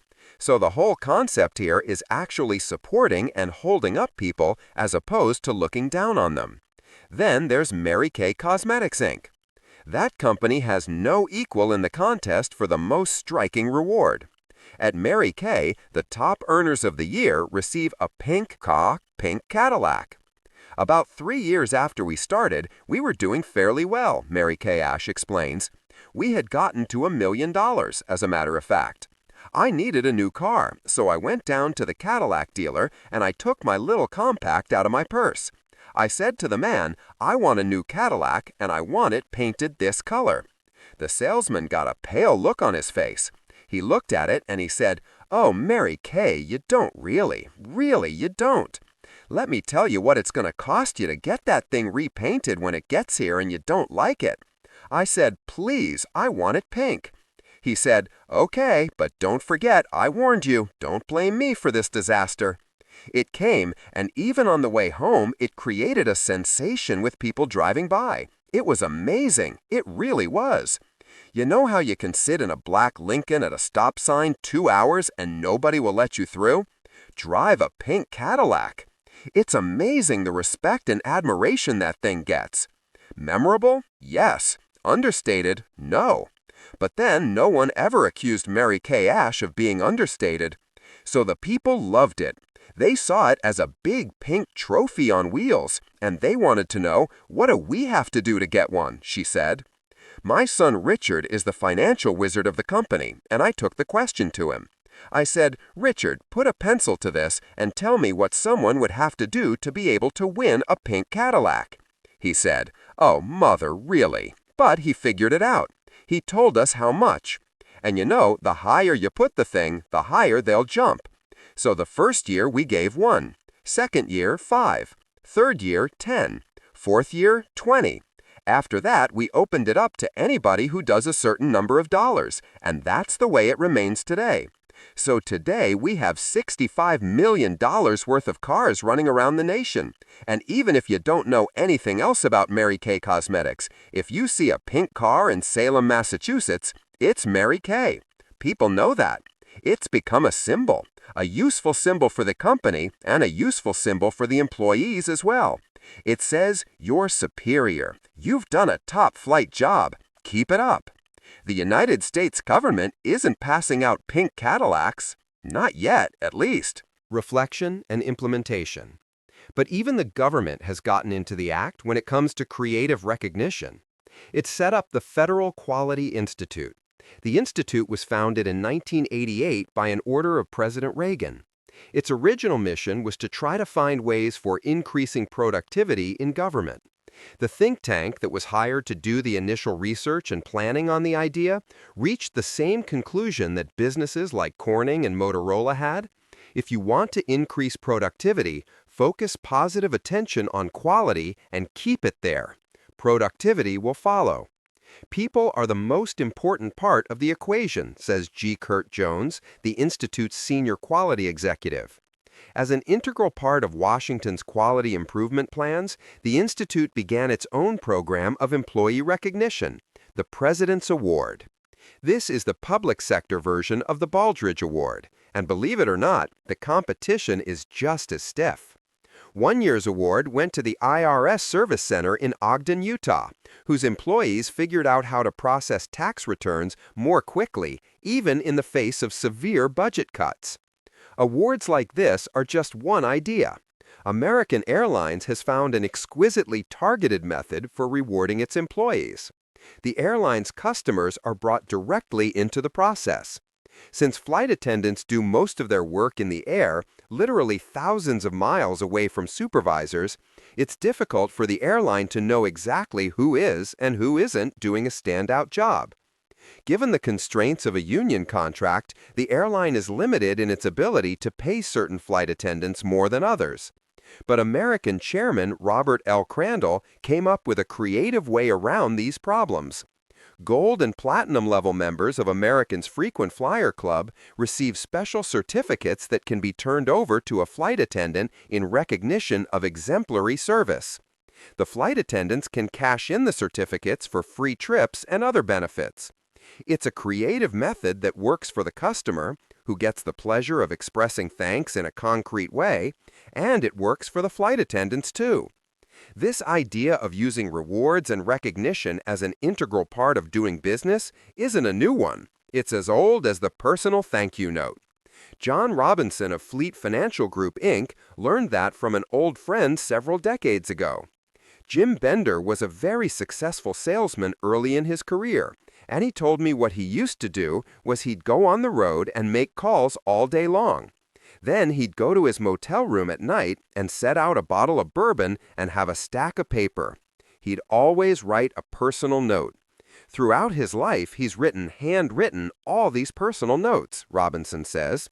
And in this age of very sophisticated marketing and direct mail marketing and that sort of thing, nothing has quite the impact of a hand-scribbled note saying, "Gee, you did a great job handling that situation," or "I really admire how you handled so-and-so." Do people care about these small acknowledgments? Joyce Harvey of Harmon Associates Corporation sure thinks so. We have little notes that are printed to say, "Thank you. We appreciate what you did today." I find that as I go around the office, they're tacked up over people's desks. I used to find that people were helping each other and never getting recognition for it from their colleagues. Now they get a simple thank you, or "I appreciate what you did," or "You made my life a little easier." It's working very well.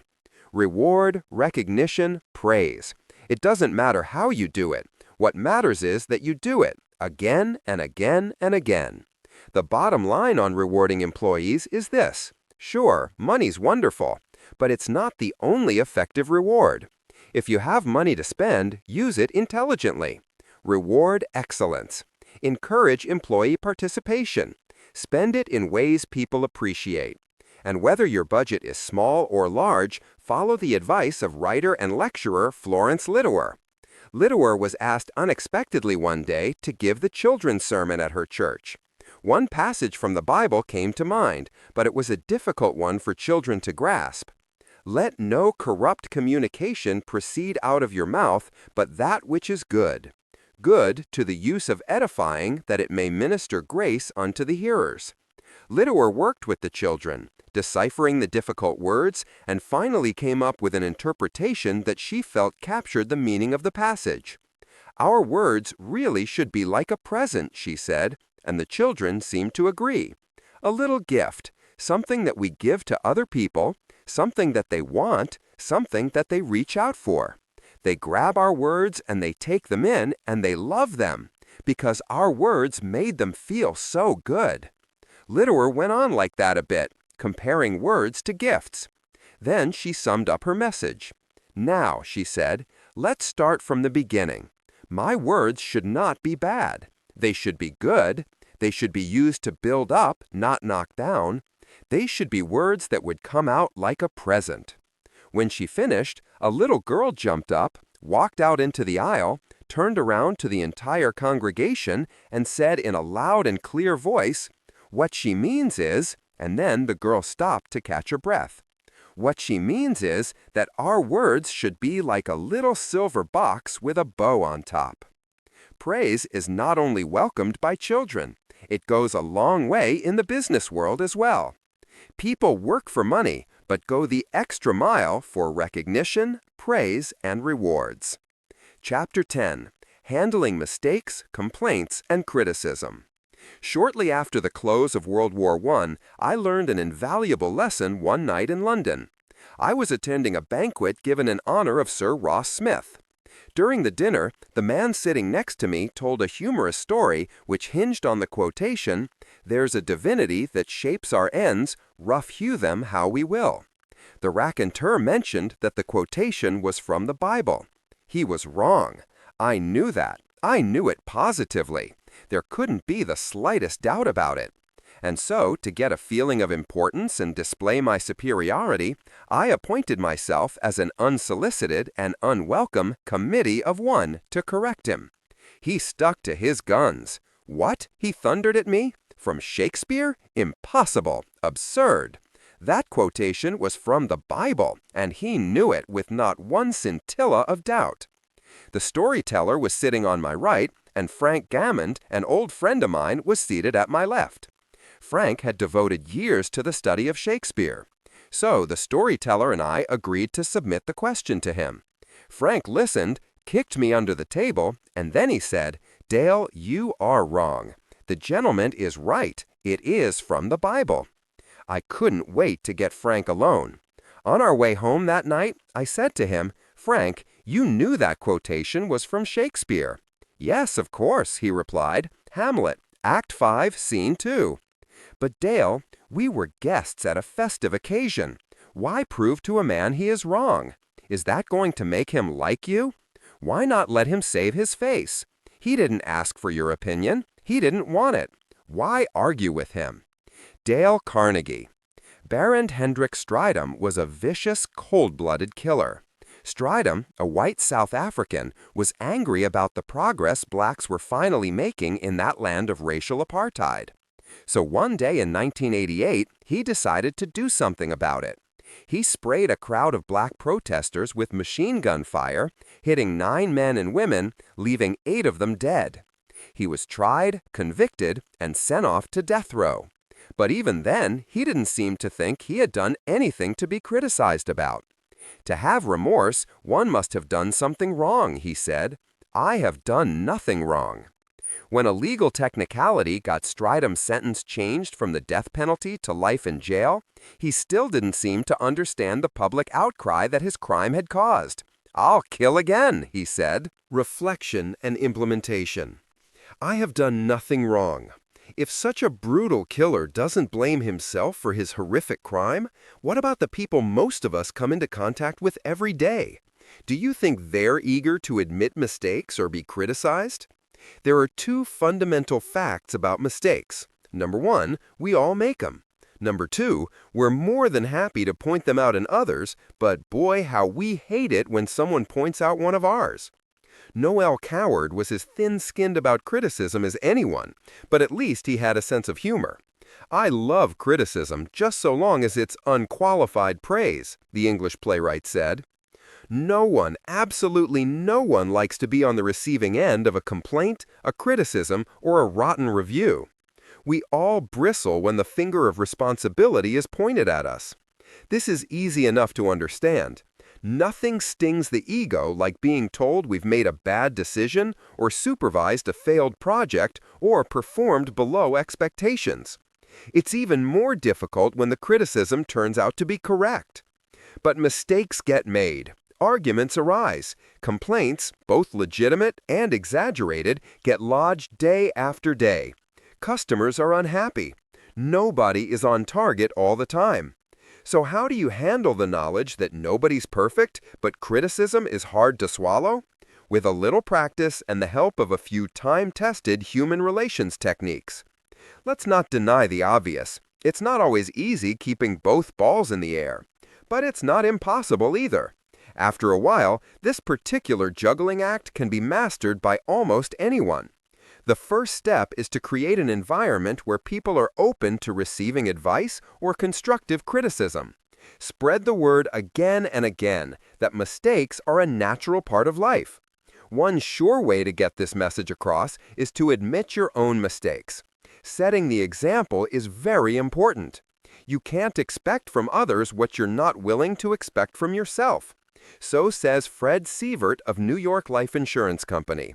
Shortly after he arrived at the company, Sievert had an opportunity to put his ego where his mouth was. Sievert explains, "I did something here that kind of astounded people. I was off in France at an executive management school, and we had some critical data that had to be submitted. It was our 5-year plan, and there was a misunderstanding because it was my first time through this. Just before I left, we submitted the numbers. I was gone for 2 weeks. Of course, I was in touch via voicemail and fax. But we submitted the numbers, and there was a major crisis that occurred here. The problem was that I misunderstood the timing of this submission. I thought the initial submission was meant to be our first run of the numbers. I thought we then had plenty of time to analyze and talk about management actions that could be taken to improve the numbers. As it turns out, I didn't understand the process, and the first set of numbers that were given to the Executive Management Committee and the chairman were viewed as our version of the plan. I didn't know that. Well, it created a tremendous problem because the numbers weren't good, there were inconsistencies, there were management actions we hadn't reflected, and I was off in France sending these voicemails back and forth, not really understanding what had happened, but knowing there was a crisis. I volunteered to come back, but my boss said, no, we got it handled. When I got back, I realized what had happened. After talking to various people, I know these people were shocked. I said at a meeting, this is my fault. It's a communication issue. It wasn't a matter of not understanding the numbers. It was a matter of communication, and it was entirely my fault. While I was gone, people were pointing the finger at each other. My staff was saying, why didn't you guys tell us this was our last shot at this? And the other people were saying, you should have understood this was the last shot. Okay, everybody's pointing the finger, and I came in and stood up and said, this is entirely my thought. I take full responsibility for it. It's a communication problem. It won't happen again. And you know that statement put an end to all the finger pointing. Several people in the room said, no, it wasn't your fault. You know it was a combination of people. Readily admitting fault, it's one of the best ways anyone has ever invented for shifting momentum when blame is being distributed. Be the first to admit mistakes. Everyone else will rush to reassure you, no, it's not so bad. No, it doesn't really matter. No, they probably were to blame. No, it all turned out fine in the end. Take the opposite tack, blame other people for something, and just as quickly, they'll start to contradict you, and they'll defend the correctness of their actions. Funny, isn't it, how human psychology works? This is true for all relationships, inside a company, a family, or a group of friends. And it's true in customer or vendor relationships as well. When a customer is unhappy about a product or the service that's been provided, a quick and forceful admission of error can often work wonders. That's what John Imlay discovered when he inadvertently offended an important customer. Back in 1987, recalls Imlay, chairman of Dun Bradstreet Software, I had to give a speech on the west coast of the United States to a group of chief information officers, I guess about 1,000 of them. It was out at the Laguna Beach Hotel. To open it, I was talking about what's in and what out. Noriega's out, democracy's in, things like that. And the last one was, Teenage Mutant Ninja Turtles are in, Ken and Barbie are out. Everybody laughed except one fellow, one of my key customers. He was the head of Mattel. So before I returned to the office, I received a letter. The letter said, I enjoyed your speech, but you made one statement that I want you to retract forever. He went on in a blistering way, finally summing up by saying the sales of Barbie were more than the revenues of all my companies combined. So I wrote him a letter, and I wrote Barbie a letter. He didn't think that was funny either. Did Imlay give up there? Absolutely not. For years, he said, I took his letter and put it into a slot, and every speech I gave, I reminded the audience how you have to be sensitive to the customer's issues, and customers absolutely loved the slot. I showed the letter and how I had gotten it. One day, I spoke at the Waldorf Astoria in New York, and the president of Mattel was there. I gave this speech not knowing he was in the audience. As I spoke, someone passed me a note saying that the president of Mattel was there. I had him stand up, and he came up and shook my hand. Then he dropped me a note afterwards saying, all is forgiven, and he's been a happy customer ever since. The lesson here? Admit your mistakes before anyone else has a chance to point them out. Laugh about them if you can. Never seek to minimize the impact they've had. A leader has to be responsible and accountable for his or her own mistakes, says Fred Sievert. The worst thing you can do is to begin to point your finger at everybody else. You've got to take responsibility. Or, as Andres Navarro says, if an organization is able to admit mistakes, it's encouraging creativity and encouraging people to take risks. The second step for handling mistakes or problems, think twice before you criticize or assign blame. If the person who made the mistake already knows how it happened, why it happened, and what needs to be done so it won't happen again, then nothing at all needs to be said. There's no point in making people feel worse than they already do. Motivated employees want to perform well. G. Kurt Jones, Senior Quality Executive at the Federal Quality Institute, says, people don't come to work to mess up. They want to feel needed. They want to be committed. Business leaders who understand that understand how destructive most criticism is. Reflection and implementation. The point is avoiding the blame game, and Ray Stata, the chairman of Analog Devices, knows all about it. The instinctive question when something goes wrong is, who's to blame? Stata observes. It's the way the human mind is wired. You want to find somebody to blame and talk about their mistakes. Stata is trying to rid Analog Devices of all unnecessary blame.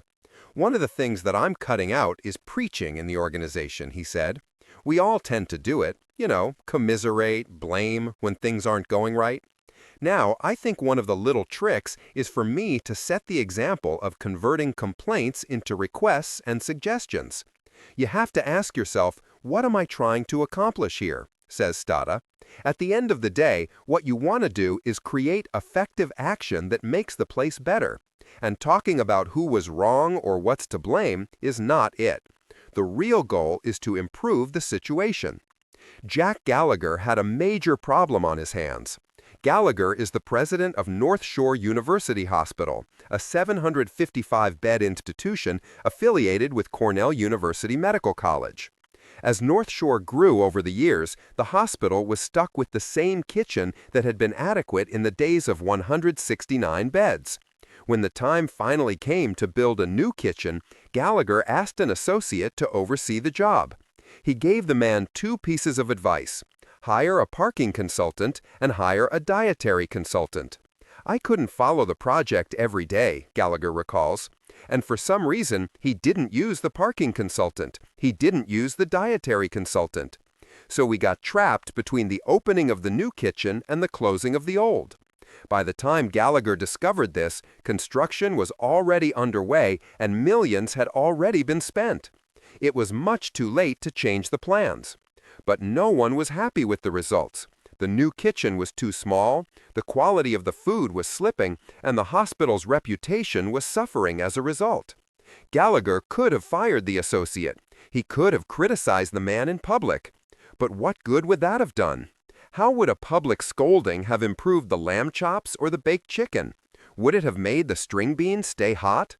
You don't want to point a finger and assign blame, Gallagher says. What we had to do was fix the system. We had to make it better. We had to step back and say, how can we improve the situation? Blame wouldn't have gotten us any closer to that. Criticism or blame spreading almost always causes people to duck and hide. People who have been on the receiving end of harsh criticism are far less likely to take risks, to be creative, to go out on a limb of any kind. Instantly, the organization has lost an important part of that employee's potential. This concept has found its way into the whole employee review process at Mary Kay Corporation. The goal is improvement, not judgment. We don't call that a performance appraisal. We call it performance development, said Mary Kay Vice Chairman Richard Bartlett. Why's that? I don't want to sit there and be judgmental, Bartlett says. I want to know how I can help you be better. The big thing is we're sitting down and discussing your career at Mary Kay. How do you need to develop to be whatever it is you want to be in the future, from your viewpoint? Now that's the kind of corporate attitude that invites and encourages employee innovation. The people who accept criticism the best are the people who are genuinely interested in self-improvement, according to David Luther, the Corning quality chief. Sometimes the easiest people to correct are those who are at the top of the league. They're the people who are going for the extra 5% and welcome constructive criticism. One of the advantages of the Japanese is their notion of treasuring errors. They consider the discovery of a mistake or error as a treasure because it's a key toward further improvement. We all agree. Almost no one likes to receive it, and far too many people like to give it. Blaming someone rarely improves the situation. There are exceptions, of course. Sometimes people do need to be criticized constructively. If the need is urgent enough, if the danger is severe enough, and if the mistake is made often enough, then something needs to be said. If, after thoughtful consideration, you do decide you have to discuss a situation, criticize respectfully. That's step number 3. Walk softly and leave the big stick at home. Restrain yourself, follow a few basic techniques, and you'll ensure that your words are met by open ears. Hi. Create a receptive environment for what you have to say. While people don't ever like to hear negative things about themselves, they'll be more receptive if you focus on the things they do right as well as the things they do wrong. The process of criticism should begin with praise and honest appreciation, Dale Carnegie said. Mary Poppins had much the same thing in mind when she sang, "A spoonful of sugar helps the medicine go down." Andres Navarro at Sonda SA has found a way to institutionalize a kinder, gentler approach to criticism. In his company, there is now a 3-for-1 rule. Navarro explains, "We try to criticize as little as we can. We have a rule. If you get into this company and you find someone whom you don't like and you think doesn't do his work the way he should, don't say anything. Write it down. Once you discover 3 good things about the person whom you're talking about, or about a policy or a rule or a habit that we have, then you have the right to criticize 1. That's a great technique. Another one is using encouragement. Make the faults seem easy to correct. This is the same principle that is practiced by New York Life's Fred Sievert. He calls it his sandwich technique for giving criticism. I start by talking about the positive things that the employee has accomplished, Sievert says. Then, in the middle, we talk about the areas for development and improvement. Finally, we close with a discussion of how valuable the person is to New York Life. It always works. I had a boss once who did that with me, and I used to walk out of the room scratching my head saying, "Gee, I really feel good about getting reprimanded." Equally important is knowing what to avoid. Never argue, demean, or shout at someone. If you're arguing with someone, you've already lost. You've lost control of yourself, you've lost your perspective, and most significantly, you've lost sight of your goal: to communicate, to persuade, to motivate. As Dale Carnegie said, there is only one way under high heaven to get the best of an argument, and that is to avoid it. Avoid it as you would avoid rattlesnakes and earthquakes. 9 times out of 10, an argument ends with each of the contestants being more firmly convinced than ever that he is absolutely right. Let the person save face at all costs. This may mean hanging back in a discussion, calling attention to the person's mistakes indirectly, or asking questions instead of giving orders. Or it may mean saving some criticism for another day. However you choose to do it, the goal is the same. Be gentle, underplay, don't attack. Even if someone doesn't agree entirely with your point of view, with enough finesse, you may still get that person to see some merit in your position. But if you come on too strong, if you use words like right and wrong, smart and stupid, you'll never persuade anyone of anything. We do get complaints, Wolfgang Schmidt of Rubbermaid says. About half of those complaints come about as a result of a consumer's buying a product, thinking it's ours, but it's a competitor's product. So the consumer writes to us. Our policy is simply to write a personal letter and say, "We can understand how you made the mistake, because we have these competitors who copy our products. You made an honest mistake, but we would like for you to see directly the difference in value." Reflection and implementation. So try one of ours for free. We send them a replacement product for whatever it is they complained about. And we think that's a wonderful way to communicate very credibly the story of Rubbermaid value. Gentle persuasion always works better than screaming and finger-pointing. When you need to remind yourself of this, recall the old Aesop fable about the contest between the wind and the sun. The wind and the sun argued one day over which was stronger. The wind proposed a contest, and, seeing an old man walking down the street, set the terms of the bet. Whoever could get the man to remove his coat first would win. The sun agreed, and the wind went first. The wind blew harder and harder until the gusts almost reached tornado force. But the harder the wind blew, the tighter the man clutched his coat. When the wind gave up, the sun had its chance. The sun shone on the man gently, becoming warmer and warmer until the man, wiping his brow, took off his coat. The sun told the wind its secret. Gentleness and friendliness are stronger than force and fury. The same rule applies to customers, to employees, to coworkers, to friends. Dale Carnegie had a student in one of his classes who was a tax consultant. The student, Frederick Parsons, had a disagreement with an IRS agent about how to classify a $9,000 debt. Parsons was arguing that the money was a bad debt that had not been paid and therefore wasn't taxable income. The agent was equally adamant that it was taxable. Parsons was getting nowhere, so he decided to try a different approach. I decided to avoid the argument, change the subject, and give him appreciation. I said, "I suppose this is a very petty matter in comparison with the really important and difficult decisions you're required to make. I've made a study of taxation myself, but I've had to get my knowledge from books. You are getting yours from the firing line of experience. I sometimes wish I had a job like yours. It would teach me a lot." I meant every word. The result? The inspector straightened up in his chair, leaned back, and talked for a long time about his work, telling me of the clever frauds he had uncovered. His tone gradually became friendly, and soon he was telling me about his children. As he left, he advised me that he would consider my problem further and give me his decision in a few days. He called at my office 3 days later and informed me that he had decided to leave the tax return exactly as it had been filed. What changed the tax inspector's mind? The tax inspector was demonstrating one of the most common of human frailties, Carnegie wrote. He wanted a feeling of importance. As long as Mr. Parsons argued with him, he got his feeling of importance by loudly asserting his authority. But as soon as his importance was admitted and the argument stopped and he was permitted to expand his ego, he became a sympathetic and kindly human being.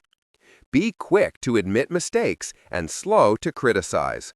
Above all, be constructive. Chapter 11. Setting Goals.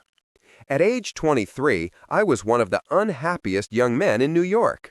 I was selling motor trucks for a living. I didn't know what made a motor truck run. That wasn't all. I didn't want to know. I despised my job. I despised living in a cheap furnished room on West 56th Street, a room infested with cockroaches. I still remember that I had a bunch of neckties hanging on the walls, and when I reached out every morning to get a fresh necktie, the cockroaches scattered in all directions. I despised having to eat in cheap, dirty restaurants that were also probably infested with cockroaches. I came home to my lonely room each night with a sick headache, a headache bred and fed by disappointment, worry, bitterness, and rebellion. I was rebelling because the dreams I had nourished back in my college days had turned into nightmares. Was this life? Was this the vital adventure to which I had looked forward to so eagerly? Was this all life would ever mean to me? Working at a job I despised and with no hope for the future? I longed for leisure to read. I longed to write the books I had dreamed of writing back in my college days. I knew I had everything to gain and nothing to lose by giving up the job I despised. I wasn't interested in making a lot of money, but I was interested in making a lot of living.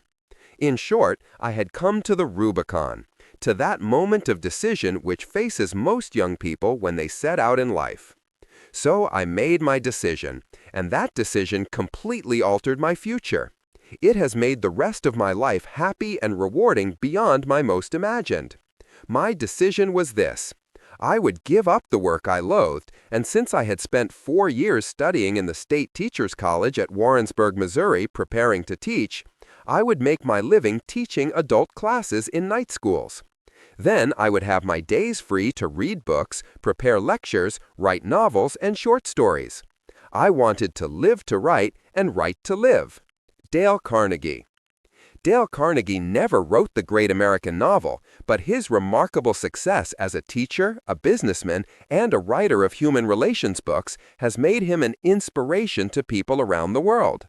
He achieved all that by setting goals for himself, adjusting those goals as circumstances required, and trying never to lose sight of where he was headed next. Mary Lou Retton was just a high school sophomore from West Virginia, a state that had never once produced a world-class gymnast. I was nobody, she says, and I was number 1 in the state. She was a tiny 14-year-old performing at a competition in Reno, Nevada. That's the day the great Bella Carolidi, the Romanian gymnastics coach who had guided Nadia Comaneci to Olympic gold, walked up behind Mary Lou. He was the king of gymnastics, Retton recalls. He came up to me. He tapped me on the shoulder. He's a big man, 6'3" or 6'4". He came up to me and said, "Mary Lou," in that deep Romanian accent, "you come to me, and I will make you Olympic champion." The first thought that went racing through Retton's mind was, yeah, right, no way. But of all the gymnasts in that Nevada arena, Bella Caroligi had noticed her. So we sat down and we talked, Retton remembers. He talked with my parents and said, "Listen, there's no guarantee that Mary Lou will even make the Olympic team, but I think she's got the material that it takes." What a goal that was! Since early childhood, she had harbored dreams about one day performing in the Olympics. But hearing the words come out of the great man's mouth, as far as Retton was concerned, that set the goal in stone. It was a very big risk for me, she says. I was going to be moving away from my family and my friends, living with a family I had never met before, training with girls I didn't know. It pumped me up so much. I was scared. I didn't know what to expect. But I was excited too. This man wanted to train me. Little me from Fairmont, West Virginia. I had been picked out. And she wasn't about to let Carolidi down. It was 2.5 years later that Mary Lou Retton, after a pair of perfect tens, won the Olympic gold medal in gymnastics for America, and with it, a place in the hearts of people everywhere. Goals give us something to shoot for. They keep our efforts focused. They allow us to measure our success. So set goals, goals that are challenging but also realistic. Goals that are clear and measurable, goals for the short term and goals for the long term. When you reach one goal, take a second to pat yourself on the back. Then move on to the next goal, emboldened, strengthened, energized by what you've already achieved. Eugene Lang, a New York City philanthropist, was making a graduation speech to a 6th grade class at PS 121. This class had a group of children with absolutely no hope of ever going to college. In fact, there was very little hope that most of these children would even graduate from high school. To reflection and implementation. But at the end of the graduation speech, Lang made a stunning offer. For any of you who graduate from high school, I will ensure that funds are available for you to go to college, he said. Of the 48 students in that 6th grade class that day, 44 graduated from high school and 42 went to college. To put that into perspective, remember that 40% of inner-city students never graduate from high school, let alone go to college. That monetary offer alone wasn't enough to ensure such great success. Lang also made sure that the students got the support they needed along the way. They were monitored and counseled through their last 6 years of school. But that one challenging goal, clearly articulated and within the students' reach, gave them an opportunity to visualize a future they never thought was possible. And by visualizing it for themselves, they were able to make their dreams reality. In the words of Harvey Mackay, the best-selling business author, a goal is a dream with a deadline. Howard Margolius is the chairman of a produce company called Sunworld, and he's one of California's new breed of growers. He got to be that way by setting and meeting goal after goal. For years, Margolius had watched as the agriculture business went up and down, fat times, lean times, as impossible to predict as they were to control. At least that's how everyone said the fruit and vegetable business worked. But Margolius had a goal: to develop new and unique kinds of produce that could withstand the shifts in the tides of consumer buying. This business is really no different from real estate, Margolius reasoned. When the market's down, unless you have something very highly, uniquely different, you're in serious trouble. Same thing in agriculture. If you're just another producer of lettuce, carrots, or oranges, and you have nothing different from anyone else, you do well only if there's a short supply. If there's a large supply, you won't do well. And that's what we've tried to adjust to find the windows of opportunity that come with being different, a niche in the marketplace. That's where the idea of a better pepper came from. Yes, a better pepper. If he could develop a pepper that was tastier than the peppers that other people grew, Margolius assured himself, wouldn't the grocers of America want to stock it in good times and in bad? So he did it, giving birth to the Le Rouge Royale pepper. It's an elongated, three-lobed pepper, Margolius says. We were told, you have to have a bell pepper, a square-shaped pepper, to sell. But once we tasted this pepper, the color, the flavor, everything about it, we knew we had something. We knew that if we promoted it properly and advertised and merchandised it and put a name on it, we could get people to eat it. And once they ate it, they were going to continue to buy it. What all this taught Margolius is, never cease to pursue the opportunity to seek something different.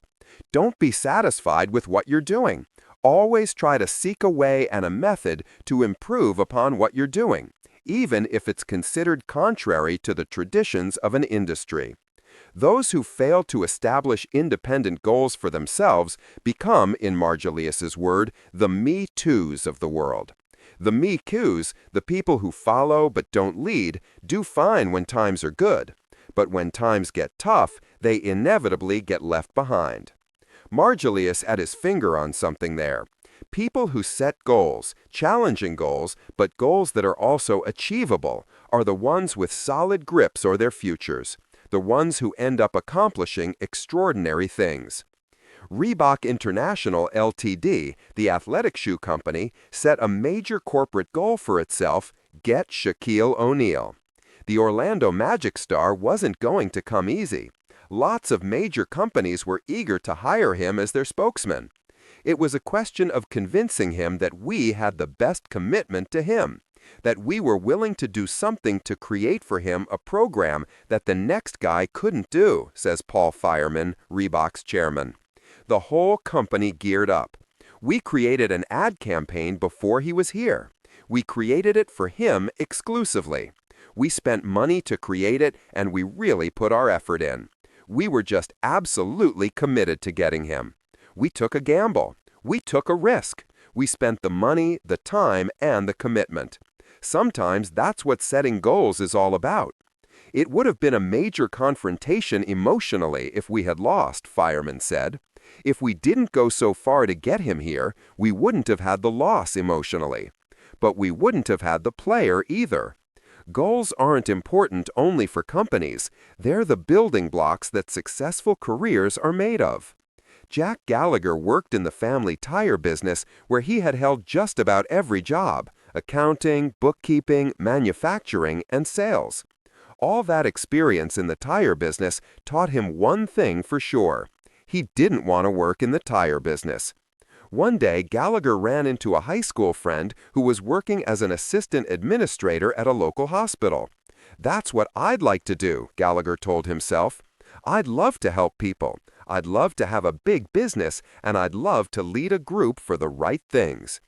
There were several giant hurdles between Jack Gallagher and a hospital administrator's job: a graduate degree in hospital administration for one thing, and a job at a hospital for another. But Gallagher had his goal, and he got started jumping the hurdles right away. He talked his way into Yale.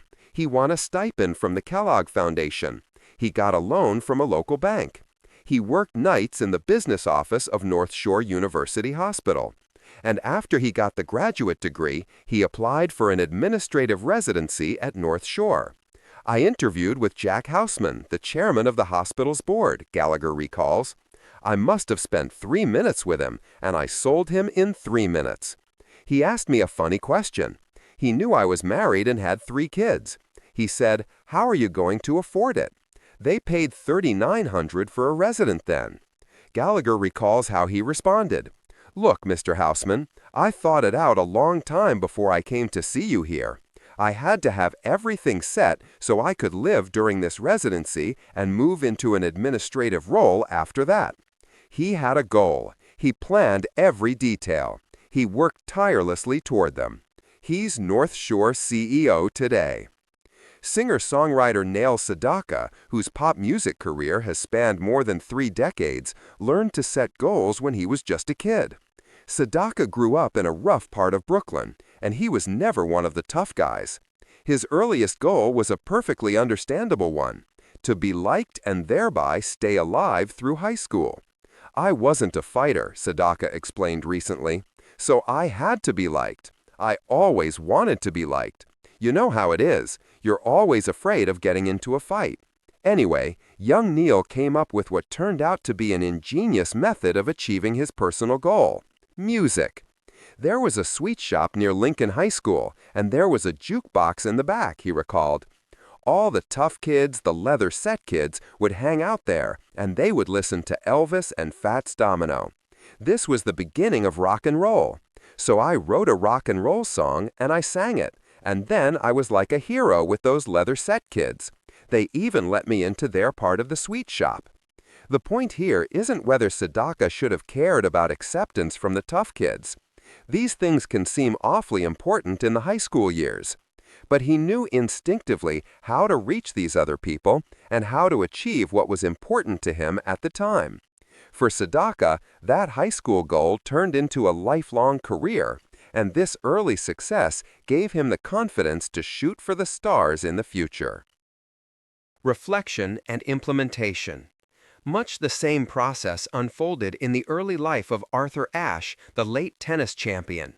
Almost single-handedly, Ash broke down the color barrier in professional tennis, a game that, until he came along, had been almost exclusively white. In his later years, Ash fought a valiant battle against the AIDS virus, raising consciousness about the disease on ghetto street corners and in townhouse drawing rooms. His was a life of setting and reaching goals. For Ash, it started when he was a youngster on a tennis court. That's where he learned about achievement, one goal at a time. Breaking through that barrier, where you have set a goal and you achieve that goal, it sort of codifies whatever budding self-confidence you might have had, Ash said in an interview for this book just before his death. That's how Ash operated until the day he died. He'd set a goal, and when he'd met that goal, he'd set another one. Why? The self-confidence itself, I think, transforms the individual, he explained. It also spills over into other areas of life. Not only do you feel confident in whatever you are expert at, but you probably feel generally self-confident that you can do some other things as well, applying the same principles maybe to another task or to another set of goals. The goals must be realistic, and they must be attainable. Don't make the mistake of thinking you should or can accomplish everything today. Maybe you can't reach the moon this year, so plan a shorter trip. Set an interim goal. Following that incremental approach, Ash put himself on the big-time tennis map. My early coaches, explained Ash, set out definite goals which I bought into. The goals were not necessarily winning tennis tournaments. The goals were just things that we saw as difficult, that would require some hard work and some planning. And there was sort of an implied reward out there if I achieved those goals. Again, the goal wasn't necessarily winning this tournament or that tournament. And so, incrementally, before I knew it, after I attained these mini goals along the way, all of a sudden, hey, I'm close to the big prize here. That's how Ash always approached tough tennis matches. In a tournament, you'd want to get to the quarterfinals. Or in a match, you would want to not miss a certain number of backhand passing shots. Or maybe you'd want to improve your stamina to a point where you're not going to get tired when the weather is too hot. Those are the sorts of goals that help take your general focus off that long-range, elusive goal, the goal of being number one or winning the whole tournament. Most big challenges are best faced with a series of interim goals. That's a far more encouraging process, far more motivating too. Dr. James D. Watson, the director of the Cold Spring Harbor Laboratory, has been locked in a lifelong struggle to find the cure for cancer. Is that his only goal? Of course not. That would be too discouraging for anyone to bear. Watson has laid out a series of incremental goals for himself and his laboratory colleagues, goals they are meeting every year on the road to the ultimate cure. There are so many different cancers, explains Watson, who won a Nobel Prize for discovering the structure of DNA. We're going to cure some of them. Hopefully, we'll cure more of them.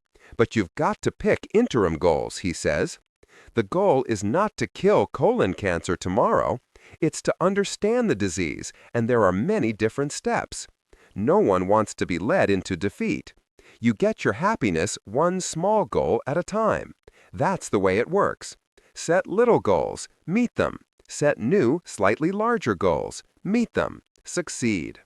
Long before Lou Holtz became Notre Dame's head football coach, he wanted nothing more than to play the game himself. But when he went out for his high school team, he weighed just 115 pounds. Holtz knew this was far too small. Still, he desperately wanted to play, so he came up with a plan. He memorized all 11 positions on the team. That way, if any player got hurt, he was immediately prepared to rush onto the field. It gave him 11 chances instead of one. It's the same way in business today, says writer Harvey Mackay. If you're working out here in the office, volunteer to learn the phone system. Volunteer to know what's going on in computers. If you're in sales, you want to know about computers.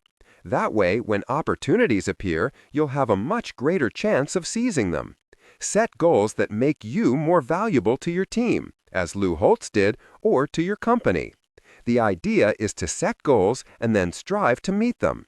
Sometimes you'll succeed on schedule, sometimes things will take longer to achieve than you thought, and sometimes you won't attain what you thought you would. Some things just aren't meant to be. The point is to keep planning and plugging away. You'll get there. Just watch. As Scalamandre Silk's Adriana Bitter says, maybe we set our goals too high sometimes, and we don't always reach the top end, but we certainly can start climbing that ladder. Without specific goals, it's far too easy just to drift, never really taking charge of your life. Time gets wasted because nothing has a sense of urgency. There's no deadline. Nothing has to be done today. It's possible to put off anything indefinitely. Goals are what can give us direction and keep us focused. David Luther of Corning is acutely aware of this modern propensity toward aimlessness. He worries about how it might affect his own children at home. So he's constantly talking to them about goals. Sometimes, he reminds them, we get caught up in things. Easy to say, of course, but how to avoid this pitfall? The point, according to Luther, is to know yourself. Think what it is that you know and want to do. Forget the money, for a moment anyway. When you get to be the age of your parents, what is it you want to be able to point to that met your expectation, that made a difference? How are intelligent goals created? Mostly, they just take a little thought, but there are some useful techniques for getting the mind focused on the task. You might try asking yourself the same questions Luther urges his children to ask. Stand back and say, what is it I really want to be? What kind of life do I really want to lead? Am I heading in the right direction now? That advice makes sense no matter how far along you are in your career. Once you establish what your goals are, prioritize them. Not everything can be done at once, so you've got to ask yourself which comes first. What goal is most important to me now?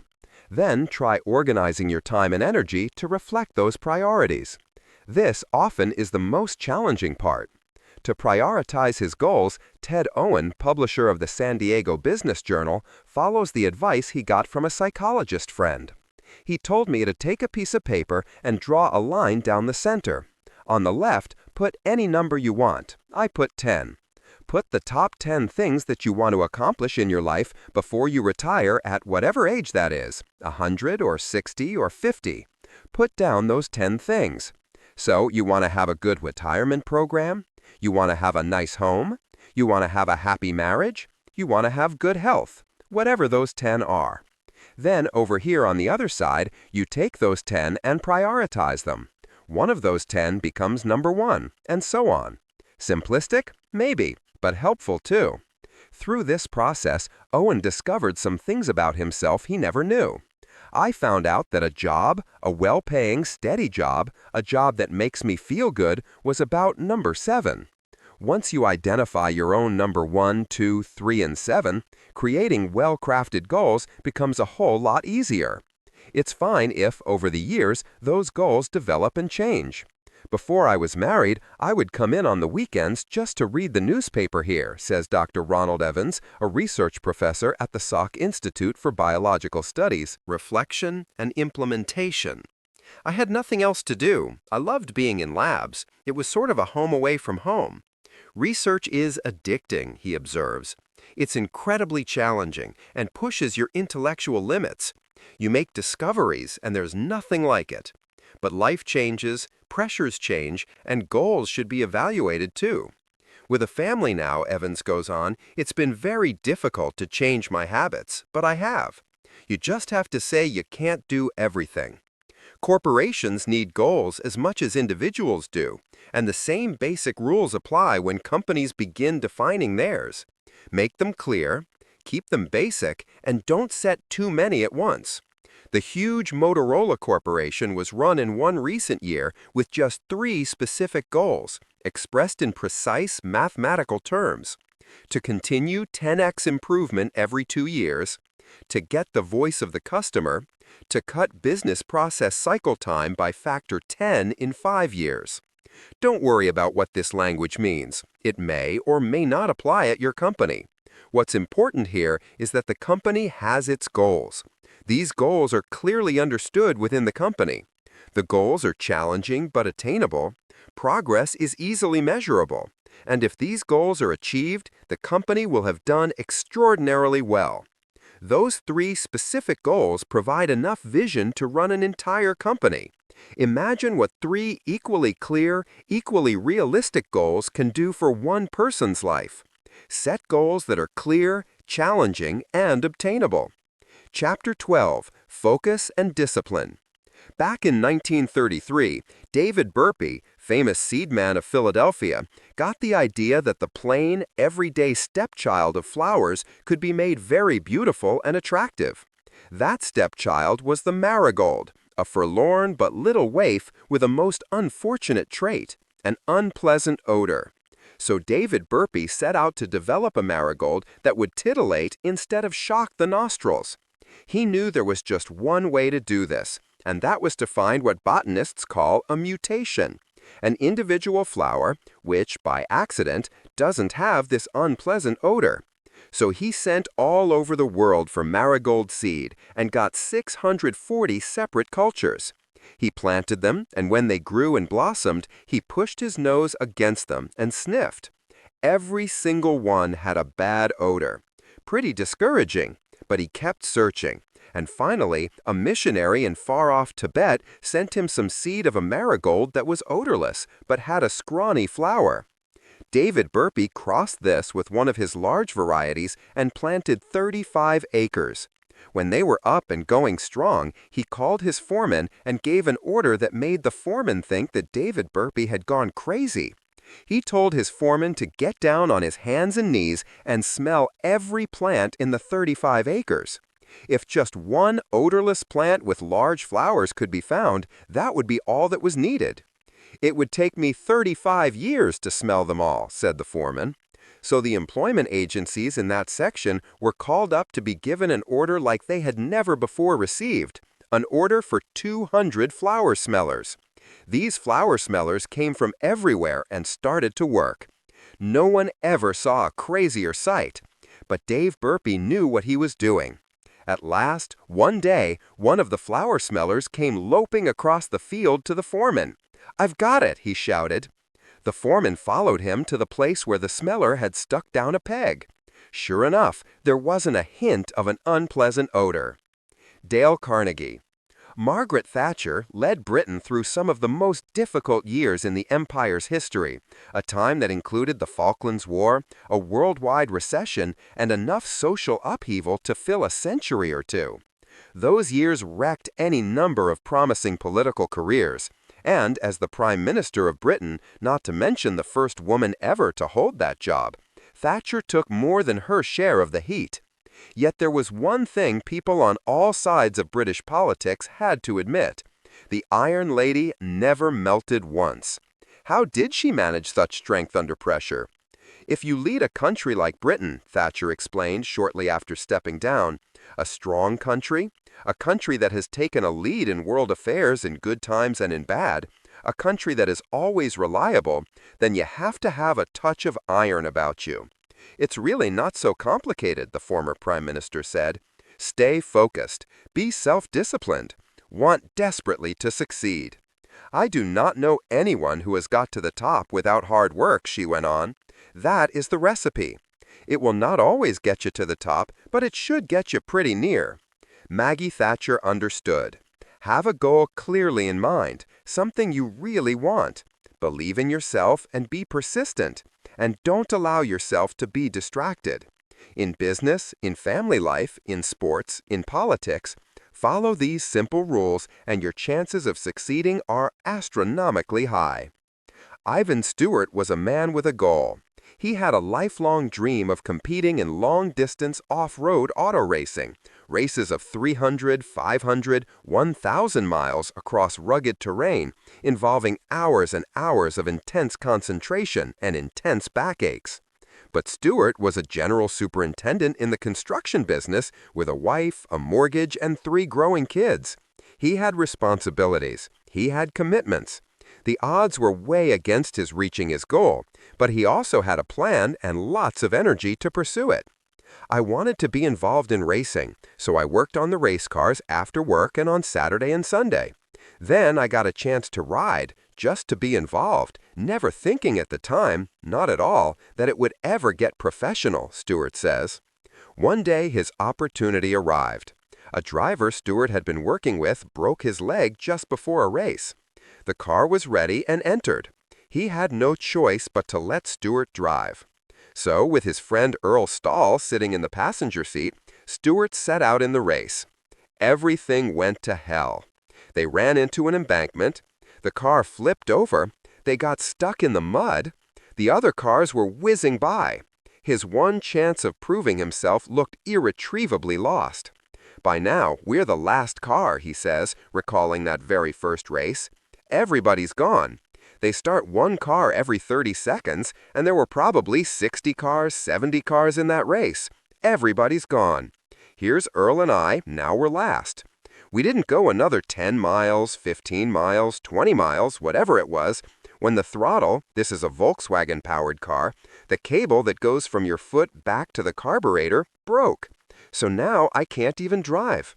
I said, Earl, get a crescent wrench. Earl gets the crescent wrench out of the toolbox, and I pull out the wire that's broken, and it's just long enough to pull around the crescent wrench so I can wrap it around the crescent. We do this pretty quick. Within 5 or 10 minutes, we've got a hand throttle going, so I can push the throttle, and I can push the clutch, and I can drive one-handed. No power steering, though. This is determination, and I want to drive. I said to Earl, I need you to shift it, because it's a 4-speed transmission.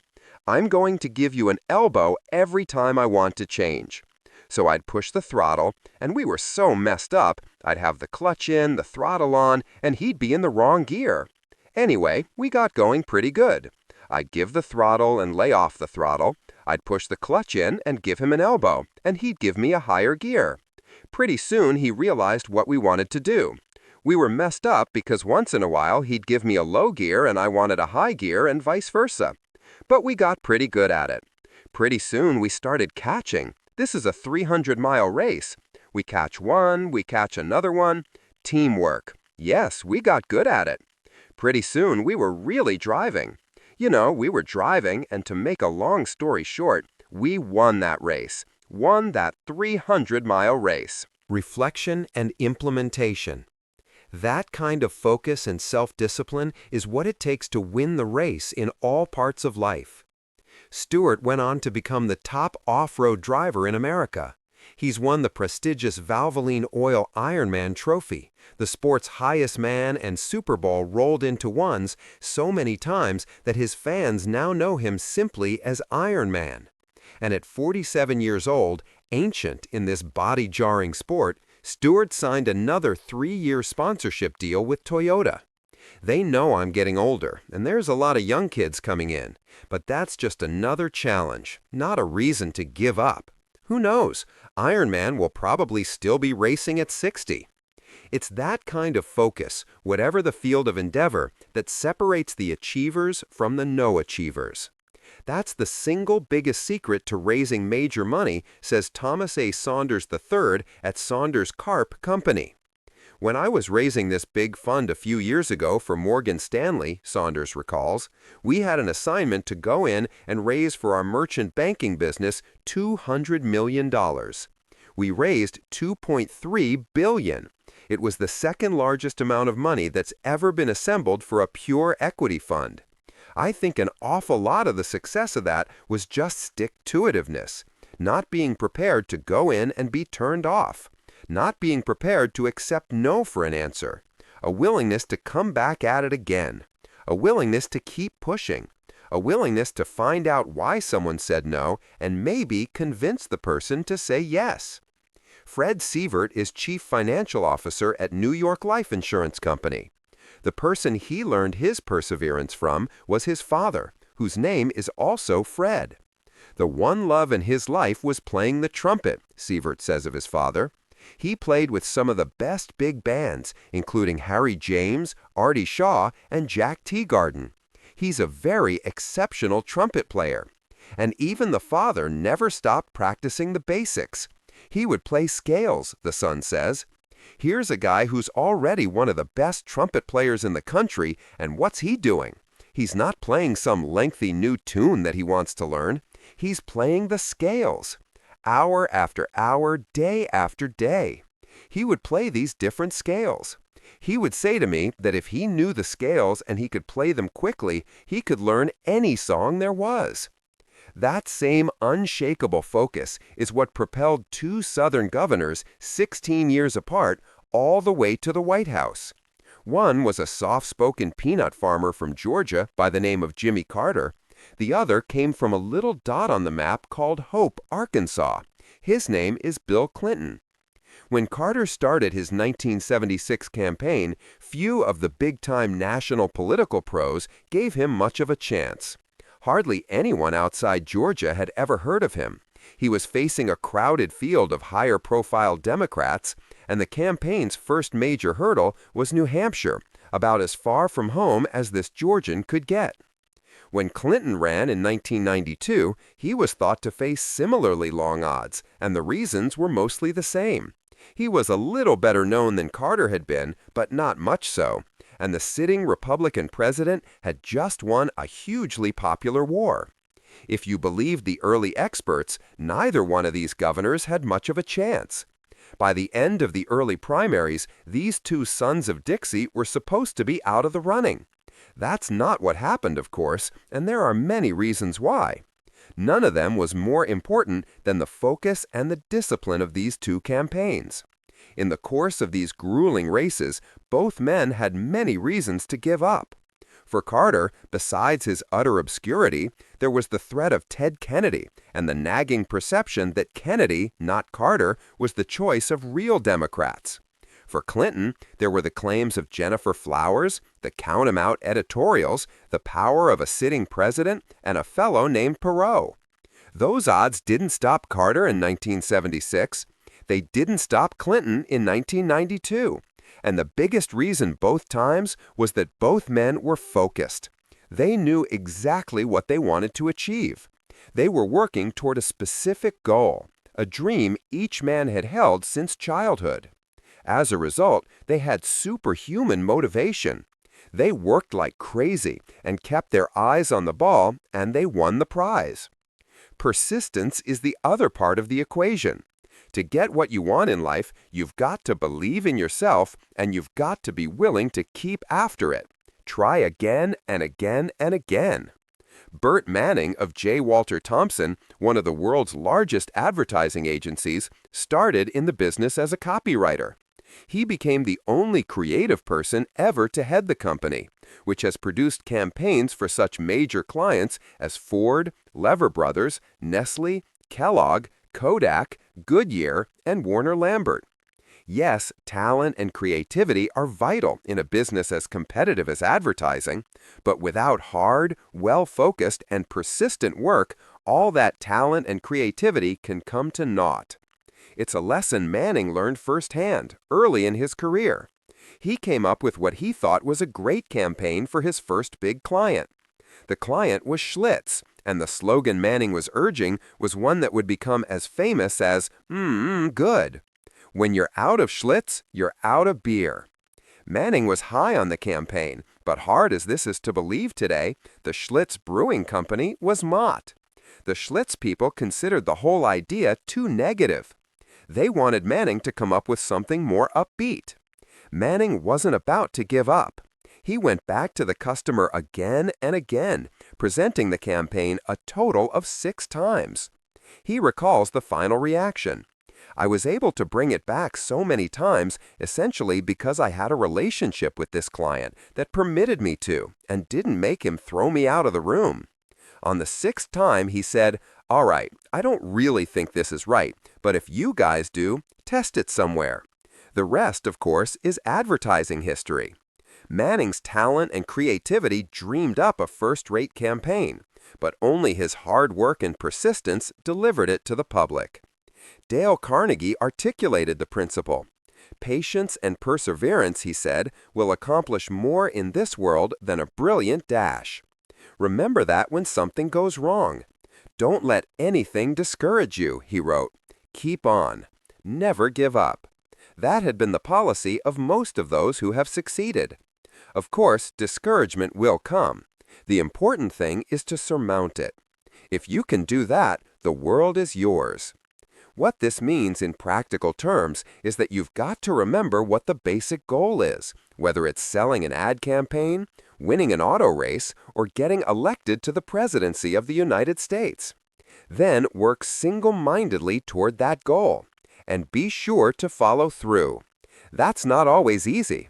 You have to train yourself to march through every step, to complete every detail of every job every time. That's what makes people more valuable to a company, more crucial to an organization, more trustworthy to their colleagues and friends, following through on every detail. When I walk into an office and I see a stack of return calls to be made, a big stack, I think to myself, this guy's out of control, says E. Martin Gibson, Chief Executive Officer of Corning Lab Services, Inc. That raises a little question about your dependability if you don't even return your calls. It's little things. People who prove themselves dependable are given greater opportunities to show how dependable they can really be. People know they can depend on you, Gibson says. They ask you to do something and they don't make a follow-up note. They know you'll do it. That's dependability. Don't be one of these flaky characters who doesn't return phone calls, who gets a memo from the chairman, then doesn't know quite how to answer it, and sticks it aside and forgets about it. Reflection and implementation. The chairman's up there wondering, what is wrong with this bozo? It is in those disciplined details, hundreds and thousands of little details, that success or failure is found every day. It's old values, like getting to an appointment early, remembering to follow through on your promises, and having pride in your work, says Joyce Harvey of Harmon Associates Corporation. If you're doing a letter of credit, you've got to follow steps 1 to 4. You can't skip step 3. Mistakes are costly. Don't move too fast. Check your details and stay focused. Ross Greenberg discovered the importance of discipline and concentration that night in 1990 when Mike Tyson was knocked out by Buster Douglas. Tyson was at that point the undisputed heavyweight champion of the world. Douglas was a tough fighter, but up to the opening bell, he wasn't given much of a shot. Greenberg is executive producer of HBO Sports. By the time of the Tyson-Douglas match, he had already produced more than 100 title fights for television. But even for a veteran like Greenberg, concentration can sometimes be shaken by dramatic events. As Greenberg recalls, in about the second round, it was obvious that something was right with Douglas and very wrong with Tyson. Tyson had eaten 3 or 4 straight jabs, and my announcers and I immediately pounced on the storyline. So far, so good. In the 4th round, Douglas threw a combination that rocked Tyson, and there was a loud scream on our communication line. Everyone in our truck started realizing what we were seeing in front of us. For one of the very rare times, we were getting caught up in the sporting event rather than in our individual jobs. I can remember it vividly, and all the people that work with me will tell you the same story. When I sensed this, I said, okay, everybody relax. Let's remember we have a job to do here. If you let yourself become too tied to the event, you'll lose sight of the work at hand. That's all it took. Immediately, everybody was cut off from that basic, visceral reaction to the event, and we worked our way back into the job, providing replays of the staggering combinations. There just isn't much room for slip-ups on live TV. See, if I get caught up in rooting for Douglas at that point, I won't be able to cue up my tape machines and my ads. My associate directors won't be able to cue those points, so you will see that replay when the round is over, which is our job. But Greenberg admits that even he came close to losing his focus on that memorable night. I will never, ever forget. I will never, ever forget the moment that Tyson hit the canvas. It was as if I were reading some historical account of heavyweight championship boxing, and at that split second, I saw the page turn and I was going to the new chapter and the new heavyweight champion. I'll take that to my grave. Tyson Douglas, and maybe there will be another event down the line. I'll just be able to say, I was part of that. Steely focus isn't important just in sports television. In the case of Dr. Scott Coyne, this same kind of focus and discipline literally made the difference between life and death. Coyne, a radiologist who had once studied for the priesthood, was the first doctor on the scene when an Avianca Boeing 727 crashed near his home on Long Island one wretched January night. For more than an hour, Coyne was the only doctor on the scene. One by one, he had to tend to the passengers' injuries. He also had to soothe their nerves. He had to do it all in just a minute or two with each person on the ground, and he had to do it without language, since most of the people on the plane were from Colombia and didn't speak any English. Coyne's Spanish didn't go much beyond doctor, doctor. He made himself understood by focusing every fiber of his being, Coyne said. He found a way to make this work. I had a stethoscope on, he says, remembering that crazy night. I kept saying, "Doctor," and some of them were crying and screaming. You don't know if they're screaming because they're scared or because they're broken apart. I was able to communicate by touching the faces. You could tell how bad they'd been hurt by how they looked at you. I had to whisper in their ears. I had to maintain my composure and hold them and try to reassure them just by my expression and by my touch and holding their faces. I was unable to get a history from anybody. You know, you can't ask them where they're hurting. How bad does it hurt? Does the back hurt? I had to literally check every patient from head to toe. And then as I went down the row, I'd find these fractures were just grotesque. I'd never seen fractures like this. Legs were literally hanging off.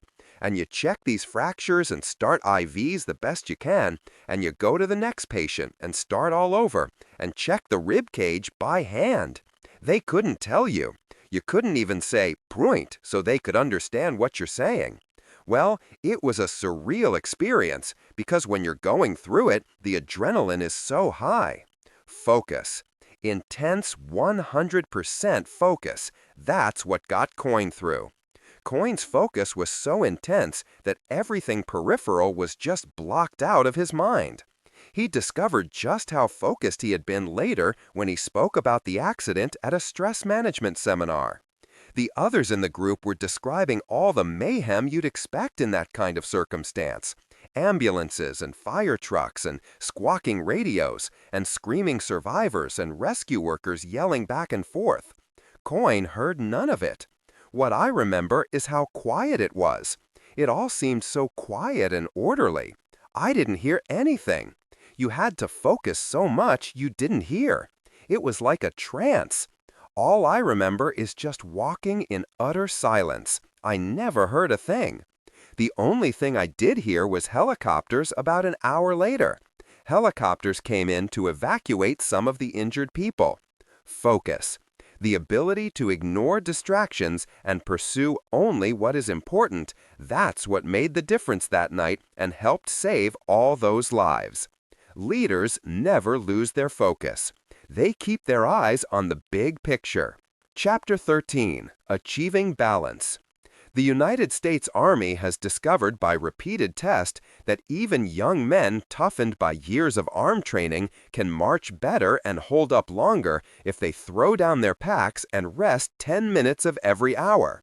So the Army forces them to do just that. Your heart is just as smart as the U.S. Army. Your heart pumps enough blood through your body every day to fill a railway tank car. It exerts enough energy every 24 hours to shovel 20 tons of coal onto a platform 3 feet high. It does this incredible amount of work for 50, 70, or maybe 90 years. How can it stand it? Dr. Walter B. Cannon of the Harvard Medical School explained it to me. He said, most people have the idea that the heart is working all the time. As a matter of fact, there is a definite rest period after each contraction. When beating at a moderate rate of 70 pulses per minute, the heart is actually working only 9 hours out of the 24. In the aggregate, its rest periods total a full 15 hours per day. During World War II, Winston Churchill, in his late 60s and early 70s, was able to work 16 hours a day year after year, directing the war effort of the British Empire. A phenomenal record. His secret? He worked in bed each morning until 11 o'clock, reading reports, dictating orders, making telephone calls, and holding important conferences. After lunch, he went to bed again and slept for an hour. In the evening, he went to bed once more and slept for 2 hours before having dinner at 8. He didn't cure fatigue. He didn't have to cure it. He prevented it. Because he rested frequently, he was able to work on, fresh and fit, until long past midnight. Dale Carnegie. Monsignor Tom Hartman has been a priest for more than 20 years. Reflection and implementation. His whole life is dedicated to the service of God and others. His days consist of consoling the needy, ministering to the sick, advising the distraught, and trying to bring people closer to God. But one thing was sadly missing from the Monsignor's busy days. One morning, his father phoned at the rectory. In those days, Hartman was assigned to St. James Parish in Seaford, Long Island. His father owned a liquor store down the road in Farmingdale. In all his years of growing up and in all his time as a priest, Hartman could never remember his parents saying anything negative about him. But on the phone that morning, his father's voice had a slightly irritated tone. "Tom, I'd like to sit down and talk with you about something," his father said. "Sure," Hartman told him, and the two men made a date. When they finally got together, his father spoke immediately about what was on his mind. "Tom," he said, "your mother and I admire you. We're always hearing about the good work you are doing, and we're very proud of you. But I think you're overlooking your family. I understand you've got to help a lot of people in your life, but many of those people are going to come and go. Your family will always be there for you. And what's happened is, when you call us, you're always asking us to do something for you. You just seem too busy to take the time to talk." Hartman was momentarily taken aback. "Well, Dad," he said, "when I was growing up, I watched you. You were in the produce business working 70 hours a week, and I have to say I admired you. So, I've tried to do the same." But his father didn't sound convinced. "What you don't see, Tom, is that your work is harder than mine was," he said. "Mine was physical. It was fruit and produce, and then I would come home and be present with my family." Hartman didn't know what to say, and he felt relieved when his father said he wasn't really looking for any instant response. "I just want you to think about this," his father said. Hartman was disturbed enough by the conversation to cancel the rest of his appointments for the day. Then he decided to call his brothers and sisters. He described later what he discovered on the phone. "When I called them," he said, "we were into the conversation about 3 or 4 minutes, and every one of them said almost the exact same thing. 'What do you want?' That's when I had to admit that my father was right. Even a man whose calling is to maintain perspective and balance needed to have someone remind him that in one part of his life at least, he wasn't practicing what he preached. That's a mistake everyone makes from time to time. It is vital for all of us to balance out our lives, to make room for things other than work. This won't only produce happier and more satisfying personal lives. Almost inevitably, it will also make people more energetic, more focused, and more productive at work." Walter A. Green, the chairman of Harrison Conference Services, likens a balanced, productive life to a several-legged stool. Too many people, Green believes, have only a single dimension to their lives. They are focused round the clock on their careers. In my experience, all too often, this one-dimensional perspective continues throughout one's life, Green says. What I would urge is that your life be a several-legged stool, with a dimension for your family, another for your friends, your avocations, your health. I have seen many examples of people in their 30s, 40s, and 50s whose professions or careers did not materialize as they had expected. This spells trouble for those whose lives have been a one-legged stool. This is a problem even for highly successful people. At some stage in your life, Green continues, you will want something else. It is possible to begin to develop friendships and interests after middle age. But watch a 50-year-old learn to ride a bicycle for the first time. It's not a graceful sight. The importance of balance to individuals and to the companies that employ them is only now being fully understood. But well-led companies everywhere are trying to help their people put true balance into their lives. At the New York City headquarters of Tiger Management Corporation, a worldwide money management firm, a fully equipped workout room has been installed right outside the president's office. All Tiger employees are encouraged to use it. The gym is going to be tripled in size, Tiger President Julian H. Robertson Jr. says proudly. I find the young people all seem to come here after work. The fact that they are here rather than at health clubs all over the city is a tremendous boon for us. They are talking with each other. They are exchanging ideas. All that is really good for us. And obviously, it's good for them too, physically and mentally. I don't think it's possible to be a great manager or a great executive without being a total person, says Andres Navarro, president of Sonda S.A., a Chilean computer systems company that does business in North and South America. Navarro has an apt analogy. If you want to be an athlete, maybe to throw the javelin, it's not enough to have the strongest arm. You need the whole body to be strong. And if you want to be a great leader, you need all parts of your life to be strong and intact. You see, explains Navarro, a good executive who makes great decisions and makes money in the company, but doesn't get along with his wife, his children, and other people in general, is missing a crucial part of life. If you want to grow and be a good leader, you've got to be a complete man or a complete woman. And the most important part of it is your family. Richard Fenstermacher of the Ford Motor Company promotes the very same idea among his employees. We tell our people, your lives are two-dimensional, Fenstermacher says. If you find all of your identity at Ford, that's going to be a problem because you have a responsibility to your family as well. Undeniably, most modern leaders don't achieve a perfect balance all of the time. The many balls that are being juggled aren't easy to keep aloft. The usual tendency for ambitious people is to put the business first. It just seems so much more urgent, so much more pressing, so much more crucial. Fred Sievert at New York Life has a different set of pressures on his time, but he admits candidly that he too finds it hard to manage all the competing interests in his life.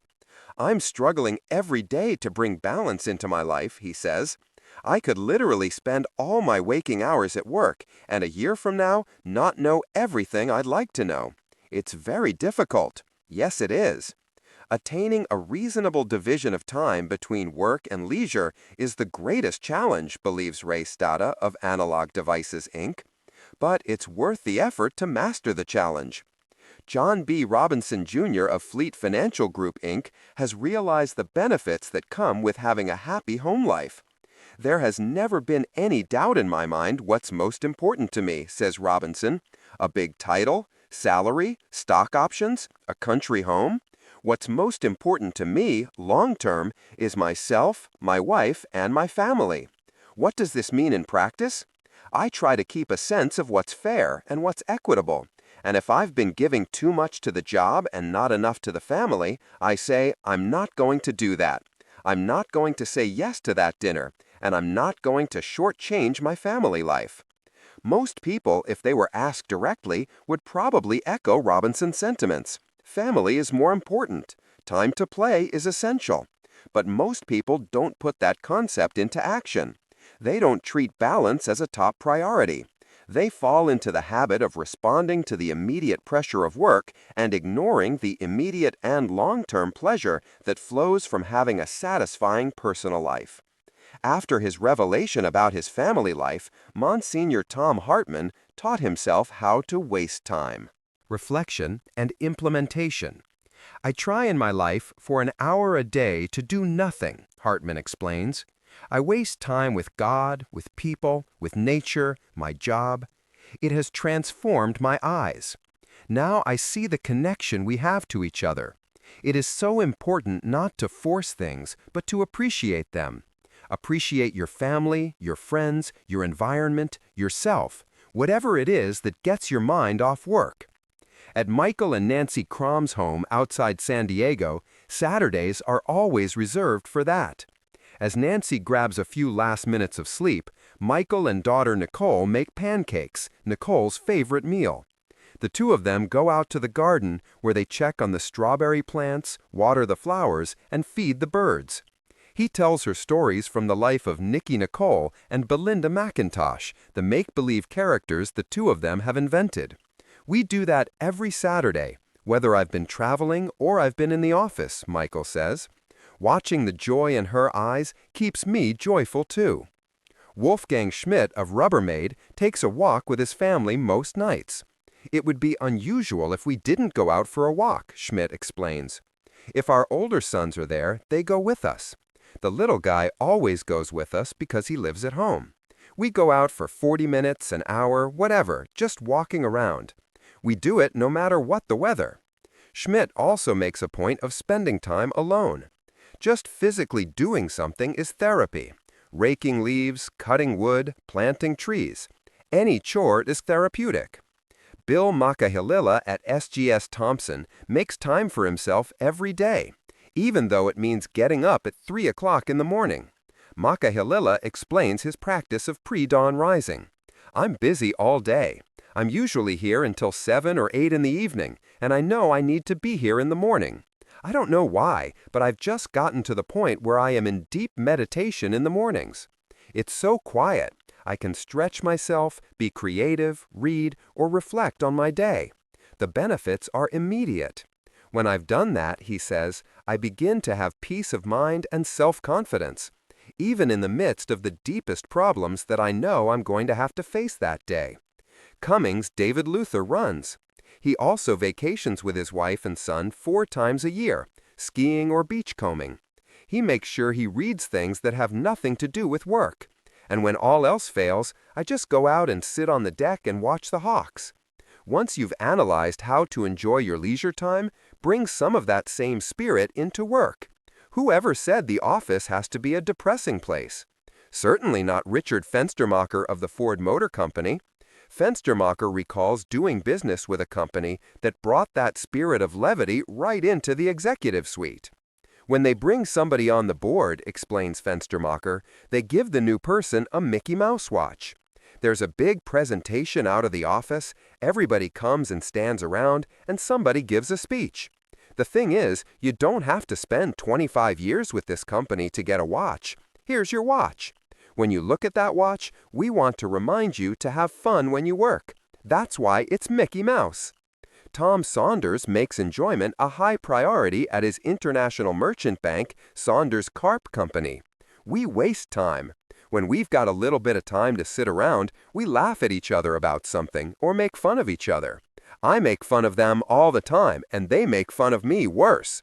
But all the time I'm ragging them, all the time. We have good times. We don't take ourselves too seriously. Television newsman Hugh Downs has borrowed Churchill's time-tested method of workday relaxation and given it his own special spin. The one thing I have in common with great people, only one thing, is that I can sleep for very short periods and be refreshed, says Downs.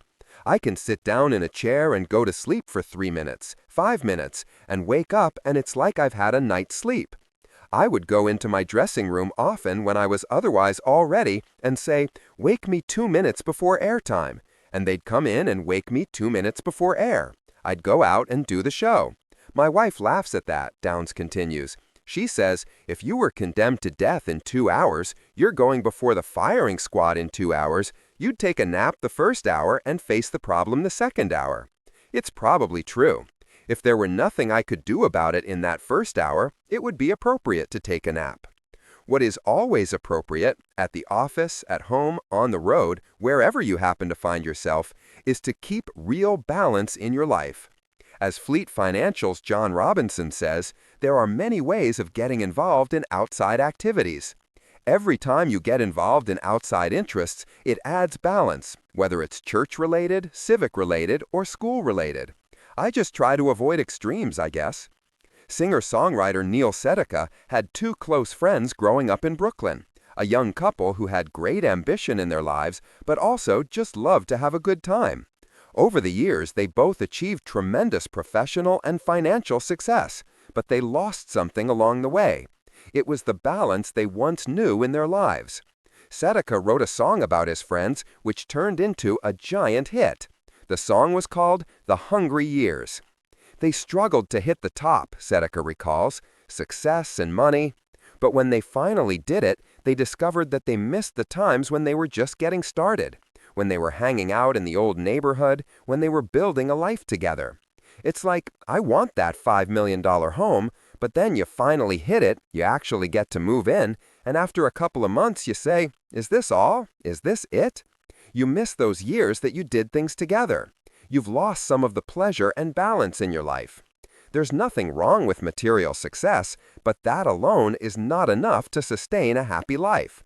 How can you start balancing your life? The first step is to change your attitude. You've got to stop thinking of time for your family, for exercise, or for leisure as wasted time. Achievers often feel they need to apologize for leisure time. Try to rid yourself of that thought. Relaxation is not a dirty word. This leads to the second step in the process. You have to make time for leisure activity. Most of us are overcommitted. Perhaps it's time to reevaluate priorities. Make a decision to devote as much energy to planning your leisure time as you devote to planning your workday. The third step is to act. Do something. Get involved in activities that are not work-related. They will leave you happier, healthier, more focused, and as a result, a better leader. Consistently high performance comes from a balance between work and leisure. Chapter 14, Creating a Positive Mental Attitude. I was asked once on a radio program to tell in 3 sentences the most important lesson I ever learned. That was easy. The most important lesson I have ever learned, I said, is the stupendous importance of what we think.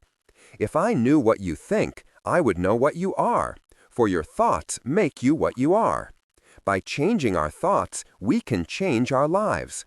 I now know with a conviction beyond all doubt that the biggest problem you and I have to deal with, in fact, almost the only problem we have to deal with, is choosing the right thoughts. If we can do that, we will be on the high road to solving all our problems. The great philosopher who ruled the Roman Empire, Marcus Aurelius, summed it up in 8 words. 8 words that can determine your destiny. Our life is what our thoughts make it. Yes, if we think happy thoughts, we will be happy. If we think miserable thoughts, we will be miserable. If we think fear thoughts, we will be fearful. If we think sickly thoughts, we probably will be ill. If we think failure, we will certainly fail. Reflection and implementation. If we wallow in self-pity, everyone will want to shun us and avoid us. Am I advocating a Pollyanna attitude toward all our problems? No. Unfortunately, life isn't that simple. But I am advocating in the strongest of terms that we assume a positive attitude instead of a negative one. Dale Carnegie. Dennis Potvin was the most hated man in Madison Square Garden. From the moment he skated onto the ice that night, the New York Islanders captain was assaulted with a roar of boos. And that's not all he was assaulted with. Madison Square Garden was the home arena for the Islanders' arch rivals, the New York Rangers hockey team. Potvin's power on the ice, his outspoken personality, and his pyrotechnic skating style had turned him into the player that Ranger fans most loved to hate. It got so bad, my teammates didn't know what to do, Potvin recalls. In the dressing room before we went out, a few of them would try to say, well, let's go out and beat them tonight. You could see people starting to say something. Then they'd just be quiet. What do you say to a guy who is the most hated person in the building for the next 2.5 hours? Most of Potvin's fellow Islanders said nothing. I remember one night standing on the blue line right before the game began, he says.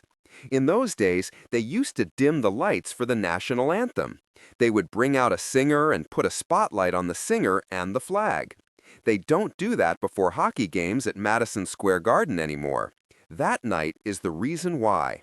I was standing there, Potvin recalls. I had taken my helmet off like I always did. And the fans started throwing things. I heard something go by my ear. It sent shivers right through my body. I didn't know what it was, but I was scared. I was really, really scared. When the lights came back up, I skated over and looked. It was a 9-volt battery, one of those big round ones, hurled from somewhere up above. It could easily have hit Potvin in the head. At that moment, this hockey titan had a choice. He could let himself become overwhelmed by all the hostility. There were literally thousands of people shouting their hatred at him. He could let the fear and anger chase him off the ice, or he could play in front of this angry and possibly dangerous crowd. Potvin chose to play. He stood up to the arena full of hostility and turned those cowardly threats into a personal challenge. He fed off all that negative energy and used it to fuel an incredible positive strength. All of this was accomplished right in Dennis Potvin's mind. It was almost a blessing, he says, looking back on that hostile night. I played very well in the Garden that night, and from that point on, I always played very well in the Garden. I was motivated beyond belief because the only way I could answer these people was by winning in the Garden. When I had the puck, they'd boo me. When I shot the puck in the net, they'd boo me. When I hit a player, they'd boo me. And I started to love it. I really did. All of a sudden, it became something bigger than me. And Madison Square Garden was the only place in the whole National Hockey League where, the minute I walked into the building, I was ready to play. There was Goliath, and here I was, little David, sitting on the middle of the ice. But I was more in control than anybody in that building. I was going to exercise that control. I would play my heart out in the Garden every time. Mental attitude. The power we hold in our heads. The way reality can be changed dramatically by a single solitary thought. It sounds a little hard to believe. Think happy thoughts and you will be happy. Think successful thoughts and you will succeed. Or, from the ice at Madison Square Garden, convert that huge wall of hostility into a source of positive strength. Did Dale Carnegie and Dennis Potvin go skating off the deep end together? Hardly. Both of them knew the power of attitude. The old expression had it wrong. It isn't what you eat that determines what you are. You are what you think. Contrary to what most people want to believe, outside influences do not usually determine personal happiness.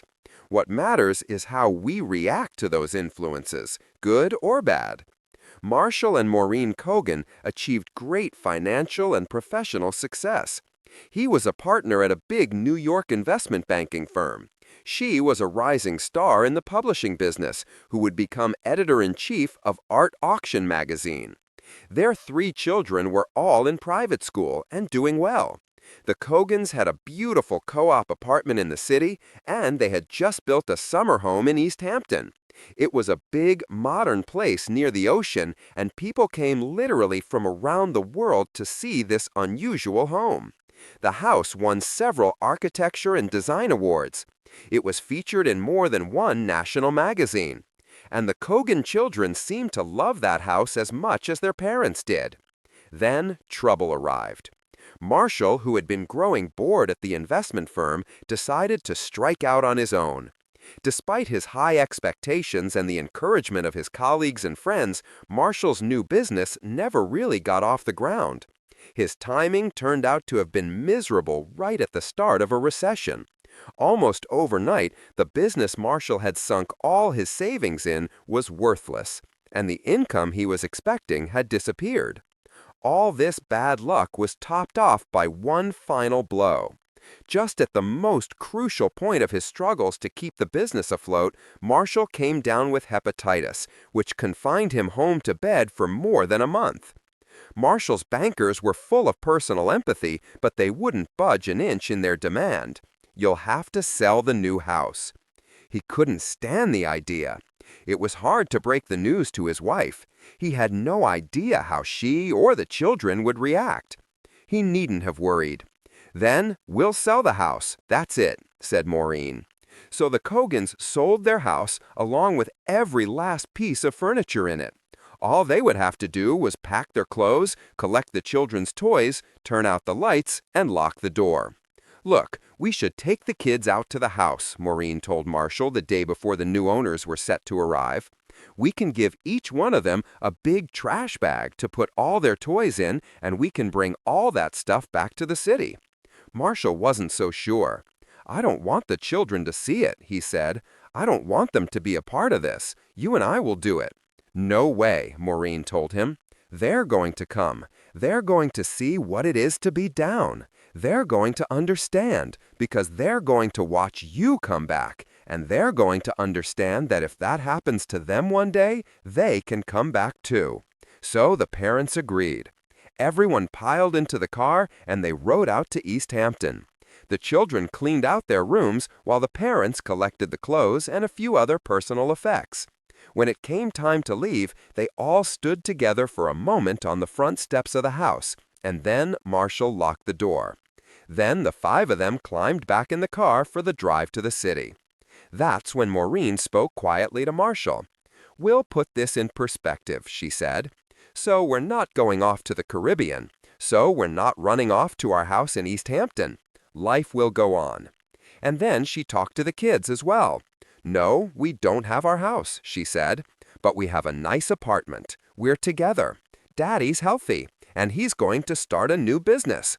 Everything's going to be fine." It was. The children didn't have to change schools. They even made it to summer camp that year. Soon enough, Marshall was back in business and doing well. More important than all of that, a lesson had been learned. A lesson that showed up again almost 20 years later, explains Maureen. "My oldest son had a failure." Reflection and implementation. He started a business that we had to close down so it would not go into bankruptcy. It was a tough, public failure for him, and he was very young, just 25. I remember saying to him, "How are you doing?" And he said, "It's awful. I've got a few more months before I'm closed." He didn't want to go bankrupt. He wanted to pay off his debts, close the business, and leave. But then he said, "I remember the time it happened to Daddy, and I'll be fine. I will get through this. I know I can do this, because I watched and I remember." So how do you develop that kind of outlook? How do you change your reactions to those outer forces? Make it a conscious priority. Think about it every day. "When you put your feet on the floor in the morning," explains Stanley R. Welty, Jr., president of the Worcester Brush Company, "you'll make it a good day or a bad day by controlling your thought processes. We're either going to enjoy life that day or we're not. And with all due respect to the external forces we all face in life and business every day, even under the most frustrating situations, you get to decide in large measure what kind of day it will be. So you laugh at the situation if you have to. There are times you just throw up your hands and you laugh. Humor is vital. Never forget that this simple element helps maintain perspective." Welty agrees. "Keep it in perspective," he advises. "When things don't seem to be going well, relax. Take your time. Think about what's going on and your reaction to it. Tell yourself, back up 10 yards and see how we go at the next play.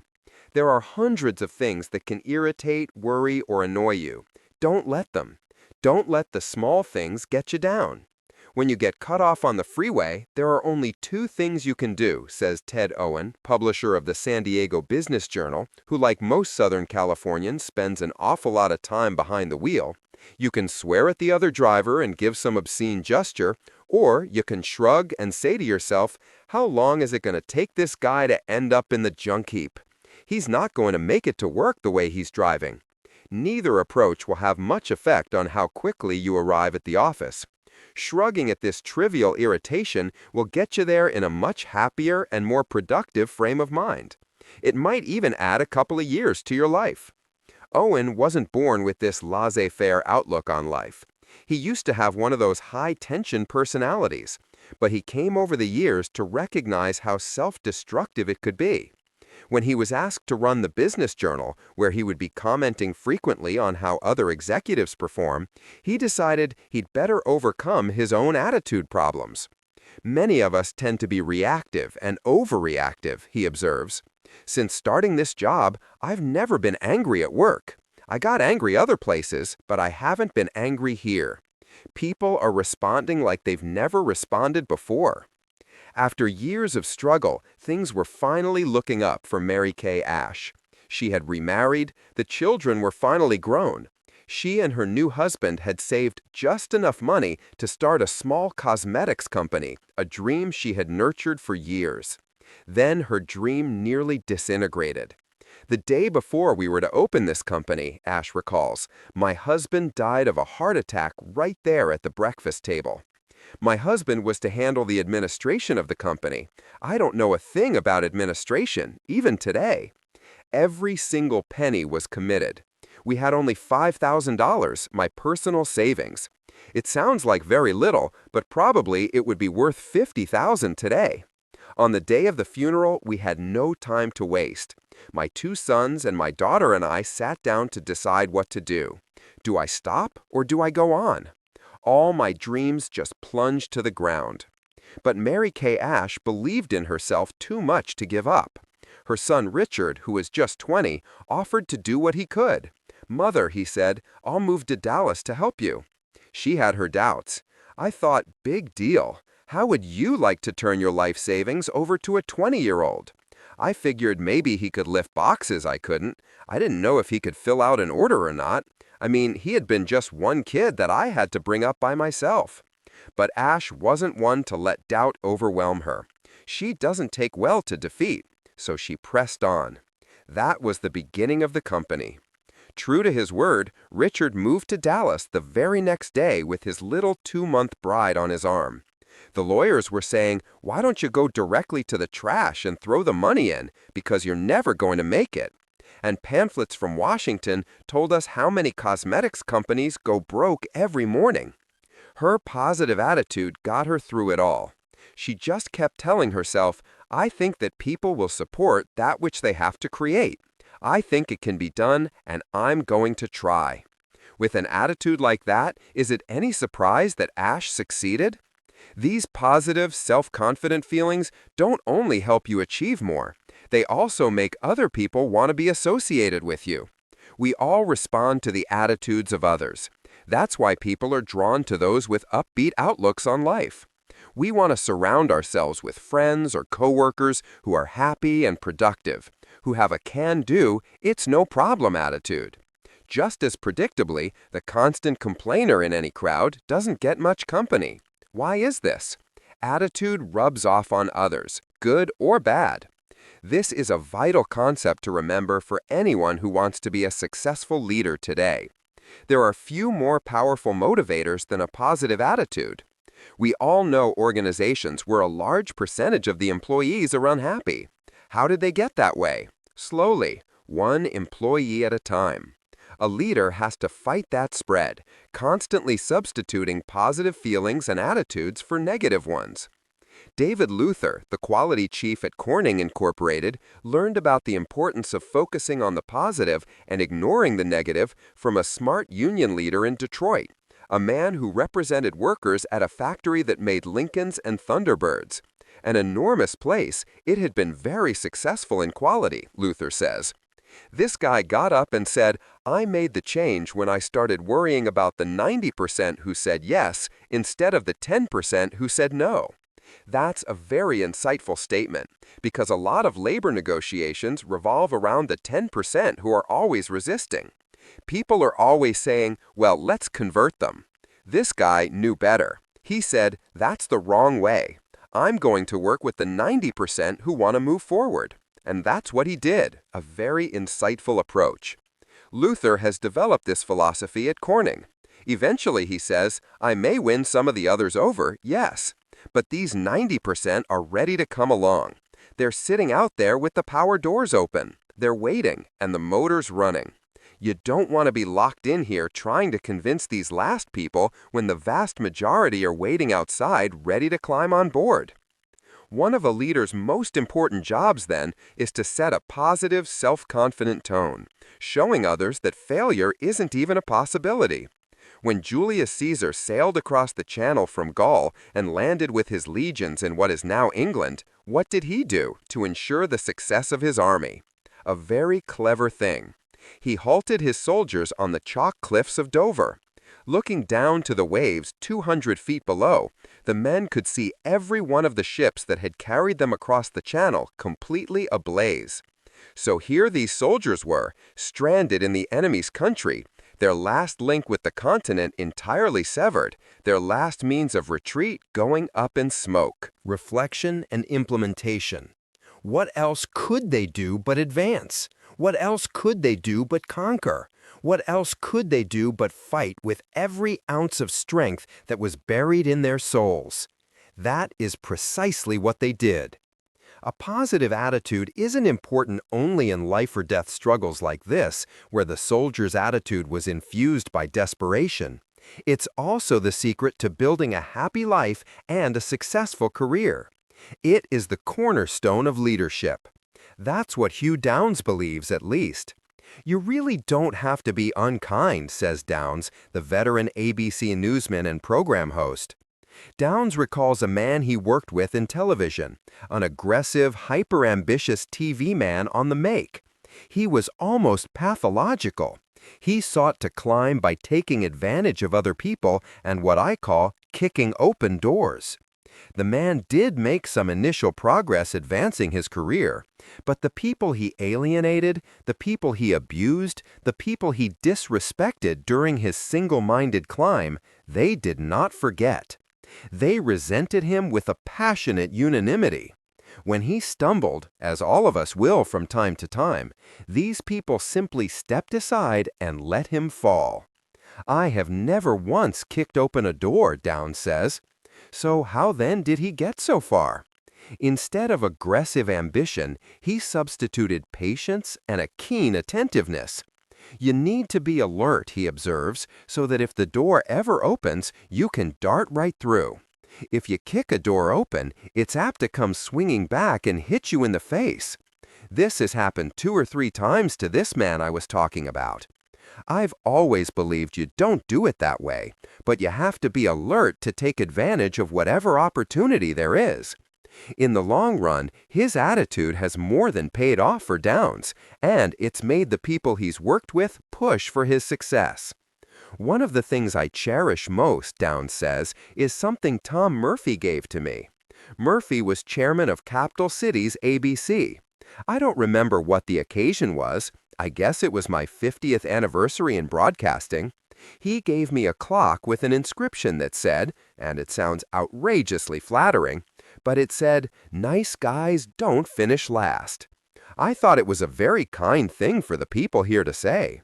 The sentiment is true, and I feel sorry for people who think they have to abandon a civilized approach to the world in order to be successful. If that kind of technique brings any success, it's usually temporary. In the end, it's very painful, and you build an awful lot of enemies on the way up, and you won't enjoy the climb. Gain strength from the positive, and don't be sapped by the negative. Chapter 15, Learning Not to Worry. Many years ago, a neighbor rang my doorbell one evening and urged me and my family to be vaccinated against smallpox. He was only one of thousands of volunteers who were ringing doorbells all over New York City. Frightened people stood in lines for hours at a time to be vaccinated. Vaccination stations were opened not only in all hospitals, but also in firehouses, police precincts, and in large industrial plants. More than 2,000 doctors and nurses worked feverishly day and night vaccinating crowds. 8 people in New York City had smallpox, and 2 had died. 2 deaths out of a population of almost 8 million. Now, I had lived in New York for many, many years, and no one had ever yet rung my doorbell to warn me against the emotional sickness of worry, an illness that, during the same time period, had caused 10,000 times more damage than smallpox. No doorbell ringer had ever warned me that 1 person out of 10 now living in these United States will have a nervous breakdown, induced in the vast majority of cases by worry and emotional conflicts. So I am writing this chapter to ring your doorbell and warn you. Please take to heart the words of Dr. Alexis Carrel. Those who do not know how to fight worry die young. Dale Carnegie. In the years since Dale Carnegie wrote that, we have learned to treat, even to prevent, many of the diseases that worried people most. No doubt, in the years to come, we will cure many of the diseases that worry us today. But as for the crippling disease of worry, we seem to have made almost no progress at all. Its ravages have only grown worse. Nowhere is this more true than in today's volatile business world. Layoffs, buyouts, and corporate restructurings, downsizings, cutbacks, and sudden invitations to clean out your desk, retrenchments, outplacements, parebacks. Some days you need a whole new dictionary just to keep the euphemisms straight. And if that's not enough to cause an ulcer or two, how does cost containment sound? Or hostile takeover? Companies that were once considered solid as redwoods are being shaken to their very roots. Countless others, big names from the annals of business history, have been chopped up and carried away. Whole layers of middle management vaporized. What middle manager wouldn't worry about that? Companies shedding divisions the way snakes shed their scales. What division chief wouldn't be concerned? A brand new breed of corporate raider looking lustfully for companies with extra fat. What well-ensconced executive wouldn't feel a nervous twinge? Yes, changes were necessary. Some of them were long overdue. The clear-eyed truth is this. Companies that don't stay lean and competitive, that aren't creative and flexible, that don't move quicker than the competition, those are the dinosaurs of today, and their futures are just about as bright. But change causes anxiety. Change causes stress. It makes people nervous. It makes them concerned. Of course it does. Many of the assumptions that were once considered unshakable, assumptions that people built their professional lives around, turn out not to be so unshakable anymore. It's only natural to feel a little insecure. It used to be that most of the patients who walked into Dr. Marvin Frogel's psychiatric office wanted to talk about problems they were having at home. Anger with the spouse, frustration with the children, resentment over how they were raised. Obviously, people are still concerned about those issues, but far more of Frogel's patients today are racked with worry over what is happening at work. People are terrified they're going to lose their jobs, says Dr. Frogel, who practices in Great Neck, New York. That's something I never saw before. People are walking in the door literally quaking about what will happen at work. You get one shakeout, and then everyone is waiting for the other shoe to drop. And it's not just 2 shoes, it's 20 shoes. People get fired. Then come the early retirement programs. Then the layoffs. People don't know if they're going to have a job the next day. Look at IBM, says Earl Graves, editor of Black Enterprise magazine. In recent years, the once invincible computer giant has experienced major cutbacks, as its dominance was challenged by smaller companies in America and abroad. It doesn't mean they will never come back.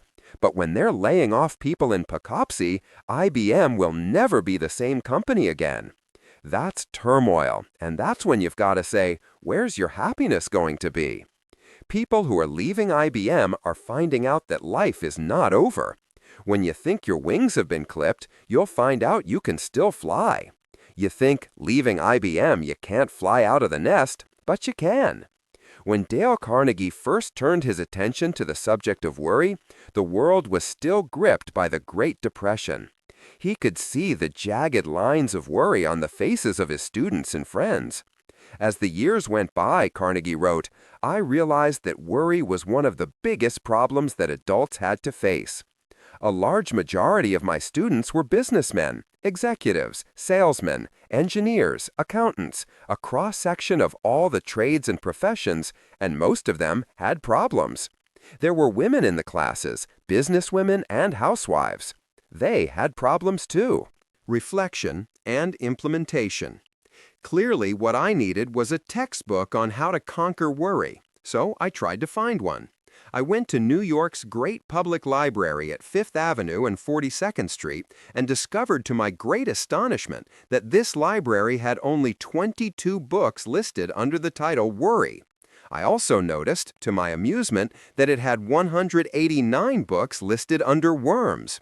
Almost 9 times as many books about worms as about worry. Astounding, isn't it?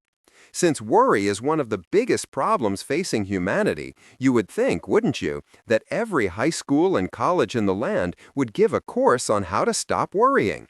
Yet, if there is even one course on that subject in any college in the land, I have never heard of it. Carnegie spent 7 years reading and studying about worry. He interviewed all the leading experts of the day. He read every worry book he could get his hands on, most of which turned out to be dense, psychiatric treatises or for some other reason inadequate as practical guides.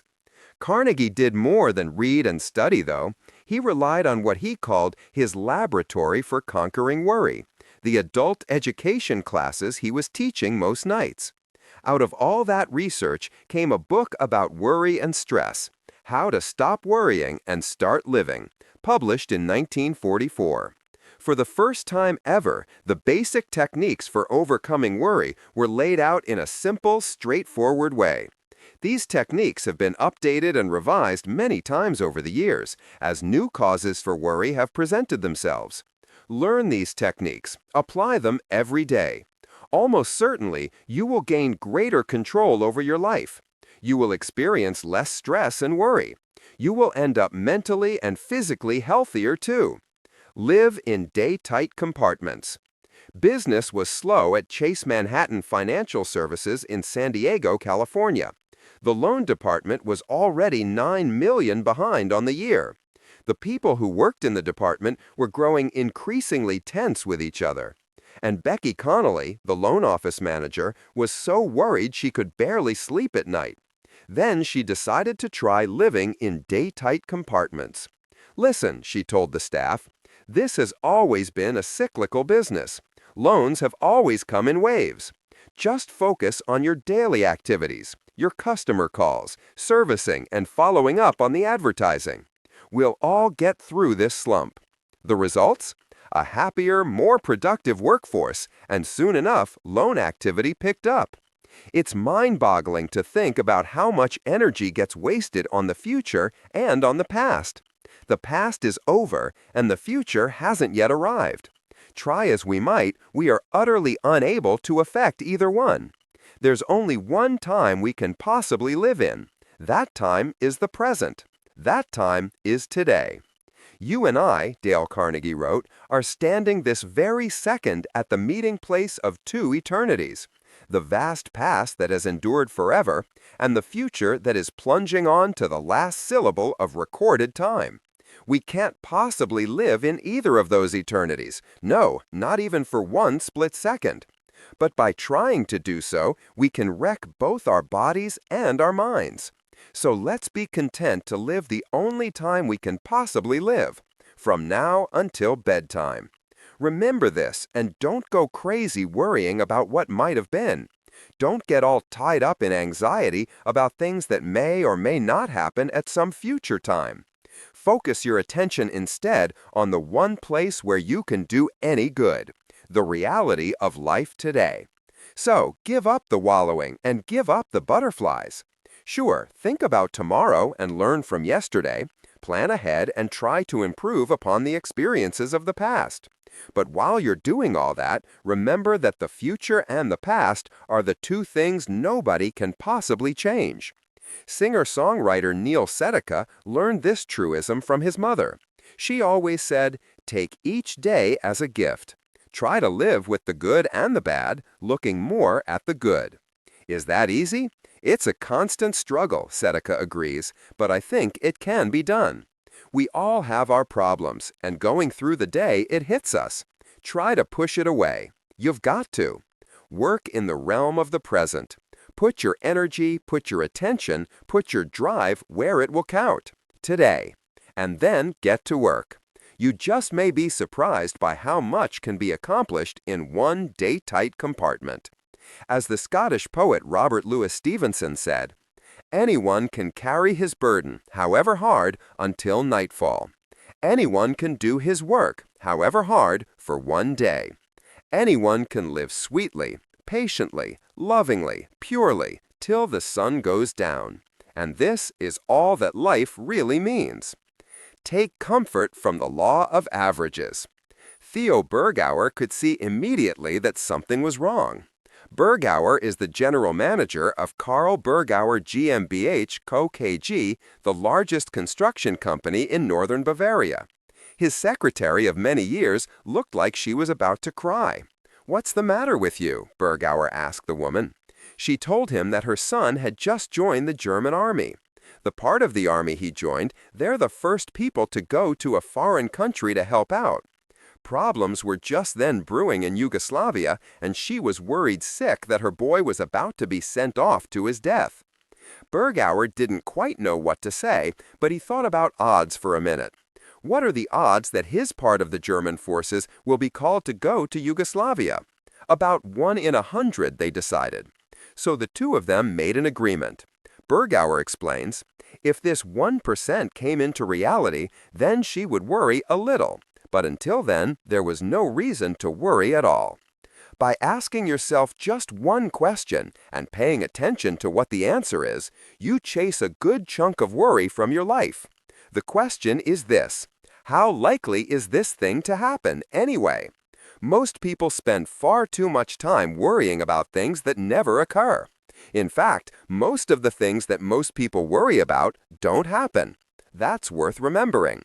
"My life," wrote the French philosopher Montaigne, "has been full of terrible misfortunes, most of which never happened." One useful trick is to try placing mathematical odds on the things that you worry most about. That's what business writer Harvey Mackay has done for most of his life. Once you know the facts and put a probability on them, Mackay says, you can see the situation in its proper perspective. The odds that this airplane will crash? Maybe 1 in 100,000. That you will get fired sometime this year? Maybe 1 in 500, 1 in 1,000. The odds are probably even smaller than that. The odds that you will dump a cup of coffee on your desk? Okay, maybe 1 in 100. But who really cares about that? So, if somebody's opening up a rival business across the street, okay, sounds terrible, Mackay says. But wait a minute, it's going to take them 3 years to get the equipment. We've been here 32 years, and we've got all this experience, all this know-how, and all this goodwill. So, how likely do you think it is that they're really going to hurt us? Go ahead, put odds on it. Probably not as much as you imagined at first. You can make these predictions on every single thing, Mackay points out. Is so-and-so going out of business? Is someone else coming out of Chapter 11? What's going to happen here? What about the mayor? Who's going to get elected? Who's he going to appoint? It's such a great game to play. You're not betting your money, but it helps you put things into perspective. It keeps you sharp. It can make you very humble, too. Cooperate with the inevitable. For 6 years, David Rutt had been a supervisor with Expeditors International, a West Coast import-export firm. Then the job of import manager came open. Unfortunately, Rutt recalls, I didn't get the promotion. He could have let this setback turn into bitterness. He could have lost interest in the position he did have. Reflection and implementation. But he didn't. I resolved not to worry about the past and to turn this loss into a gain, he says. I resolved to help the new manager in any way I could during his first few difficult months on the job. The payback? I was recently given the position of assistant import manager, Rutt says. Follow Rutt's advice. Don't waste time and energy worrying about the things you cannot control. There are so many times I have had worries and tension and didn't have solutions for them, says Andres Navarro, the Chilean businessman. What do you do when you're a teenager and you fall in love with a girl and she doesn't love you? There's no solution for it. You feel sad and you feel turned down, but after a while, the question just disappears. You don't find a solution, you just live with it. Every day our lives will be peppered with unpleasant realities of various sorts. Some of them we will be lucky enough or skillful enough to change. But there will always be problems that are beyond our reach. Crime and poverty, the number of hours in a day, the fact that others have a grip on important parts of our lives, those are just immutable facts.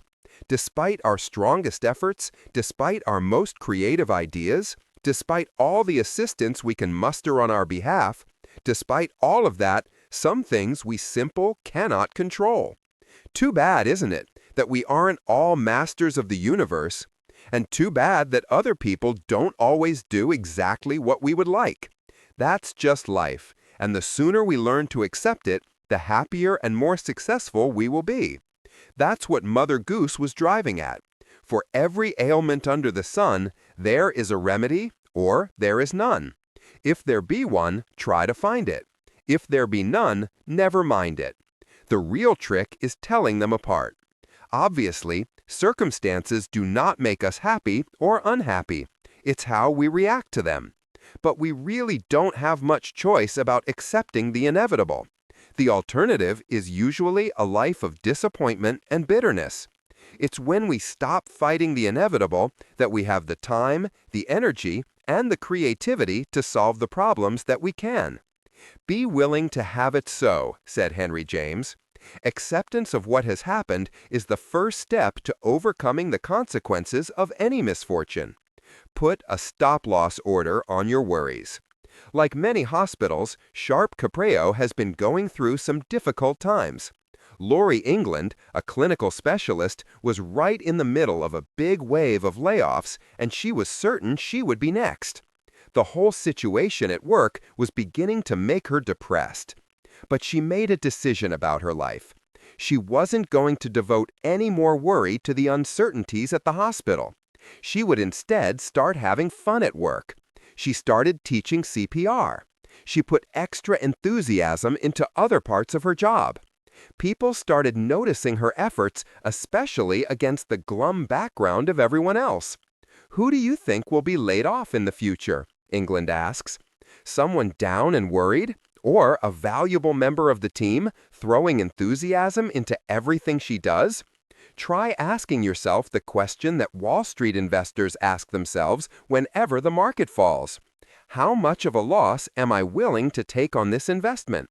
If the market turns unexpectedly, how far will I allow this stock to fall?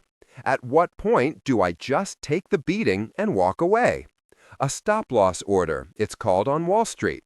The message to the trader is, sell the stock if it falls below a certain price. I'll eat the loss, but I'm not going to throw away my fortune on a single mistaken call. You can follow the same system when it comes to worry. Ask yourself, how much worry is this one problem worth? Is it worth one sleepless night? Is it worth a week's worth of anxiety? Is it worth an ulcer to me? Very, very few problems should be. Decide in advance how much worry a problem is worth. A job in a poorly run company? An employee who refuses to join team efforts? A supplier who delivers shoddy service? Every one of those is a subject worthy of energy and concern. But how much? That's what you need to decide. Eventually, a time may come that you will simply have to say, get me a headhunter, or put him on probation, or hand me the vendors list. No problem is worth all the worry in the world. Keep things in perspective. Some things aren't worth worrying about at all. They're just too tiny. Will my hair get messed up in the wind? Will my grass be greener than my neighbor's? Did the boss smile at me today? Most of the time, it just doesn't matter. Yet we all know people who have turned their lives inside out over such trivialities. What a waste. Some things in life really matter. Some things do not. You can cut your worry in half by learning to tell them apart. Golfer Chi Rodriguez had this kind of perspective. At the Northville Senior Classic, about 250 spectators had gathered to watch Rodriguez tee off. He was always known to put on an enjoyable show. At the back of the tee box, a boy was sitting in a wheelchair. No one was paying the boy much attention, least of all the professional golfers who had preceded Rodriguez to the tee. Their minds were more likely on the tournament's $450,000 purse. Just before he teed off, Rodriguez noticed the boy, and he walked over to say hello. Rodriguez took a golf glove from his pocket and placed it over the young boy's hand. This took considerable care, since the hand was severely malformed. Then Rodriguez autographed the glove and gave the boy a ball. By then, the boy's face was filled with excitement and joy at the recognition he had just received from this star. The crowd responded with loud applause at Rodriguez's act of kindness. Upon hearing the applause, Rodriguez looked embarrassed. He held up his hands and gazed at the sky as if to say, "I don't deserve the applause."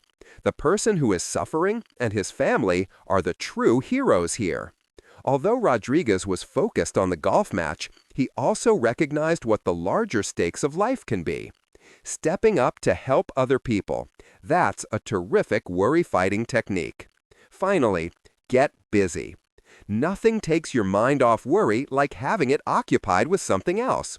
That's a technique professional actors need to learn in a hurry.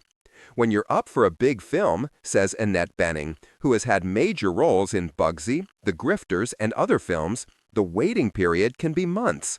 They meet you, then they go away. They meet other people, then they come back. They meet you again. One thing I found useful was to start working on the part. I would actually go to work. There was one in particular that was going to take a lot of reading.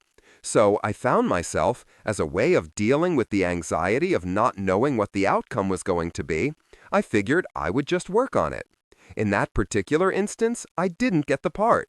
But she won many others, and she got by with a lot less worry than many actors experience. When I don't get a part, I just try to move on mentally, not dwell on it. Get on to the next thing. If you're finding yourself getting worried, take on a new project. Learn a new skill. Do something you believe in. Focus on the needs of others.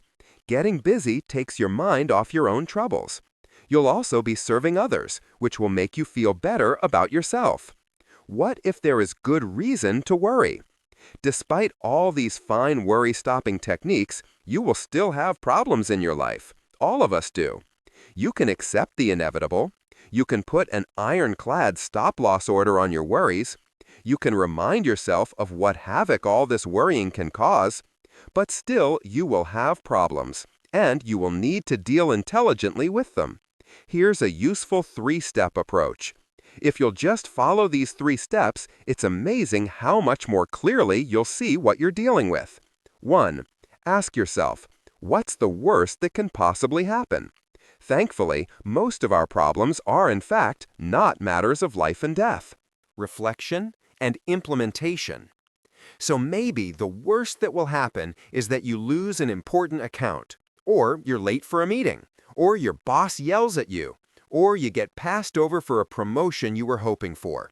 Unpleasant? Absolutely. The cause of untold worry for millions out there? No doubt. Deadly? Probably not. 2. Prepare yourself mentally to accept the worst if necessary. This doesn't mean lying back and welcoming failure. It just means telling yourself, yes, I suppose I could deal with that if I really have to. And the truth of the matter is that we can almost always recover even from the worst.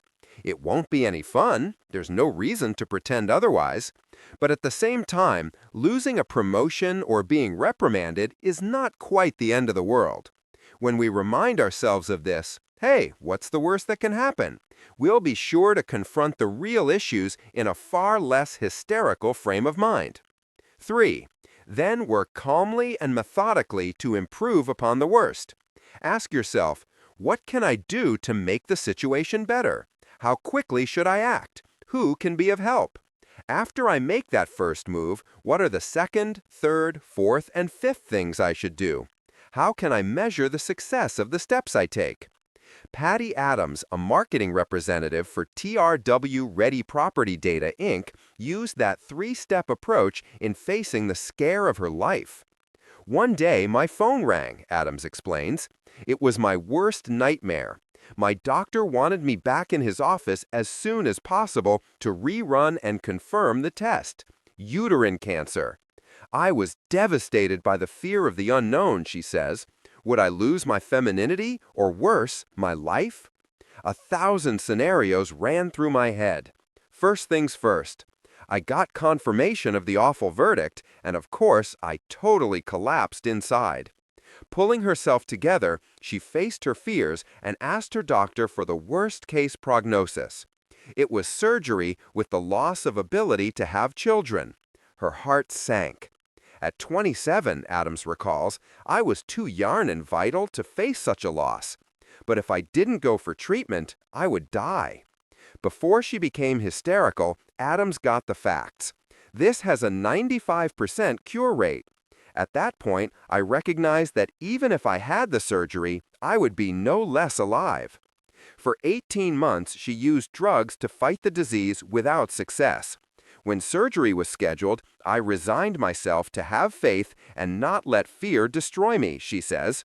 I put myself in the mindset that I could handle anything that life brought. She had the surgery. Luckily, with a small loss of tissue, she was cured. 4 years later, I don't have any signs or irregular cells, she says. Every day, I face life anew. Tame your worries and energize your life. Chapter 16. The Power of Enthusiasm. The first class I ever conducted was held at the 125th Street YMCA in New York City. It was a small class of fewer than 10 men. One of the students, a salesman for the National Cash Register Company, made an astounding speech. He said that he had been born and brought up in the city, but the autumn before, he had bought a country house. The house had just been built, and there was no grass and no garden. He decided that he wanted a bluegrass lawn. During the winter, he burned hickory wood in his fireplace and sprinkled the ashes on the ground where he expected to make a lawn. You know, I thought you had to sow seed to get bluegrass, but you don't. All you have to do is to throw hickory wood ashes on the ground in the autumn, and bluegrass will come up in the spring. I was astonished. I said to him, if this is true, you have discovered what scientists have been working for in vain for centuries. You have discovered how to take dead matter and make it produce living matter. It just can't be done. Maybe bluegrass seed blew in on your land without you knowing anything about it. Or there may have been bluegrass growing there already. But one thing is sure, bluegrass won't grow from hickory wood ashes alone. I was so sure of myself that I was calm and casual in my announcement. But the bluegrass man was excited. He leaped to his feet and exclaimed, I know what I'm talking about, Mr. Carnegie. After all, I did it. And he went on and on and on, speaking with enthusiasm, animation, and spirit. When he finished, I said to the class, how many believe this man can do what he says he can do? To my amazement, everyone in the room shot up a hand. When I asked them why they believed, practically all of them replied, because he seems so positive. He is so enthusiastic about himself. Dale Carnegie. If enthusiasm can cause a group of intelligent business people to ignore the basic laws of science, just imagine what it can do. If someone is actually making sense. Here is the bottom line on enthusiasm. It's infectious, and it makes people respond. This is true in the classroom, in the boardroom, and on the campaign trail. It's just as true in the ice hockey rink. If you are not enthusiastic about an idea or a project, nobody else will ever be. If the leaders don't believe enthusiastically in the direction of a company, don't ever expect the employees or the customers or Wall Street to. The best way to get someone excited about an idea or a project or a campaign is to be excited yourself and to show it.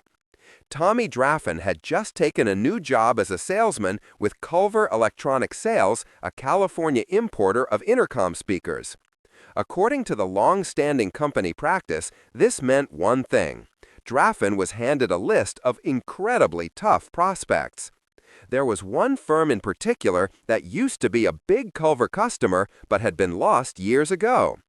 I decided to make getting their business a personal challenge, Draffin says. That meant convincing my company president that we could get the business back. He was not as sure as I was, but he didn't want to throttle back my enthusiasm, so he allowed me to visit the customer. Draffin turned this account into a personal mission. He offered guaranteed pricing, reduced lead time, and better service. He assured the company's director of purchasing that Culver would do whatever it takes to satisfy your needs. The key to Draffin's enthusiasm came during his first face-to-face meeting with the purchasing director. He walked into the meeting with a smile on his face, and he said, "Glad to be back. We're going to make this work together." Draffin never once thought he would not close this deal. He all but ignored the fact that his company had already lost this account. With an upbeat, enthusiastic attitude, he convinced the client that Culver was ready to serve again. As it turns out, the purchasing manager later told our president, the only reason they were entertaining our offers was because of my enthusiasm. They gave us the order that will turn out to be $500,000 a year. Before another word is written on the subject of enthusiasm, let's clarify a widespread misconception once and for all. Loudness does not equal enthusiasm, nor does pounding on the table or jumping up and down or acting like a fool. That's fake. It's obvious. It doesn't fool anyone. It almost always does more harm than good. Enthusiasm is a feeling that has to come from inside. This concept is so important, it's worth saying again. Enthusiasm is a feeling that has to come from inside. It's not to be confused with boisterous hype. It's true, increased physical movement and stronger voice projection sometimes accompany an inner feeling of enthusiasm. But people who indulge in super animation, I'm great, you're great, we're all so great today, might as well wear a big I'm a phony badge instead. Leadership starts out with the whole issue of integrity and credibility, says Ray Stata, the Analog Devices chairman. So you have to be believed and believable. You have to be a person who honors his or her word, a person whom people can trust. Reflection and implementation. I think those are prerequisites for open dialogue, as opposed to seeming manipulative or glad-handing or insensitive or whatever. The real enthusiasts of history understood this intuitively. Back in the 1950s, was Jonas Salk enthusiastic about creating a polio vaccine? Of course he was. He dedicated years of his life to the pursuit. Anyone who came in contact with Salk could see his enthusiasm immediately, in the way his eyes lit up when he spoke about his research, in the round-the-clock sessions he led in the lab. Salk became an inspiration for 2 generations of scientists. Yes, the man positively exuded enthusiasm, but Salk did not rant and rave. Now he's devoting that very same enthusiasm to finding a vaccine for the HIV virus, the one that causes AIDS. In 1969, Neil Armstrong was just as enthusiastic about walking on the moon. The enthusiasm was palpable, even in his flat Ohio voice. "That's one small step for man," he said, "one giant leap for mankind." Armstrong didn't need to shout the sentence or do a little jig before climbing back to the Apollo spacecraft. But enthusiasm was obviously jam-packed in Armstrong's thoughtful words. In 1991, when General Norman Schwarzkopf led American troops in the Persian Gulf War, did he seem nonchalant? Not by a long shot. He didn't have to scream and shout at his troops to make them see he believed in their mission. You could just tell in a 5-second news clip on CNN. None of these great enthusiasts was especially loud or boisterous, but they left no one wondering how they felt about their work. True enthusiasm is made of 2 parts, eagerness and assurance. Be excited about something and express confidence in your ability to handle it. That's all enthusiasm takes. Have those 2 feelings about a company, a project, or an idea, and your enthusiasm will be dangerously contagious. You'll have it, others will know you have it, pretty soon they'll have it too. Guaranteed. Enthusiasm is something that always came naturally to me, says Olympic gymnast Mary Lou Retton. I'm just a very positive person, and I've always surrounded myself with positive people. That's important for me. That positive outlook was part of Retton's secret for getting through all the grueling training sessions she had to endure as a young world-class gymnast.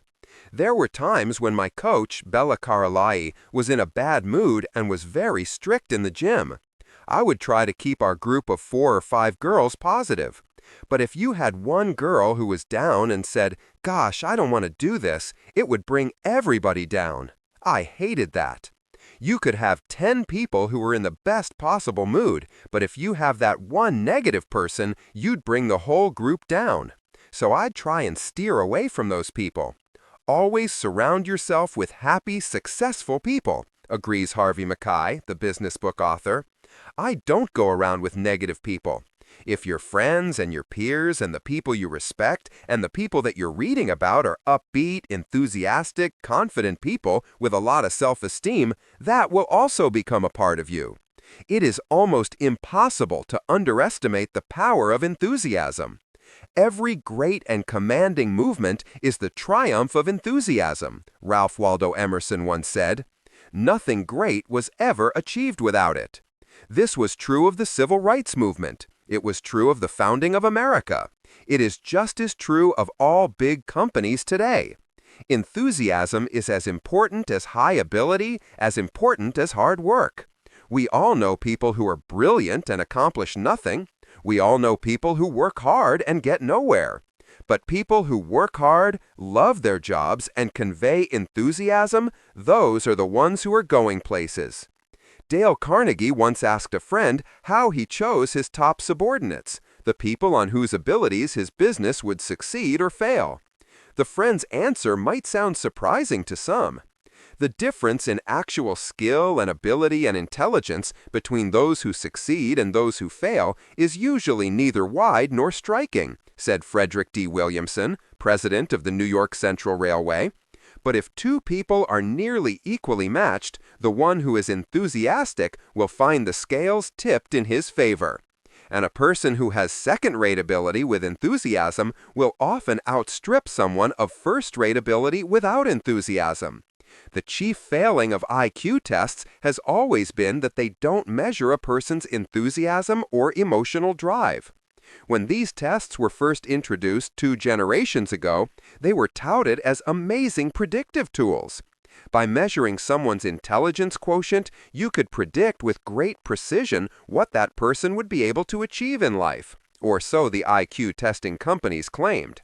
If only life were as simple as that. The idea was alluring, especially at a time when the whole world was placing more of its faith in science. The standardized testing business took off. College admissions officers relied on the tests slavishly to determine who was worth accepting. School guidance counselors used them to steer youngsters into advanced or remedial work. The military used the IQ tests to decide who was officer material and who got to clean latrines. Sure, intelligence matters. Some people are blessed with more of it than other people, and that makes certain things easier for them.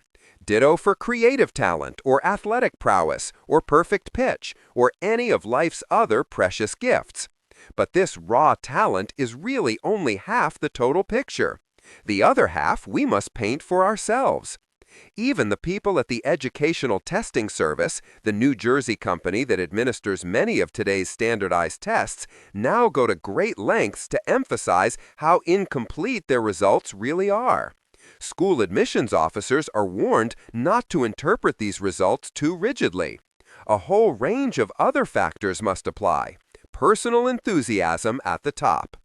National Hockey League Hall of Famer Dennis Potvin, who led the New York Islanders to 4 straight Stanley Cups, knows a little something about enthusiasm.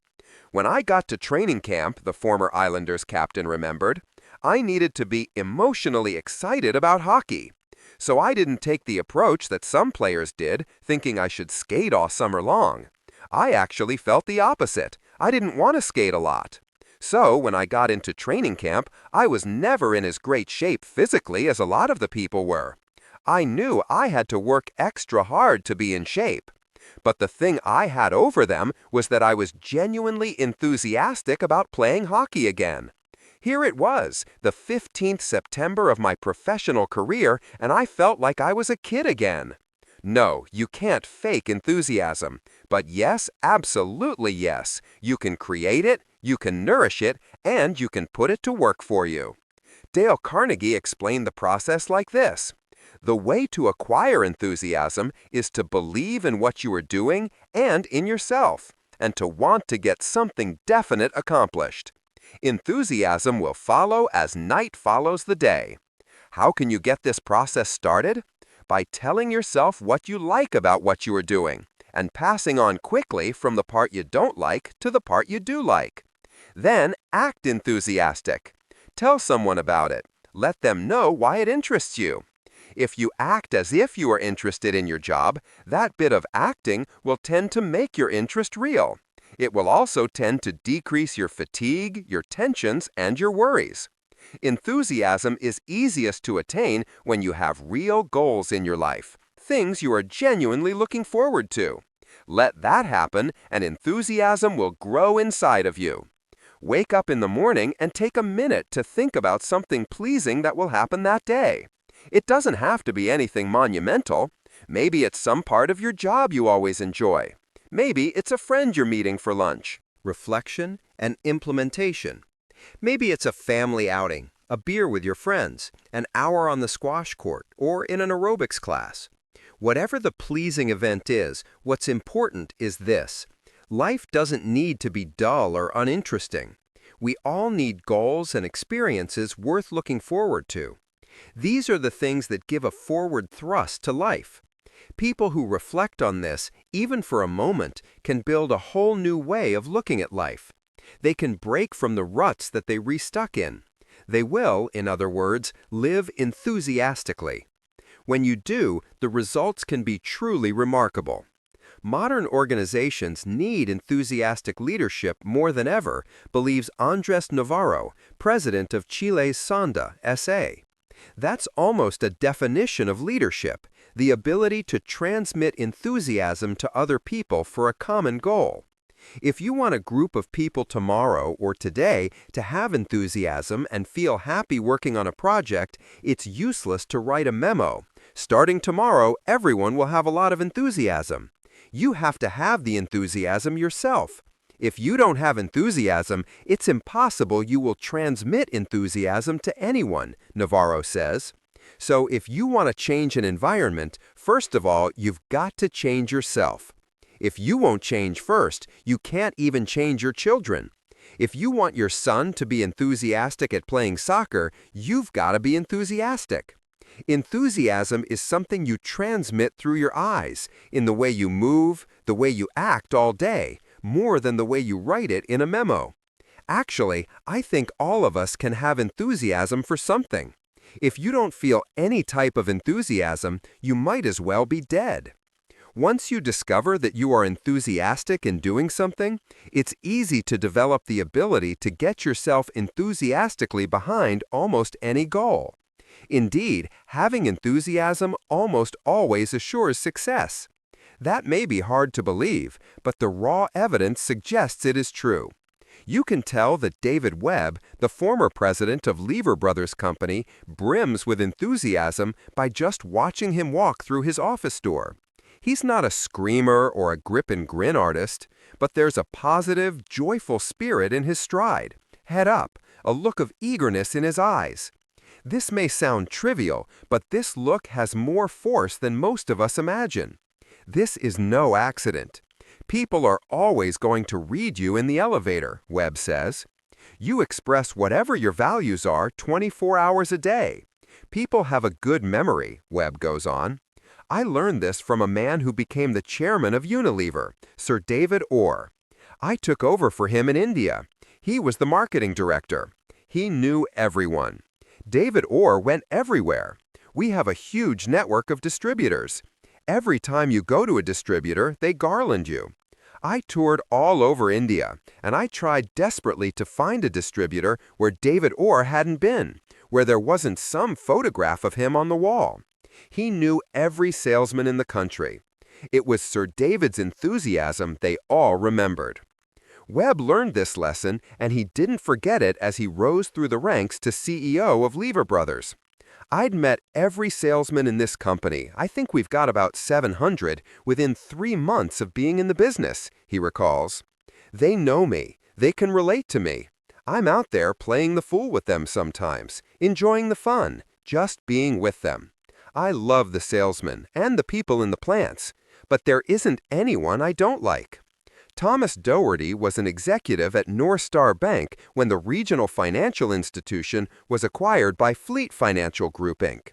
Doherty stayed on, running all of Fleet's business for the New York City region. Not surprisingly, many of Doherty's colleagues were extremely nervous about the change in ownership. "That's natural," Doherty says. "Customers, families, and friends are going to ask us, 'How do you feel about the merger?' If you're enthusiastic over it, then they are going to be enthusiastic. I think attitude and enthusiasm are what people are looking for. If you come to your desk every day and you have a long face, people read that immediately.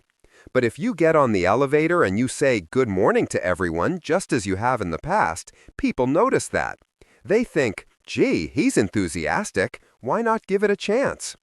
This prescription, of course, presupposes that there is something you like about your work. Assessing this realistically may require a little soul-searching. The truth of the matter is that there are things to like about most jobs, but let's not gloss over the hard reality. There are some jobs that are simply miserable or simply inappropriate to your temperament, your skills, or your goals. If that condition applies to you, do something about it. You will never achieve real success if you cannot be excited by your life or your work. Many people have bounced around from job to job before finding the happy fit. There's nothing shameful about this. The shameful thing is to feel miserable about a job and not try to make it better or find another one. If you're feeling bored with life, the people around you will be falling asleep as well. If you're sarcastic and antagonistic, they will be too. If you're lukewarm, they will never boil. So, be enthusiastic. Watch the impact that has on the people around you. They'll grow more productive and eager to follow you. Passions, remember, are more powerful than cold ideas. And genuine enthusiasm is contagious. Never underestimate the power of enthusiasm.